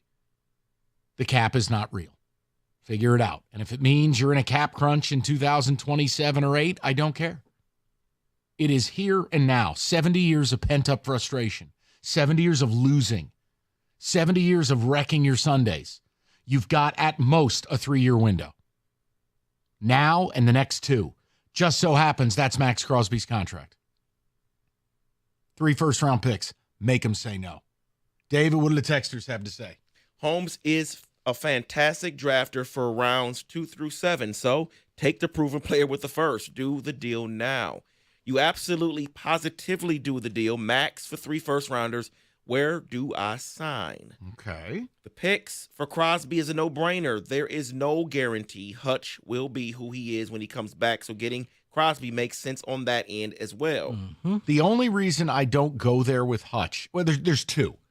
There's no reports of it being a spiral fracture. It wasn't a Joe Theismann situation, right? A full compound breaking of the skin. And the guy is a maniac as far as a worker. Mm-hmm. Maybe it's hopium, right? Maybe I'm just coping with hope. Wait, hopium? Copium and hopium. I like that. I get what you're saying. I think for Hutch, it's going to be mental because the injury happened on just a mundane, regular play. He's got to trust that every time I go after the quarterback, this won't happen again. Mentally, physically, I think he'll be fine. Mentally, will he be able to trust himself to go 100% after a quarterback and not think, okay, let me avoid my teammate. I don't want to go through this rehab again. That's why I say I don't know how he's going to be coming back. It's almost like an athlete when they tear their Achilles. They always say the Achilles heals quickly. It's actually trusting that Achilles that takes the 8 to 10 months. 3 consecutive number ones or spread it over 5 years is what I want to do. So he wants to do the NBA thing, but 3 consecutive would hurt too much. No, it wouldn't. It really would. Let me ask you a question. If you won the Super Bowl, would you care? Would you sign a piece of paper right now if you're a Lions fan? 1 Super Bowl and you're bad for the next 10 years. Would you take the deal? Don't lie to me. Absolutely. Where do I sign? Right. And again, I want you to think about all the people who aren't around to see it. All the people who waited their whole life to see the Lions win a Super Bowl, right? Family connections are what we have in sports. And for me, it was about getting my dad to a Rose Bowl, right? Those things are what matter. So once you win the Super Bowl, nothing that happens afterwards matters. It doesn't. It's funny you say that because I did receive 1 text that mentioned family. It said his grandparents had passed away, both of them in 2021. Said, I don't want to see anyone else in my family die before the Lions win a Super Bowl. Right, and the question just becomes, are you better or not by getting Max Crosby? Are you elevating? Think about the teams you will face if you have to win a Super Bowl. You're going to face a Lamar or a Josh Allen or a Patrick Mahomes in the Super Bowl every year. It's a mortal lock. Maybe it's a C.J. Stroud at some point. The point is, the only defense for quarterbacks, throw them off their timing, put them off their spot, and eventually bury them in the dirt. Mm-hmm. There is no other way to defend these guys. None. Crosby Hutchinson. There's your presidential platform for 28. 248-539-9787. Go ahead, Dave. Like this one that just came in. I don't even know why there's a discussion here. Holmes should have already had somebody packing up Crosby's stuff in his house. No, because it does take some time. And I am not demanding, first of all, I'm not demanding anything. I'm asking a question. I also understand the deadline isn't until November 4th or 5th on a Tuesday, 4 p.m. Maybe the tenor in this town, in the building is different or out here on the streets if you get hit by a garbage can by Minnesota Sunday. Mm-hmm. You know, is it different if you lose in Lambeau? Look, guys, I don't control that. I just know I don't have Aiden and I need to replace him.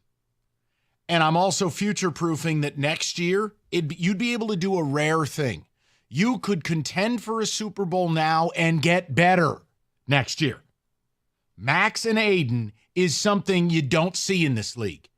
That's going back to when the Broncos had Von Miller in his prime and DeMarcus Ware in his prime. And Defwoo and the whole thing. You remember that deal? Yeah, got him to 2 Super Bowls and they won one of them. Let's go to Jay, 97.1. What's up, Jay? How you doing, buddy? What up, though, boys? How you guys doing? Good, Jay. What's up? Man, that guy Mark has to have SOL tattooed on his arm. Sitting there complaining you're not going to do something today because of a trade that happened 30 years ago is absolutely insane. I would do this today in a heartbeat.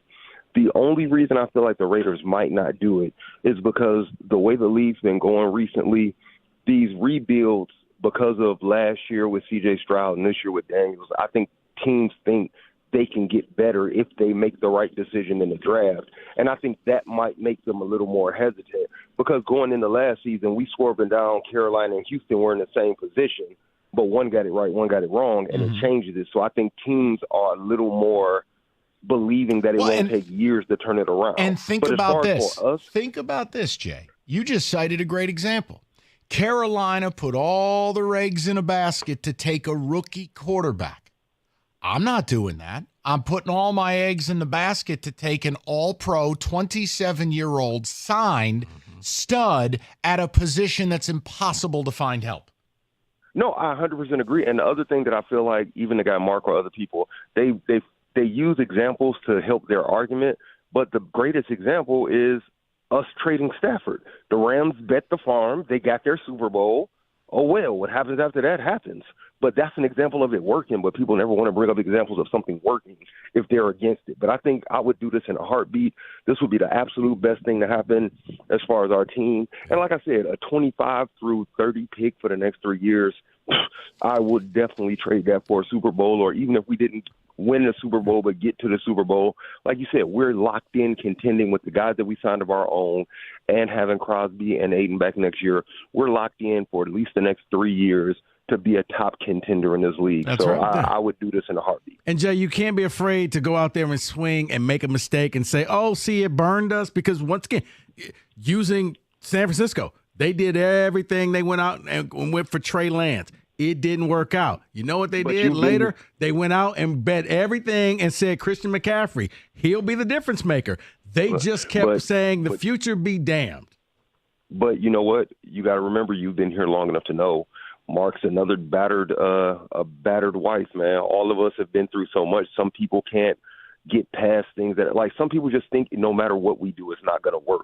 And there's nothing you can do for those people. And I just feel like it's a lot of those in the city. It's people that just believe that we're cursed and we'll never do it. But it's like, at that point, quit watching or watch your team in another city or something. Like, you might as well just quit being a fan. Jay, I'm glad you said it because, I mean, part of the reason – yeah, you too, Jay. And part of the reason I'm able to say it is that's how good I think you are. You don't have to do this trade. You get to do this trade. You don't get to do this stuff if you're not elite. Howie Roseman earns the right to run the Eagles the way he's run them, and he's gotten them to multiple Super Bowls. Same thing with John Lynch in San Francisco. And by the way, if it's not Eagles or Niners, the other team who's made it to the Super Bowl, yeah, they made a bold move too. They took your quarterback. Guys, it's how it's done. You don't want to accept the poo-poo platter. Come on, like, better than that. Just hey, and if the Raiders say than that, if the Raiders say no, or if Crosby wants to waste his life in the desert, God bless. Yeah, but you can't be afraid to make that change because I still think, man, you missed an opportunity last year with Sweat. He could have been here, and you hesitated.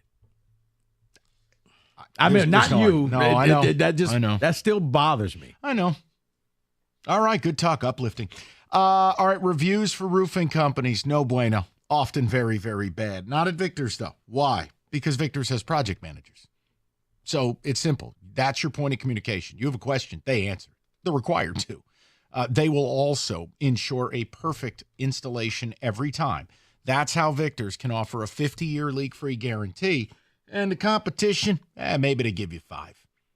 Call and set up your 21-point roof inspection and estimate today, 734-773-1100. That's 734-773-1100, or book that appointment online anytime at Victors.com.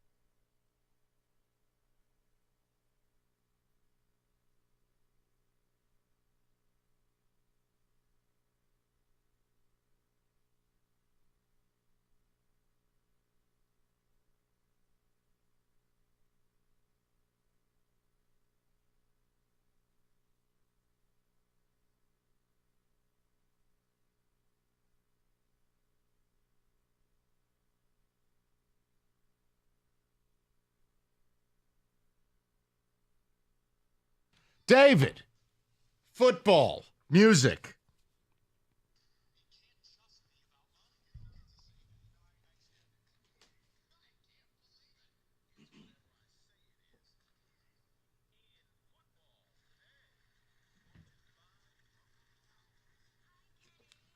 Yes, Rico. Michael, it is that time. Oh, the quarterback musical chair thing? Quarterbacks. All right. Yeah, the top quarterbacks for this past week. We're going to start at number 10. Completed a Hail Mary, but he still lost the game. On prime time, I'm going Aaron Rodgers. I don't know what to tell you. I'll leave the bias out of it, but Rico, there are certain plays he looks great, and there's other plays he looks every bit of 40 years old. Brittle, slow to get up, hurting. He played fine enough. They missed 2 kicks. There was a bogus holding call on a 1-yard touchdown by Braylon Allen. Mm-hmm. Yeah, I'll probably end up being okay with him at 10 for this week. Go ahead. David, anything? No? Good? Okay. Yeah, I'm good with him. At number 9, new to this category, going to go with Bo Nix. They lose the game, but Bo Nix had 216 yards, 2 touchdowns, a pick. He also rushed for 61 yards. He's not the reason they lost. No. That's all I have to say. I can't. I think this is probably a little high for the weekly performance, but again, it's fine. Well, a lot of mediocre quarterback play this week. At number 8, we're going to go with a guy who's been on this before. Going to go Jalen Hurts, Philadelphia Eagles. Eagles win, 264 yards, 2 touchdowns. He also rushed for 33 yards. They didn't light up the scoreboard, but he accounted for the pass for the 2 touchdowns. And again, I just have concerns about their offense. It hasn't looked right now in 2 years. And even when they were off to that 10-1 start, it has fallen apart. Sirianni's a nutcase. But for Hurts, that was a calming performance. He got some of his weapons back. He could function. Yeah. This week, it'll be a good test against the Giants because the D is actually not terrible. No. That's all I can say about my team. At number 7, he put up great numbers, but I had to penalize him for the interceptions. Baker Mayfield, quarterback for Tampa, 325 yards. He also rushed for 29 yards. He had 4 touchdowns, folks, but he also had 3 picks. It was a tale of 2 halves. Yeah. His first half was brutal. Was it the best of times and the worst of times? It was, because the second half was like, oh my, you're amazing. You're a Super Bowl team right now. Look at this. It was something else, man. He put up a 50 burger. He did. A bright spot for them, like Rashad White is a stiff. This Bucky Irving has injected some life into that ground game and the passing game. Just something to keep an eye on. Like the Bucs offense they're a real problem. No, they are. Speaking of keeping an eye on this, Caleb Williams is going to make a push for the Rookie of the Year, but right now at number 6, even in a loss to the Ravens, I'm going with Jaden Daniels. He's been consistently hitting this list. 269 yards, 2 touchdowns. He rushed for 22 yards. He's fun to watch. He's entertaining. Look, it was a lot of hype in this game. Oh, the young versus new. He's going to be okay. But I think the Commanders finally have their QB. Stud. I'm in love. I'm smitten. I love Jaden Daniels. Everything about him. I agree. I'm blown away that back-to-back seasons, I know it's not over yet, but back-to-back seasons, you had C.J. Stroud with that rookie year and now Jaden Daniels, who looks really good. Can I ask a side Maybe question? You want to take the number 2 quarterback instead of the probably. top quarterback. Just a side question. And I know there's no way now he feels this way, but at some point, do you think Ben Johnson regrets not taking that gig? That'd be your operation. I know maybe Ben Johnson doesn't want to be a coach, but you'd have Jaden Daniels. Man, that sure looks like good job security. That sure looks real nice. No, Mike, I think it's good job security, but I think it's the I don't think he wants to be a coach. And that's not to say he cannot coach, but Right. I think he's happy. You don't have the responsibility. He doesn't have to go on and meet with the media. He doesn't have to go on 97.1. He doesn't have to do all of this stuff.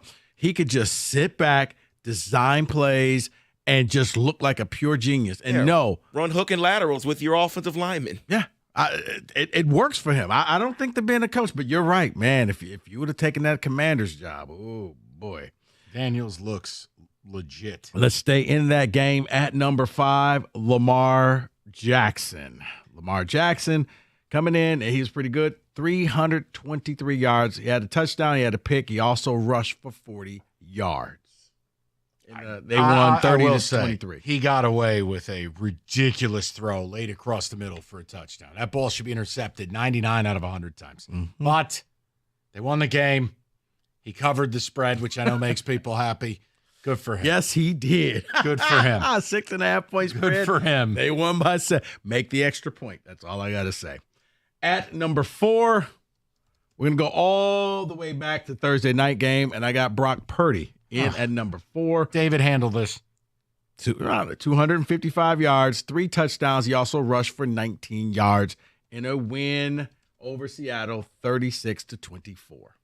I'm just going to say it must be a week that's weak because Brock Purdy should not be number 4 on this list. 3 touchdowns? No picks? No. Daniels would be number 4 for me.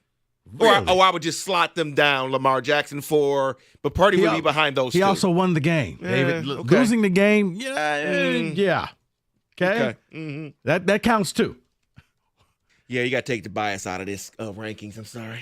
That's bias? I didn't say it. Leave me alone. You guys are a bunch of haters. I'm not even listening to you. Wow. You know what? Your guy almost made it too, but I could not. I just couldn't put Justin Fields in because he had better rushing numbers. He scored 2 touchdowns running it in. His passing numbers were merely 145 yards. So I thought about it, but no. At number 3, let's go to Love. We got Jordan Love, Green Bay Packers. He's back. 200. It feels like he's back. Yeah, 258 yards, 4 touchdowns, 1 pick, rushed for 13 yards. Mobility's not terrible. Yeah. He cleaned up the interceptions from 2 weeks ago. Feels like he's rounding into form. Christian Watson also back. That helps. That's their biggest red zone target. That's a guy who they look to. I think he had the most end zone targets of any receiver in football last year. Mm-hmm. That big body helps. It frees up Jaden Reed to do his thing, or Romeo Dobbs, or hell, they got 17 tight ends. Now Tucker Kraft is a thing. I'm just glad Romeo Dobbs kissed and made up and came back to the team because that wasn't going to go too well. I think his agent was like, hey, Romeo, go say you're sorry. Like a parent grabbing you by the ear. Go and apologize. At number 2, let's go all the way overseas. London, Caleb Williams. He crashed the party. 226 yards, 4 touchdowns, rushed for 56 yards. David, is that okay? Yeah, it's okay. Or is he too high as well? No, that's Is good. that bias? I would just I hate caution, you. he did it against a team that quit. But he's stacking good performances. He looks much better since week 3. I'm good with it. But once again, it was against a team that hates their life. Funny you mentioned that because at number 1, this guy did it against a team that quit and hate their life. I'm going to go with Jared Goff. Jared Goff, 315 yards, 3 touchdowns, and mobile golf. It's a thing. 5 yards. There's no stopping this man. Let me tell you something. Jared Goff every week is putting the league on notice with his mobility, his athleticism, his raw speed. Jaden who? Get a GPS on him. Solid 13.4 miles per hour. Right. Lamar is taking notes. Wow, did you see that run that Jared Goff made? I stopped by a watch party, Look, and all they yelled was mobile golf. Mobile Here golf. we go, mobile golf. Hey, all I'm waiting for, if I could just make one request, Ben Johnson, if you're out there. Read option. No. Goal line, read option. No. Come on. No. Pull it. Jared Goff scampers into the end zone. Touchdown, Detroit Lions. Jared Goff on the interview. I think I hurt my spleen, coach. Touchdown, mobile golf. Can Dapper Dan give us a mobile golf at some point? He probably can, but don't do it. So that's your top 10 quarterbacks for week 7. For week 7, and hopefully it wasn't too biased because, yes, Purdy did make the list. I didn't say it. 97-1.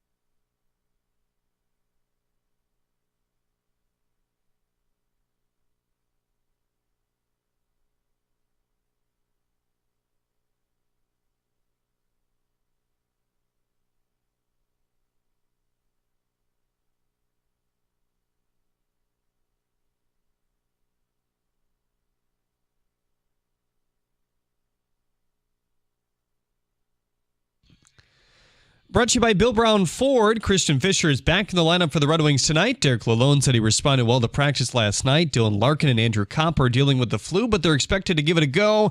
They did not skate this morning. Pregame at 7:15 right here on 97.1 The Ticket. Mo Sider highlighted a couple areas where the defense can improve tonight.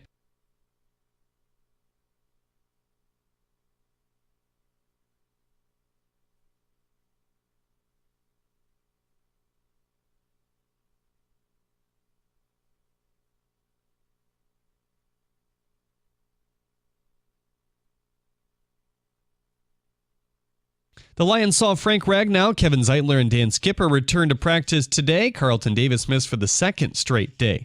Michigan football landed a commitment from one of their top wide receiver targets, Jalen Pyle. The three-star recruit is a 2026. ESPN reporting that Kawhi Leonard is out for an indefinite period as he deals with inflammation in his right knee. Leonard has not played in any Clippers preseason games or had any contact practice drills so far this year. The Cleveland Browns are leaving the city of Cleveland and heading to Brook Park, the team planning to build a $2.5 billion dome stadium, according to the mayor. At the Corwell House Sports Desk, I'm Jeremy Otto. For more, go to 97.1 The Ticket or Odyssey.com.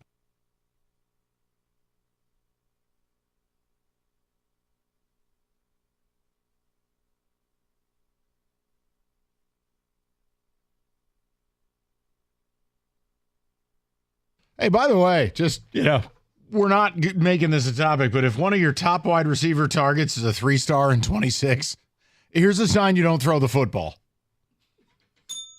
Oh, my. David, things are going swimmingly. You know what, David? We went to New York, and we're going to pick that flag up. Yeah, Expedited Review says you're wrong. All right. So we've got we got a ton of people who want to chat. Let me just tell you what we're up to. I want to read you a quote. And this quote is from Max Crosby, and it's from today. Now, remember, old bowl cut, the owner, Mark Davis, spoke yesterday saying, well, it's just not happening. Quote, I'm not here to rebuild. I'm here to win. So, I don't know, whatever that means. But, yeah, I'm here to win now. And wherever I'm going to be here to win. So that's all that matters to me.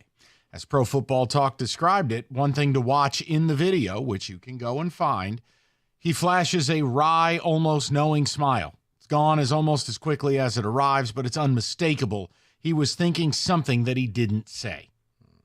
And then, of course, the wherever I'm going to be here to win comment. What the hell does that mean? So, naturally, I said, okay. He's held out of practice today. Here's the offer. Who says no? 3 first-round picks. And before you go crazy and slandering my good name, just understand, I'm offering something that I think they'll take, which lands us the player. I'm not interested in going on the air and lying to Rico and my audience and saying, oh, hey, how about a first-round pick for Crosby? That's ridiculous. They're not saying yes to that. Why would we talk about it? 3 first-round picks is the offer you put in knowing we want this house. Mm-hmm. We are not getting outbid.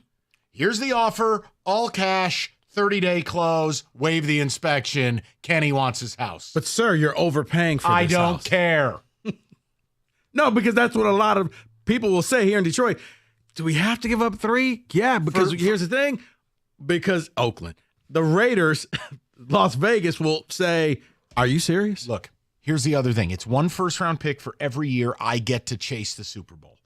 If you're the Raiders, I'm charging you that. And remember, this year you get Max. Next year and the year after, it's Max and Aiden. Best D-line in football. Guys, who says no? And if it's you saying no, why? Other than that, you're scared of your own shadow. Why? Why do I care about those picks? Where will those people even play? I mean, quarterback, got 1. Running backs, got 2 of them, just extended 1 of them. Offensive line, we're made, even if Ragnow retires. So what? You won't have an all-pro center. You just go find one. Mm-hmm. You have elite tackles. Tight end, best one in the league. Wide receiver room, we talked about it earlier in the show, might have the best receiver in football. J-Mo coming on, and don't you dare not get Max Crosby because you want to draft a third wide receiver. Go to defense. I'd walk out this room right now. Carlton Davis, plus a pair of young corners. Yeah, we're good there. Safety, you got a zillion of them. BB, got it. Linebacker, got it. Just use the first-round pick on one. What am I missing? I'll say this. And for those who are worried, here's the beauty of it. Holmes will have picks 2 through 7 to go out and get you all the toys that you want, because where is he most valuable? In those later picks, correct? Agreed totally. 248-539-9797. So that's where we're at. Who says no? Pick up the phone, make the offer. And before you knock it, slander it, pout, think about it. Max Crosby signed for the next 3 years. Our Aiden problem isn't a problem this year. And next year, you begin a dream sequence of a 2-year run with 2 of the top 5, or arguably the top 2 pass rushers in the sport. Where's the downside again? I'll hang up and listen. Love the show, guys. 248-539-9797. You good? I'm good. Let's roll. Take some calls. Go to Billy, 97.1. Billy, what's up? Hey, thanks for taking my call, gentlemen. Yes, sir. I think if Aiden finishes Sunday with 3 sacks and backflips off the field, we still make this trade. People caught up on the draft picks. Do you understand the leverage that we would receive in free agency to fill our little pieces here and there with them on our team? I don't understand why people are caught up with the draft. Brad Cooks in free agency now that we have the foundation. He does, but I don't think that there would be that sense of urgency if Aiden didn't get hurt, Billy. I think that if he didn't, that people would say we're good enough as is, and it was the reason why you didn't make a move last year, because I think that Holmes and everybody thinks that their line, the Detroit line, is good enough. I think now this has triggered it. Now you get a redraw, though, this year, because he did get hurt. Now you get to have your cake and eat it, too, in my opinion. We're missing out on what Brad Holmes has been able to do now in free agency with this last year, in my opinion. I wouldn't have any fear to do it. I think that we would have. I think I would have said we should have done it if he was still healthy. Exactly. I mean, because that's what Howie Roseman would do, who has a Lombardi trophy. I mean, that's what John Lynch has done with San Francisco multiply. It keeps them in the hunt to go chase this thing. And it's what the Rams did in order to get where they needed to go. They came calling for your quarterback. Mm-hmm. Look, trades can be mutually beneficial. This would be one. If you're the Raiders, you're rebuilding. You just traded Devontae Adams. Mm-hmm. They're taking a rookie QB. They need picks. Mm-hmm. New management. Everything is going to be brand new out there. And what if they don't get the top pick? They'll need picks to move up and go get Tom Brady's hand-selected quarterback. Mm-hmm. Listen, it's a win-win. So who says no? If you offer 3 first-round picks, I don't think the Raiders are saying no. Now, if Max says I will not go, I tip my cap. Brad, you tried. Kudos. But if this guy's up there at his locker today talking about, man, I ain't trying to rebuild, I'm here to win wherever I end up, like, huh? Because if it was the other way around and the Lions were searching and about to get a new QB and they offer 3 first round, yep, done. Take it. Go to Steve, 97.1. Stevie, what's up, buddy? Hey, guys. Look, I'm 1,000% on board. Been on hold for a minute. Everyone's basically said the same thing I'm probably going to. But, again, I look at Rico's team, okay? 3 first-round picks. Yeah, okay. Did pretty damn good with that. Been to, playoffs and got far. Super Bowl. The Rams. F them picks with the GM with the shirt. Okay, guess what? We just played them last year in the playoffs. Aaron Donald retires. Like, it can happen. We don't, you know what I'm saying? It can happen. If you can't get Crosby, I'm still making 2 calls. I'm making a call to Garrett in Cleveland, and I'm making a call at the same time. Here, I'll put you on hold. Boom, boom, boom. Whoever's going to get, I would take either one. Would I take Crosby for sure for 3 years under contract? Absolutely, 100%. Because like everyone else has said, besides Mark, and I hate to bash on Mark or call a while back, but you got to go now. Brad Holmes can do it. Now, what Brad Holmes we have seen, he's great in the draft, minus the 3rd round, but he's not going to get the stud free agents. He's going to get a Davenport who's always hurt, and guess what? He's hurt again. You know, I don't know. Hey, listen, Steve, I've put it out as a question. I would love to hear people who don't want it. So far, we have not had many. Now, you are welcome to call and disagree. I just don't think you're going to have a lot to go on. You're worried about things that have nothing to do with right now. And yes, if you want to sell me on what if we get Max Crosby and he breaks both legs at the podium, well, then we have a problem. But as you just saw, it happens in weird ways in football. What if we make the deal and Jared Goff dies? Well, then we got a problem. But as I look at it, what gives us the best opportunity to win the Super Bowl in the next 3 years? Those 3 first-round picks or Max Crosby? I'm going to go ahead with choice B, especially because I don't want to give an inch on this season. You are absolutely a Super Bowl roster. I'd like to keep it that way. Now, I'm not going to let Minnesota or Green Bay or the Texans shape the opinion positively or negatively. I'm already on the side of we need some level of replacement. Because, again, guys, you lost Marcus Davenport, too. You're thin up front. You're one injury away from that becoming the weakest unit on the team. Argue it. And the bad part is, if that becomes the weakest unit, it has a domino effect because it puts more pressure on your linebacker and your secondary that's young. So good luck.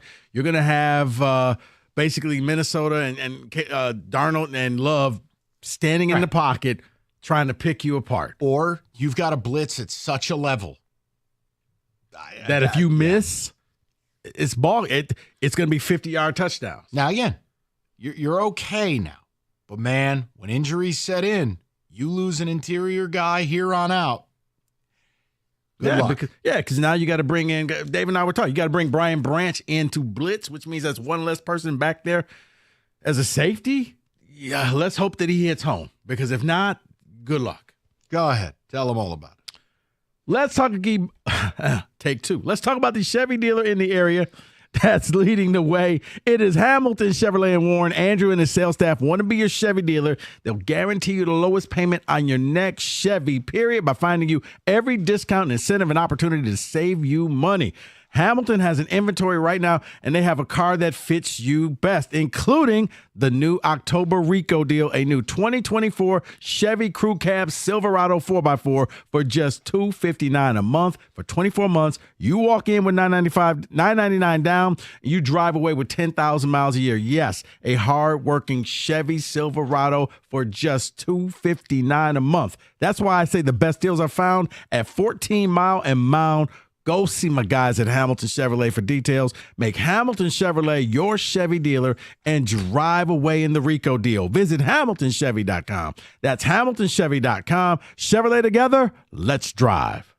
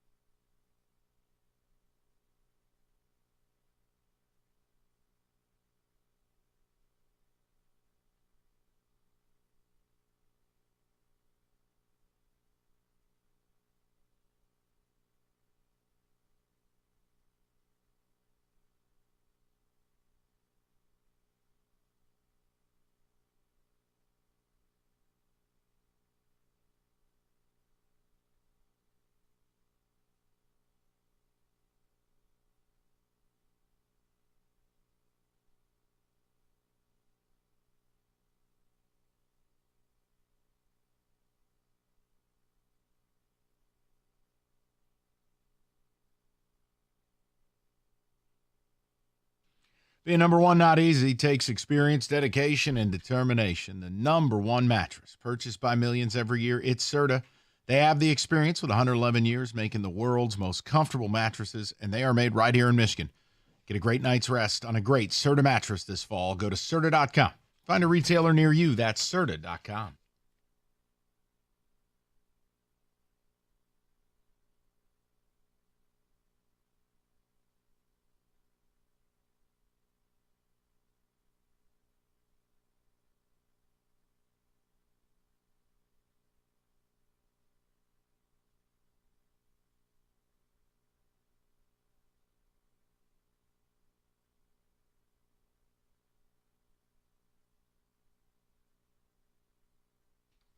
Wherever I'm going to be, Max Crosby. So we just ratcheted it up. You pick up the phone and you call them and you offer 3 first-round picks. Who says no? Oh, I know. You'll say no because this town is scared. You're in a spot you've never been in before. But you're in a Super Bowl window. And I don't think anyone would reserve the right to be critical of Brad Holmes if they made this kind of move. I don't care about the draft pick. It doesn't mean anything to me. I want Max Crosby. I want strength on strength. And look, losing Aiden, it hurts. And whether it surfaces this week, this month, this year, you're going to feel it. So once the hopium wears off, you're going to feel it. And it's like, if the Raiders just traded Devontae and Max is publicly at his locker saying, I ain't here to rebuild, and wherever I end up, how do you not get on the phone and make the bold offer? And I'm not going to get hung up on, well, I'll do 2 firsts and a second. No, just for the sake of the conversation, 3 first-round picks. Because guess what? I don't think the Raiders say no. So if anyone says no, it's you. So why? David, a few ticket texts. We'll get back to the calls in a second. Mike, Rico, yes, yes, yes. That's 1 yes for every first-round pick I would give up for Crosby today. It's also 1 yes for every year you could be the favorite to win the Super Bowl. This year and the next 2. If you added Max Crosby, true or false, are you the favorite to win the NFC? Yeah. Yep. You were. Make the deal. Here is 1 no. Brian in the truck, he says, I'm a Raiders fan. I say no. Crosby is way more valuable than late first-round picks. They're basically second-round picks, so no. I hear you. You got every right to feel that way. He's the last player you got that you really give a damn about. I respect that. From Rick, you make Davis say no to 3 first-round picks, and then he looks like the idiot, but make the call. That's it. Right. Isn't that what we've always said? Show me the Schefter or Rappaport report that says Brad Holmes' Lions tried to get Max Crosby. Got rebuffed by dude with children's haircut. The haircut. Hutch, McNeil, Reeder, Crosby as our starting D-line. That is all in. Get it done. Jason in Toledo. Here's the other thing, guys. You're not trading for a frivolous position. You're not trading for a skill player. You're not doing what Atlanta did with Julio Jones years ago. You're trading for a legitimate dominant edge. Like the only thing more valuable at this part of the season, because quarterbacks don't get dealt, not in season, would be trading for Trent Williams. Like you trade for a left tackle mid-season and you're like, wee, that doesn't happen. 3 first-round picks. Hang the banner. Yeah. Hang the banner. F them picks. Alex in a car. Someone says picks are as real as a salary cap. You can always make moves later to get more or different picks. True. Make the deal. Let's go to Anthony, 97.1. What's up, Anthony? How you doing, buddy? Gentlemen, how are we again? Excellent, sir. What's on your mind? So I am in 1,000 agreement with you guys on this. This is 100% the move we need to do. Every year, like you guys said, that we give up for our first-round pick guarantees a shot at the Super Bowl. Doesn't guarantee a win. Doesn't mean we get there, but at least a shot at getting there. I just have one thing to say, though. The year that the Rams went all in with the F-them picks, they just didn't get Stafford. They went out and traded for Von Miller, too. Yep. And that was a catalyst in them winning the Super Bowl, too. he came in and balled out, even at his age. Yep. So great it's point. even more of a reason for the Lions to do this because, like you guys said, Crosby, Hayden, Reeder, you just signed McNeil. I mean, how much more dominant can the defensive line get?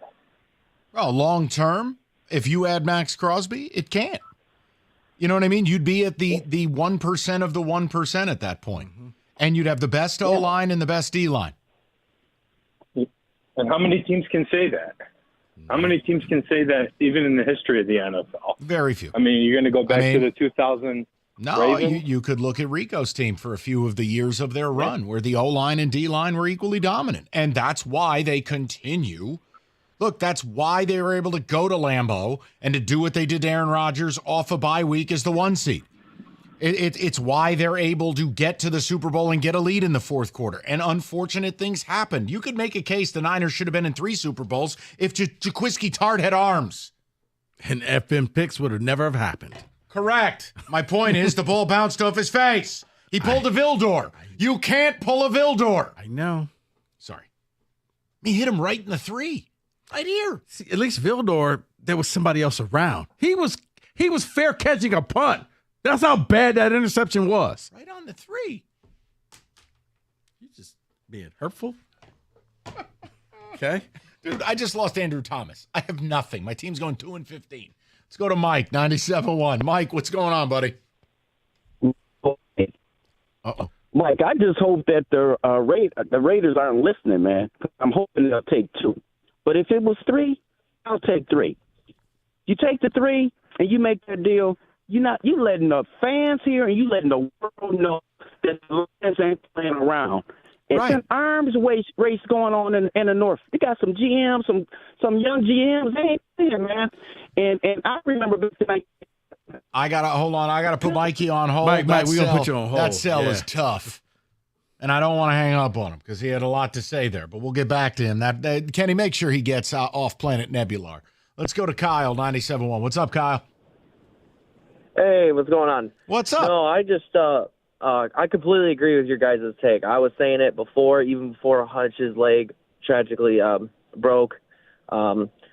We need help. We need help, and with Hutch going down, I would 100% go for Crosby or Myles Garrett, one of the two. I think this is a big week for Lions fans, not just for our team, but teams around the league. I think if we're Lions fans, we are rooting for the Browns to lose, the Raiders to lose, and the Bengals to lose. I think another option out there would be Trey Hendrickson.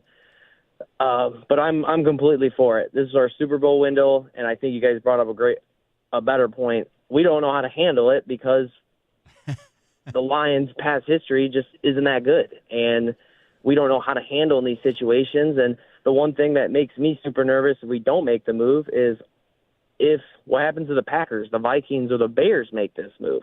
You know, they might think they're in the Super Bowl window. And if that happens, oh boy, we're in a lot of trouble. See, I'm with you, and I'm not, Kyle, look, I've dealt with this in a different sport with one of my teams when the Yankees and Red Sox were really going at it. And you got to a point where the teams started to make moves to keep players away from the other teams as much as they were to acquire the player for themselves. You don't want to cross like that threshold, but I understand your point. You mean the old school days of recruiting? We don't want you, but we don't want you wearing their jersey. Correct. So, Kyle, I look at the North like you do. And while I have nothing to suggest that first of all, I have nothing to suggest the Crosby thing's going to happen. I just, people are calling.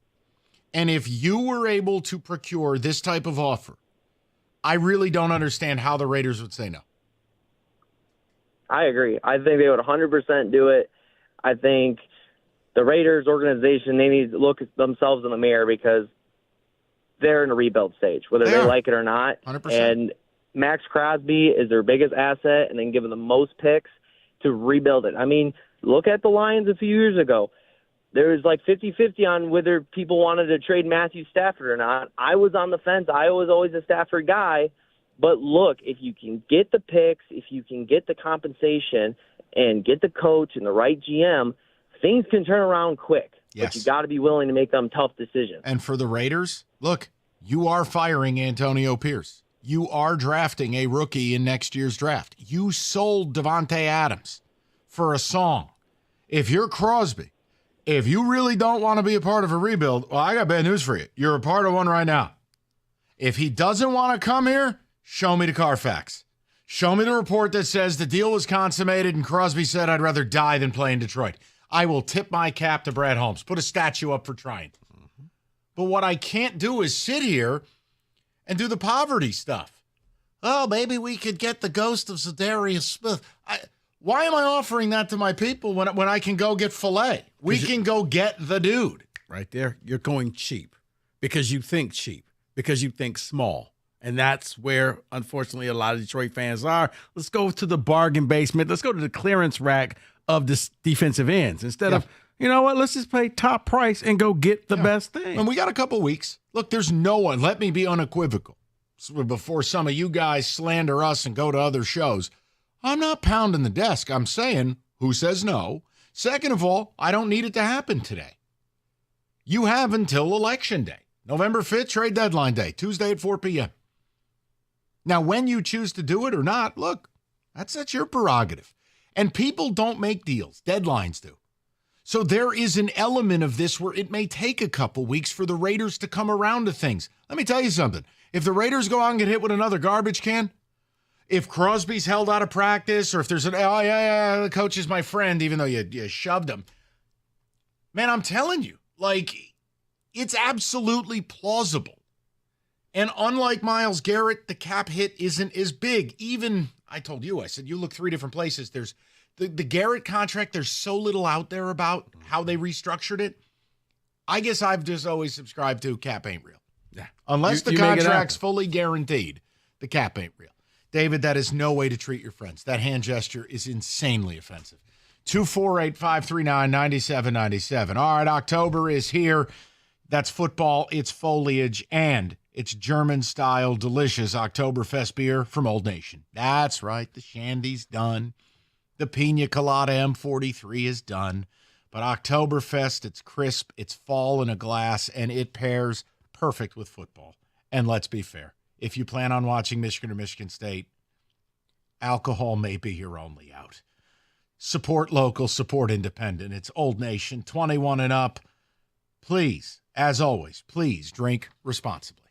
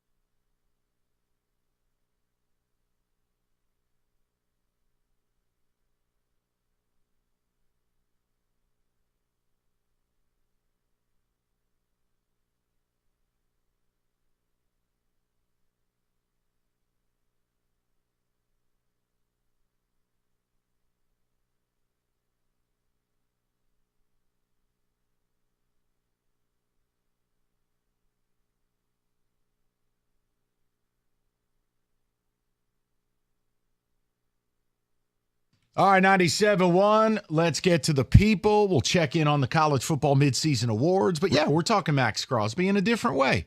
And I don't think it's fantasy. I don't think it's hyperbole. I don't think it's hot take. Max Crosby's comments today, they only invite speculation. He could have easily went a different direction. He didn't. And they've traded Devontae Adams. He's clearly not happy. So why not make the call? And I have, we have breaking news. We do have. May I? Yes. I love this button. Nothing to do with what's going on with the Lions or Max Crosby or anything. No, David. But this is still breaking news. Virginia's men's basketball coach, Tony Bennett, will officially retire tomorrow at a ceremony at 11 a.m., about 10 days before the season starts. Well, that leads me down a path that I don't think is appropriate. I'm hoping that he just got so sick of NIL, he just said, forget it, I'm done. Or what did he do? Pop in game tape of what his team looks like offensively?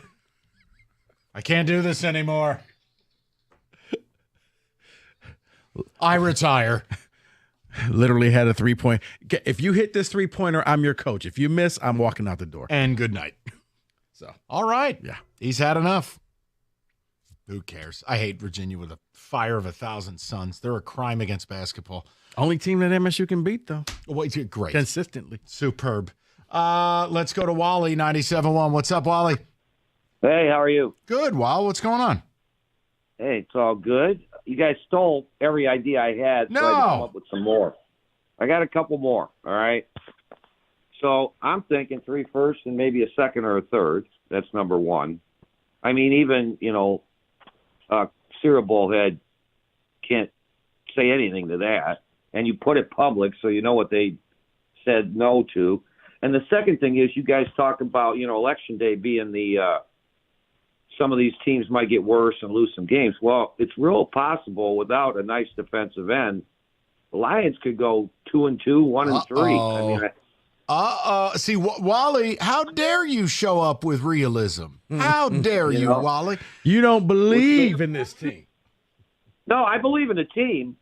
I'm kidding, just Wally. saying, yeah, with some of the teams you see, we're all saying we want all them to lose, but if we do, all of a sudden we look more desperate. Yeah, and look, Wally, I think there is an element where waiting is the wise move because you are at Minnesota this week. You will go to Green Bay in 2 weeks right before the deadline. The Tennessee game in the middle, right. I'm sorry. Like, you could play your B squad and beat them.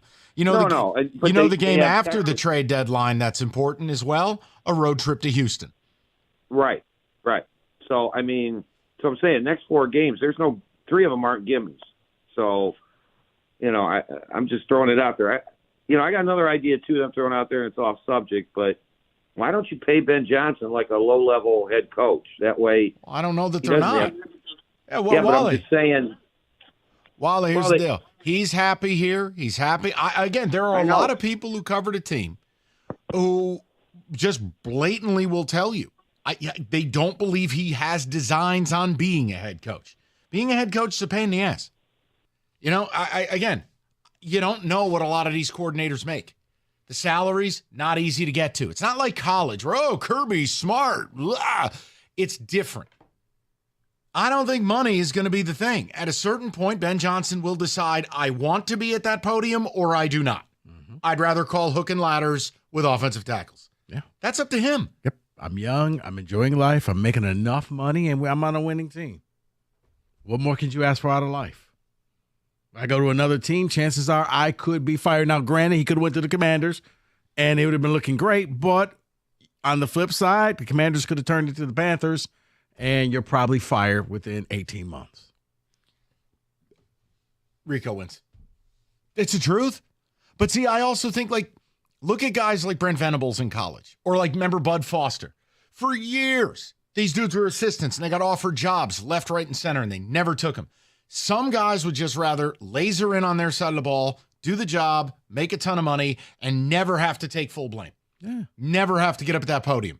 Never have to worry about recruiting one side of the ball. I understand it. Brother, what Chip Kelly did was just like, wait, are you really taking a demotion to be the OC? You're the head coach of UCLA. Nah, I just want to call plays. I don't want to deal with all of this. Also, I know that this has nothing to do with Max Crosby. Don't make fun of me. I had UCLA plus 5.5. I watched a little bit of UCLA, Minnesota. I'd like to tell you that Deshaun Foster has brought the same energy from Big Ten Media Day to the sidelines, in that they could duct tape him to a chair and put him in a windbreaker, and it's Bernie Lomax. Rico, I don't know if he was breathing. It was like the most stressful moments of the game. You needed to put a mirror under his nose to see if there was air coming out. You know how many offensive touchdowns they've scored this year? Like 4. 8. It's whoa, buddy.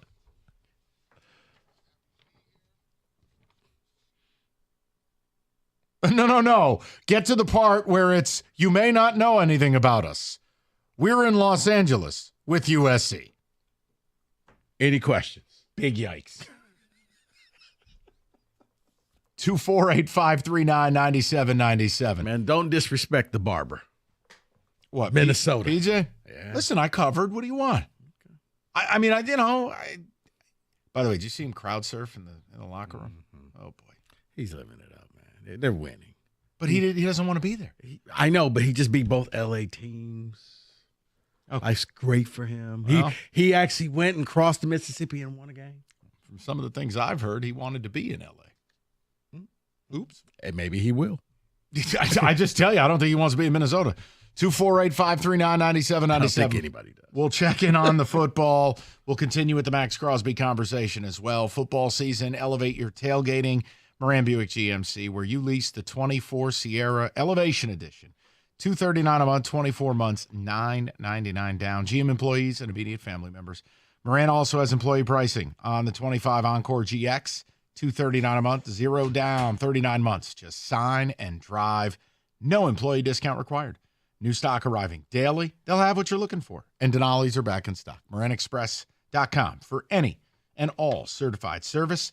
It's Moran Buick GMC, where you always get the best price, period. It's on Telegraph, just north of Eureka and Taylor, or go to MoranExpress.com. It's Moran Buick GMC. We are professional grade.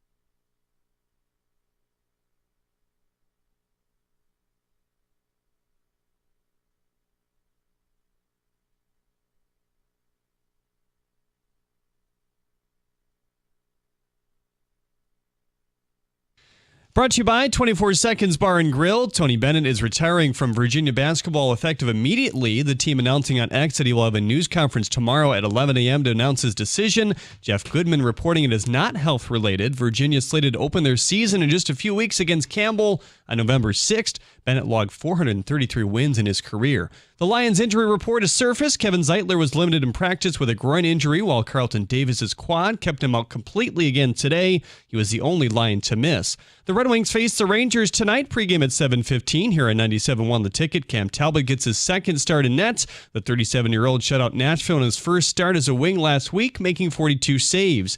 Game 3 of the ALDS is tonight in Cleveland. The Yankees have a 2-0 lead in the series. Former Tiger Matthew Boyd heads to the mound for the Guardians.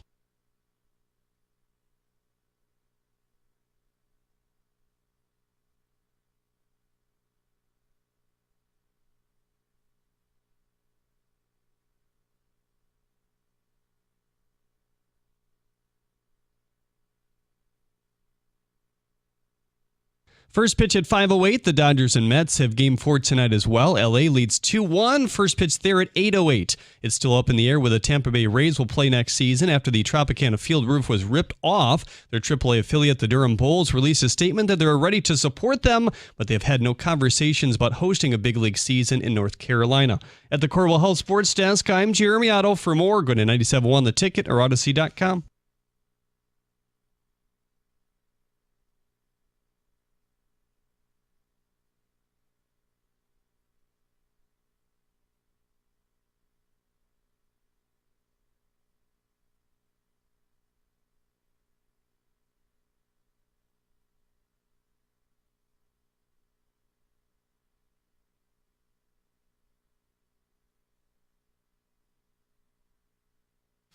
Yeah, oh, by the way, breaking news today. Tell me if you've heard this before. Kawhi Leonard will start the season out for an indefinite period of time.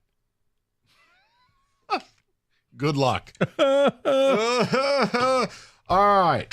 Here's what we're talking about. That's still an amazing piece of audio. Why would you sign that, man? So, here's what we've done today, people. And it's simple. Max Crosby spoke. You can't be mad at me. You can't say, oh, here they go doing that radio thing. Here's Crosby today when asked about the state of the Raiders and the rebuild.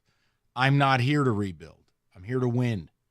So, I don't know, whatever that means. But, yeah, I'm here to win now. And wherever I'm going to be here to win. That's all that matters. Now, as a part of the video, as Pro Football Talk writes, you can watch it. At one point, he flashes a wry smile. It's unmistakable, and it's clear he's thinking something that he didn't say. And the comment that will be clipped without context is, and wherever I'm going to be. But it spurred our topic, which is the following. Who says no? 3 first-round picks. And before you get all upset and go, that's an overpay, I am offering something with the intent on getting a yes. When you're trading for a player like Max Crosby, there is no wheeling and dealing, all right? This isn't the swap shop or American Pickers. There's no bundling. You have to get them to say yes. You're trying to buy a house from someone who doesn't want to sell it. 3 first-round picks, 1 for each year. You're the favorite to win the Super Bowl. Both this year getting Crosby, but then think about the next 2, Max and Aiden, opposite each other. If Crosby's talking like this a day after the owner said, trade ain't happening. 2 days after Devontae Adams is traded. What is the harm in picking up the phone and you make the offer? Who says no, Raiders or Lions? We've had a couple people say, I don't want to give up the picks. No risk it, no biscuit. I don't care about the picks. Most people are saying, you know what? Give it a rip. And Rico and I both, I'm not speaking for Rico on this. It's just what we've established. If we read a report from Adam Schefter that said the Lions offered and were rebuffed, tip of the cap to Brad Holmes. You did your part. 3 first-round picks means that there's nothing else that I could offer you. You just aren't going to make this move. I made you tell me no because it wasn't, hey, how about a second rounder and Hendon Hooker? No. Right. I didn't want to waste your time, the listeners' time, our time. Don't talk about deals that are an automatic no. Talk about the deal of, yes, 3 first-round picks for Max Crosby would send shockwaves through the league. He's 27. He's in his prime. Yes, I know he was born in Lapeer. He also moved to Texas as a kid. Yes, he came back to play at Eastern. I'm just not going to build it out like, oh, he's been pining to come back here. But I don't think it hurts. He doesn't look happy. He also was held out of practice today. Why not make the offer? And if you don't want to do it, just say why. So no pounding the desk, no repackaging of this to the other shows. If you don't like the idea, say why. I'm in. Why? I want to win a Super Bowl. And I don't really care about 2027 and 28. If you think that's short-sighted, cool. I don't. I think looking 5 years into the future in the NFL is a fool's errand. The time is now. That's it. 248-539-9797. Go ahead. I mean, you backtrack 5 years ago, look at the Rams then and now, a totally different team. So take advantage of the right here, right now. And the beauty of it is, Lions fans, your guys are all locked up. All your main players, you don't have to worry about anything but Jahmyr Gibbs and Aiden Hutchinson. Everybody else is going to be here for this 3-year magical run that you're on. Take full advantage. David, what say you? Yes, you do this deal yesterday because it sets you up not only for this season, it gives you a chance now this season because you don't have Hutch. Getting Max Crosby gives you that chance. It solidifies you saying, oh, well, the season's not over or the Super Bowl run is not over this year. And then in the next 2 years after that, pairing him up with Hutch, and then you have DJ Reader and Aleem McNeil right there. You have the top defensive line and top offensive line in the NFL, and you are the Super Bowl contender, not the Super Bowl contender. And in the event that it doesn't work, you know what happens in the third year? Maybe you move them and you recuperate one of your picks. You get something back in return. If it fails and nothing happens and you don't make the Super Bowl and people are angry, you clowns said go ahead and get them. There's so many. If Aiden doesn't come back 100%, you still have him. Like, there's so many reasons why you want to do this. If you're Holmes, push the envelope until the Raiders stop taking your call, until they block you. You know the problem? People have gotten seduced into thinking they're never going to lose a player. They're never going to not be able to re-sign one of their guys. Don't worry. It's going to happen, whether you get Crosby or not.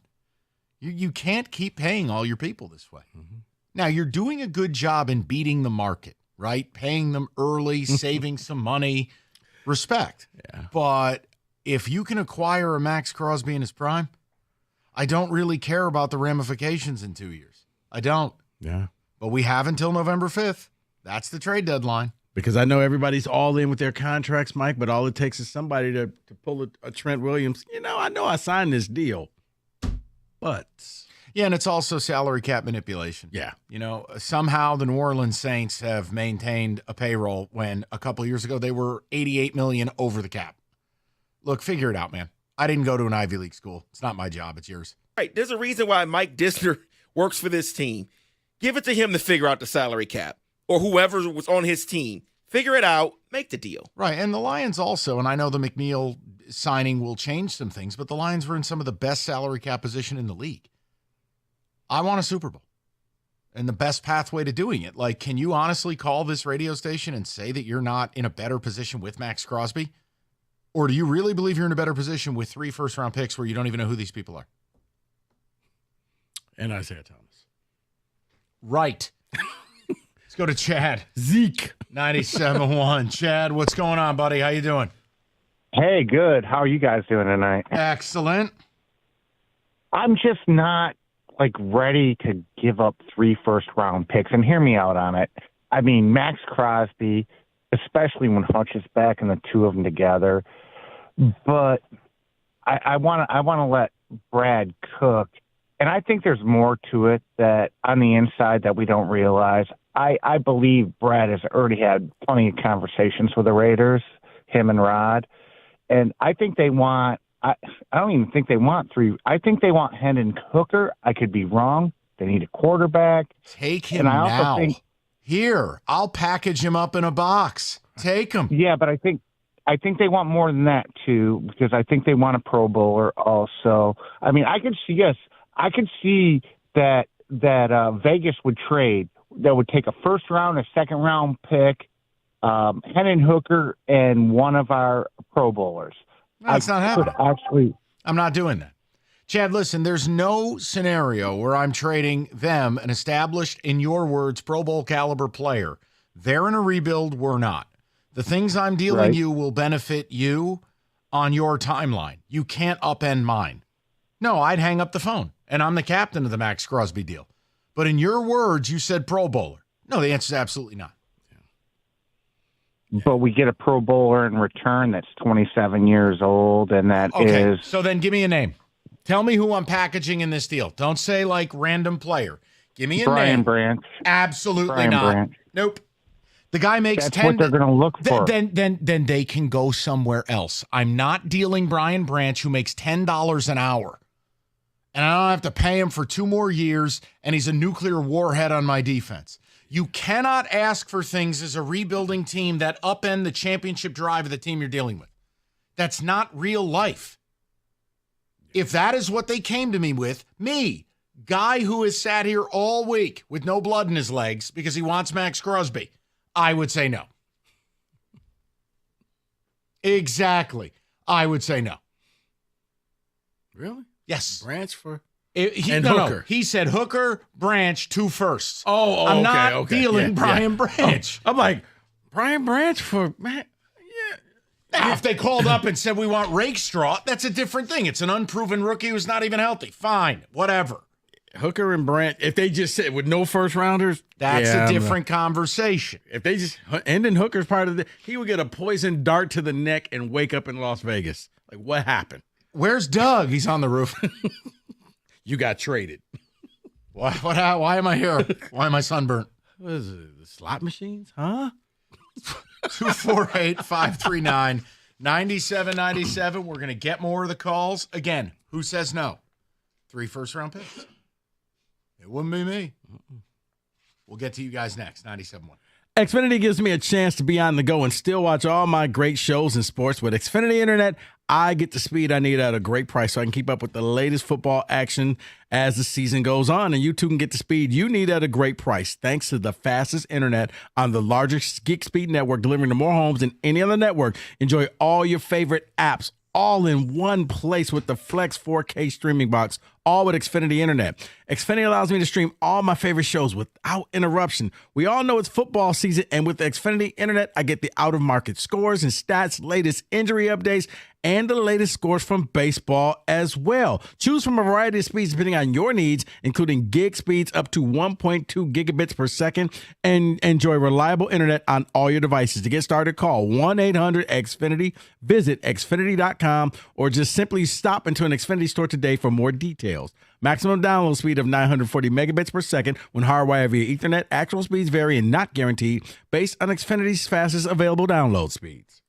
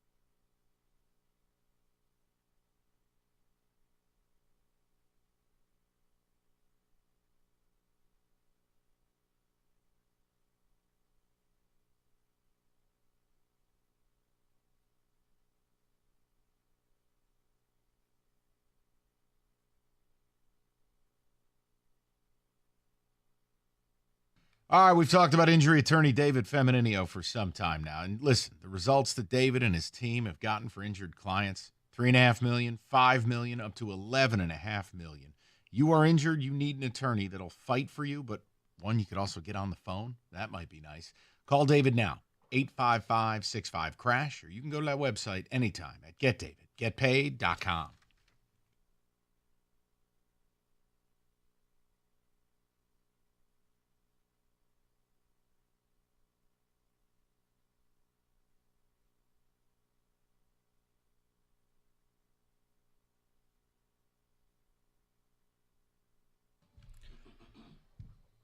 Well, people, I have to tell you, the news of the day, it just has gotten better because apparently we are anointed and highly favored. We have received a text communication from David's Uncle Gilbert.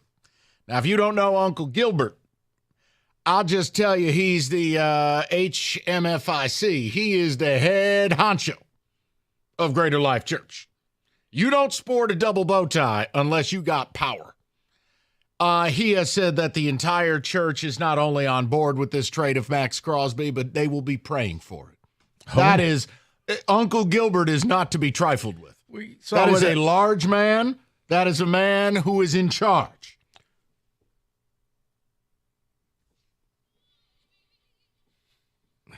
We saw what happened the last time a member of that church Just prayed telling for the city. We got Cade Cunningham. We're in a good spot when Uncle Gil calls the bat phone. Hopefully Max will be better than Cade Cunningham. Was getting Cade good? Well, you prayed for him, David. David, leave it alone. We care about the results. Right. All right. You're right. And you're not giving back the donations. I'm just glad Gilbert is on board. Now let's go over to Matt, 97.1. Matty, what's going on? Love the show, gentlemen. Thank you for taking my call. Yes, sir. You know, in this discussion on giving up 3 first rounds, that sounds great, but that doesn't mean that we're not going to get outbid. So that's something else we have to look at. And but I love the idea. I really do. Matt, let me ask you this question. So, what is, and we've only had, I'd say it's 3/4 of the fan base is all in. What is the downside to picking up the phone, making that type of offer? What would preclude you from doing it? There's no downside because, like you said, they're going to be late first round picks, glorified second round picks. Why not? Let's stop, get out of the box, and do something uncomfortable for a change. Let's go ahead and go all in on this. Yeah, and it feels like it's what John Lynch would do. It's what Howie Roseman has done, and it is what Les Snead, who was Brad Holmes' boss in L.A., has done. Those happen to be the 3 teams that have represented the NFC in the Super Bowl for the last 5 years. They have all made multitudes of bold moves. Hey, there's one thing, though, Mike. It might be a deal breaker in this whole thing. What's that? On the lighter side, what are we going to do with all those Raider tattoos? Listen, there are laser treatments. We can do cover-ups. We'll figure it out. It'll all be okay, Matt. Sleeves. I something. So. Hey, thank you, guys. I love the show. Been listening a long Matty. time. So Appreciate you, buddy. All right. You got it. Yeah, and again, Uncle Gilbert is on our side. Clear eyes, full heart, can't lose. Come on, man. You have got the head DIC, the head deacon in charge of Greater Life. The man wears 2 bow ties. Do you understand the level of virility you need to have to rock 2 bow ties? David, I know that's your aunt. Here. Listen, I know it's your aunt, but damn it, Uncle Gilbert is a stud. She married that man for a reason. And my cousin's going to call me real soon now. I am uncomfortable.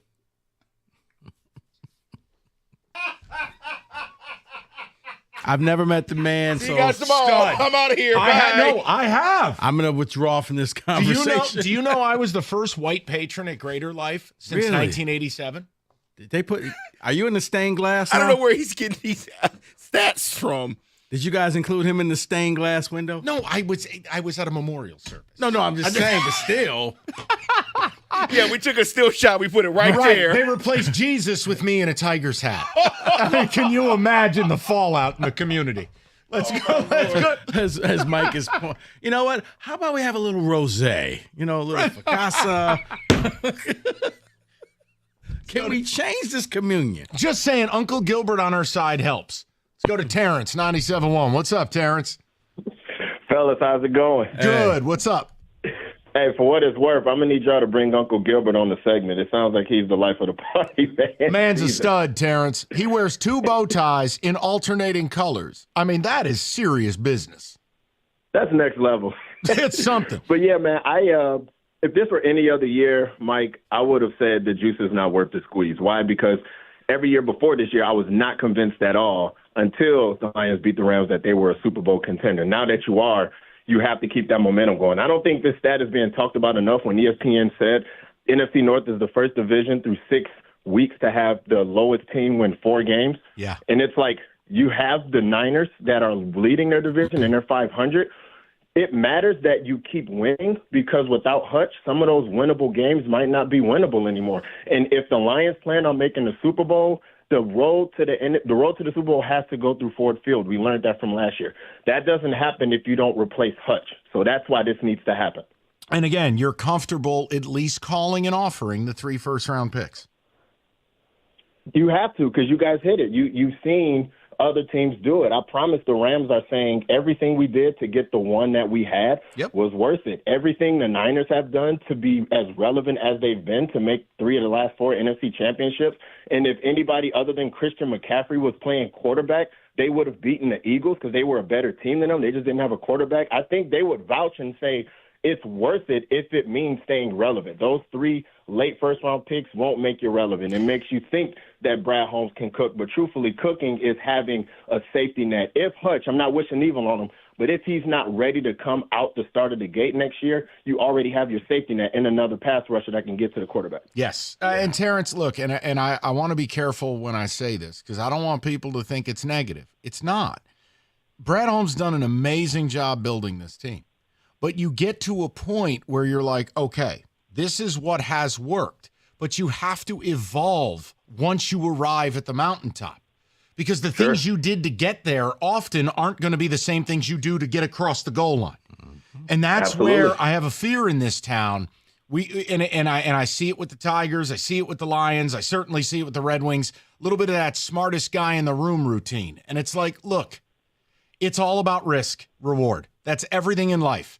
You get to a certain point, you've got to take a risk in order to get that great reward. Absolutely.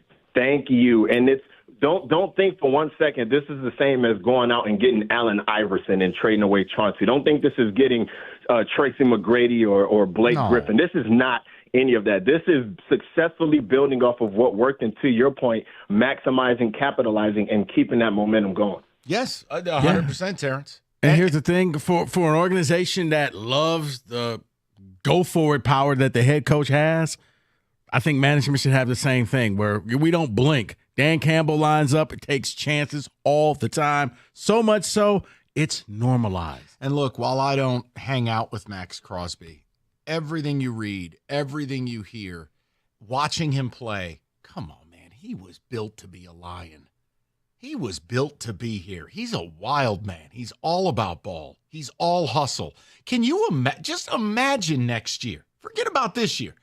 Even if you were just making the damn deal for next year and the year after alone, Aiden and Max Crosby in the same defensive line room? Yeah. 2 of the highest motor players, regardless of position, in the entire sport. Yeah, it kind of reminds me of Dan Campbell played defensive end.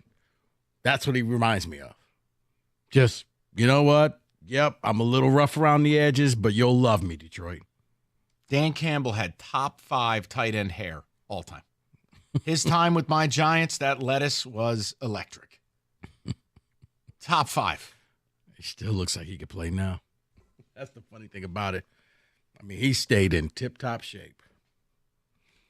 It's all like caffeine. I keep telling you to get on the caffeine train. 248-539-9797.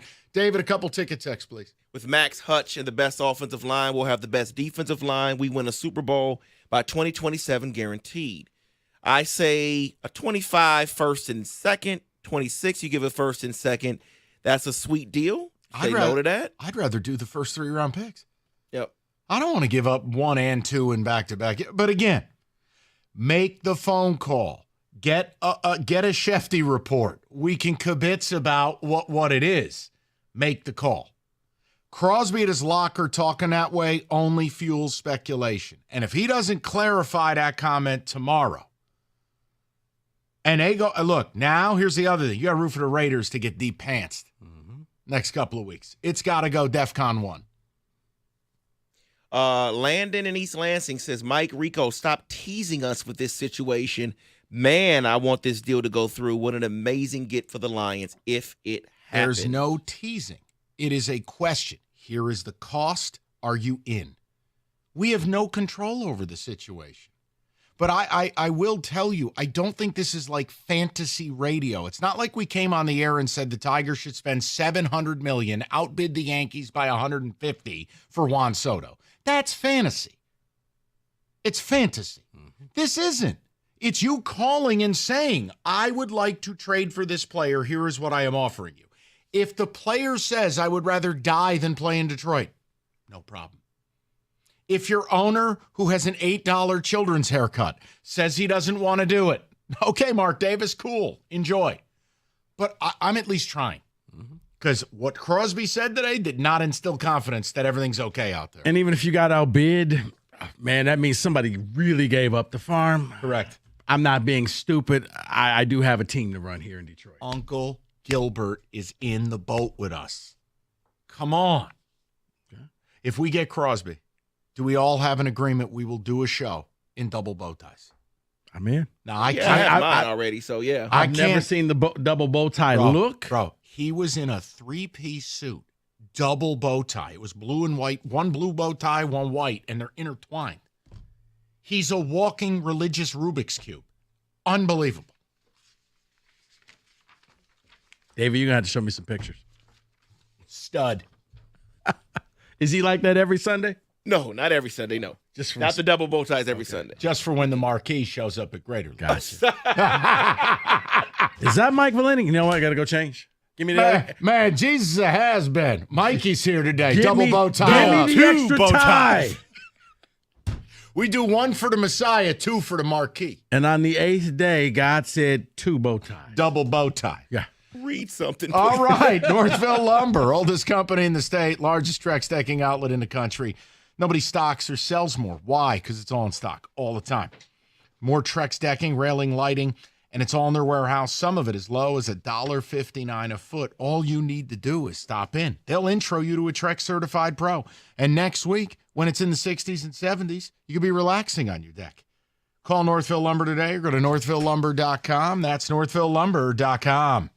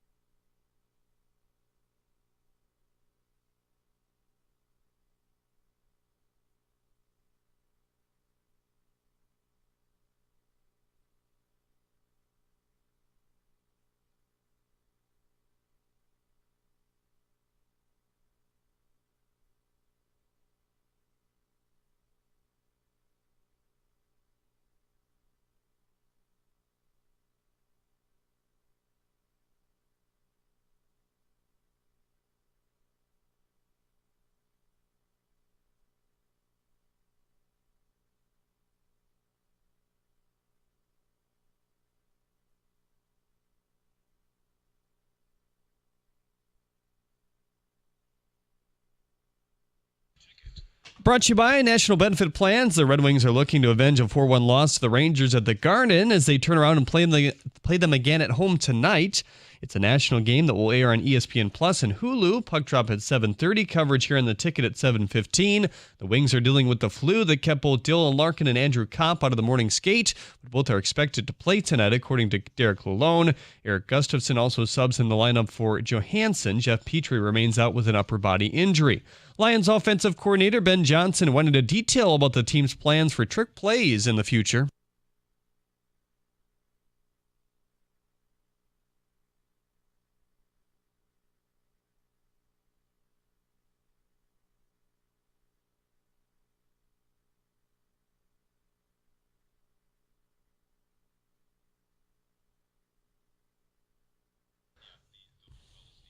Carlton Davis was the only line to miss Lions practice today. Kevin Zeitler was also limited. Former Canadian Olympic snowboarder Ryan James Wedding has been charged with running a drug trafficking ring that shipped cocaine across the Americas. According to ESPN, he's wanted for $50,000 by the FBI right now.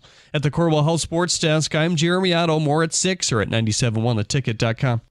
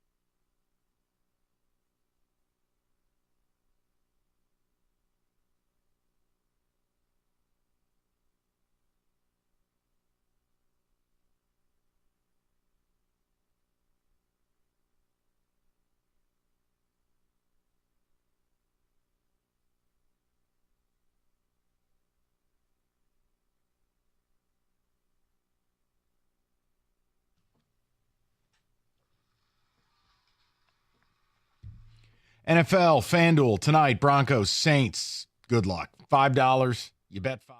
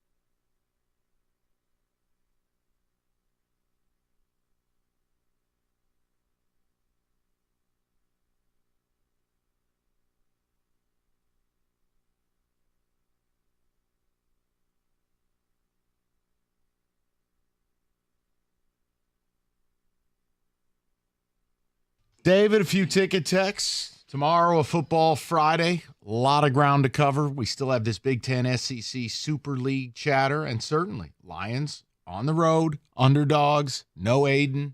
It starts a month-long gauntlet, a 3-week lead up to the trade deadline. It's all there. TJ, I don't know if he'll show up for work. We'll find out. David, go ahead. Guys, what is the most important step to winning multiple Super Bowls? Well, it's winning the first one. F them picks. First-round picks are basically second-round picks anyway. You're not selling me. I'm in. Get Crosby now. We, the fans, want to win now. We are sick of hearing the rebuild. The team is built now. Replace an injured brick with another. Sean in West Bloomfield. I do wonder where people think these draft picks are playing. I mean, your core is set. I mean, it's very similar to my opinion on the Tigers, albeit I don't consider them a World Series team. They took their step forward. They've identified the core. I'm not worried about blocking anyone. I need players. Like, I can't do another 700 at-bats of Frankenstein at third base. No, I don't think Sweeney, Baez, shortstop battery is good enough. Whatever you're doing at first base. No, I need players. I'm not worried about 2 years from now with Max Clark, McGonigal, whomever, guy I can't name. It doesn't matter. It's time. You're here. You got to roll. 3 first-round picks for Myles Garrett, yes, but not for Crosby. Okay, well, make both phone calls, but I don't really understand why you're, I don't know why. Gonna draw the line there? Yeah, it's a weird line to draw. Mike Rico, yes, Max is a proven commodity. Kids in the draft aren't. That is from Mike and Grosse Point. Correct. And again, you would have a boost this season, and then you would set up a 2-year window with the best defensive line in football. Him and Aiden opposite each other, you can't effectively block it. You just can't. Somebody's getting one-on-one. Also allows Aiden not to have to really rush back to be the guy, because you can lean on Crosby a little bit when you come back, get your feet wet, and then I like that. You unleash hell. Yes. And then one more so Jeff can stop yelling in my ear. Oh, my God. Brad Holmes is conservative, and I'm okay with that. No for me, dog. That's cool. Every GM in this town is conservative. So that's why you're loving life right now. Just let me set that Google Calendar for when I take you seriously. Like, safe and sound is just not how it works. Riggs. Yeah, I hate you guys. Why? I mean, you did great radio for the last 2.5, 3 hours, but like every now and then, like I feel I'm a team player. I send you guys everything I have because I want you guys to have a good show if you're not happen to be talking about it. Right. I feel I'm a team player. You are. But today I woke up about 9:30. Okay. I take my daughter to school. I'm sitting at a McDonald's eating an egg biscuit, and I look at the internet and I see the Crosby comments. And I'm like, I turn on the morning show. They haven't mentioned it. I'm like, oh. Then I listen to middays. They haven't mentioned it either. And I'm like, could it be that Jeff Rieger, could be the one to bring hope to Detroit? Could it be that I could talk about this? And then you guys open your show, and I hear you say we'll get to the Max Crosby comments at 3. And that was it. No, you guys stop right there. Because second of all, listen, it's a blessing the other two shows didn't pick up on this stuff. So second of all, you didn't text us the quotes today. I was going to be selfish. Yeah, don't give me that team player routine. Yeah. Third of all, do your show. The one time. You have every right to do this topic in the way that you want to do it. Oh, I'm going to. I'm just saying it would have been glorious. But you know it's a good idea. That's a great idea. Of course. And to Detroit's credit, and I listened to a lot, I maybe heard 2 people that were against it. Everybody else seems like they're totally with it if this were to happen. I also have, right at 6 o'clock, how interestingly enough it is that Max Crosby has changed his mind in the span of 10 days. I have his comments from October 7th, and then I have his comments from October 16th. Team fell apart, and you traded totally Devontae Adams. Yes. Yeah, and you're going to fire Antonio Pierce, and you're going to draft a rookie quarterback, and he's going to waste 2 to 3 years of his prime in a hellhole. Yeah, life comes at you real quick. Yeah. So it does seem like I just think we're allowed to dream a little bit. So you are, and you got no Shesterkin tonight. Come on. Oh, well, you know what? I saw this. Could it be if the Wings don't win today? Do we start looking for another head coach, or is it too early? You're way too. Does that talk begin? No. 10 games. Okay. Yeah. Like if they're 2-8 or something, or if you're like, I mean, what are you going to do? You're going to fire Colorado's coach while you're at it 0-4? I mean, come on, just breathe. You know the name out there, Joel Quenneville. I'm just saying. Okay, I'm leaving. Kenny's disgusted at you right now. I just want to let you No. know. Oh, come on, please. Well, I'm disgusted at Kenny. He gave me a bet the other day on hockey. He totally failed. Okay. Are you even better, though? I mean. Okay, guys. We'll talk to everybody tomorrow. Jeff, do the Crosby. Do the business. Oh, we're going to. Guys, great topic. Good to talk to you. Thank you. Right. We'll talk to you tomorrow, buddy. Bye, Rico. I see you, Jeff. Hey, listen up, folks. Are you ready to add a beautiful deck to your home, or you're just sick and tired of power washing and staining and cleaning your current deck every single year? Do what I did recently. Hire Koi Construction.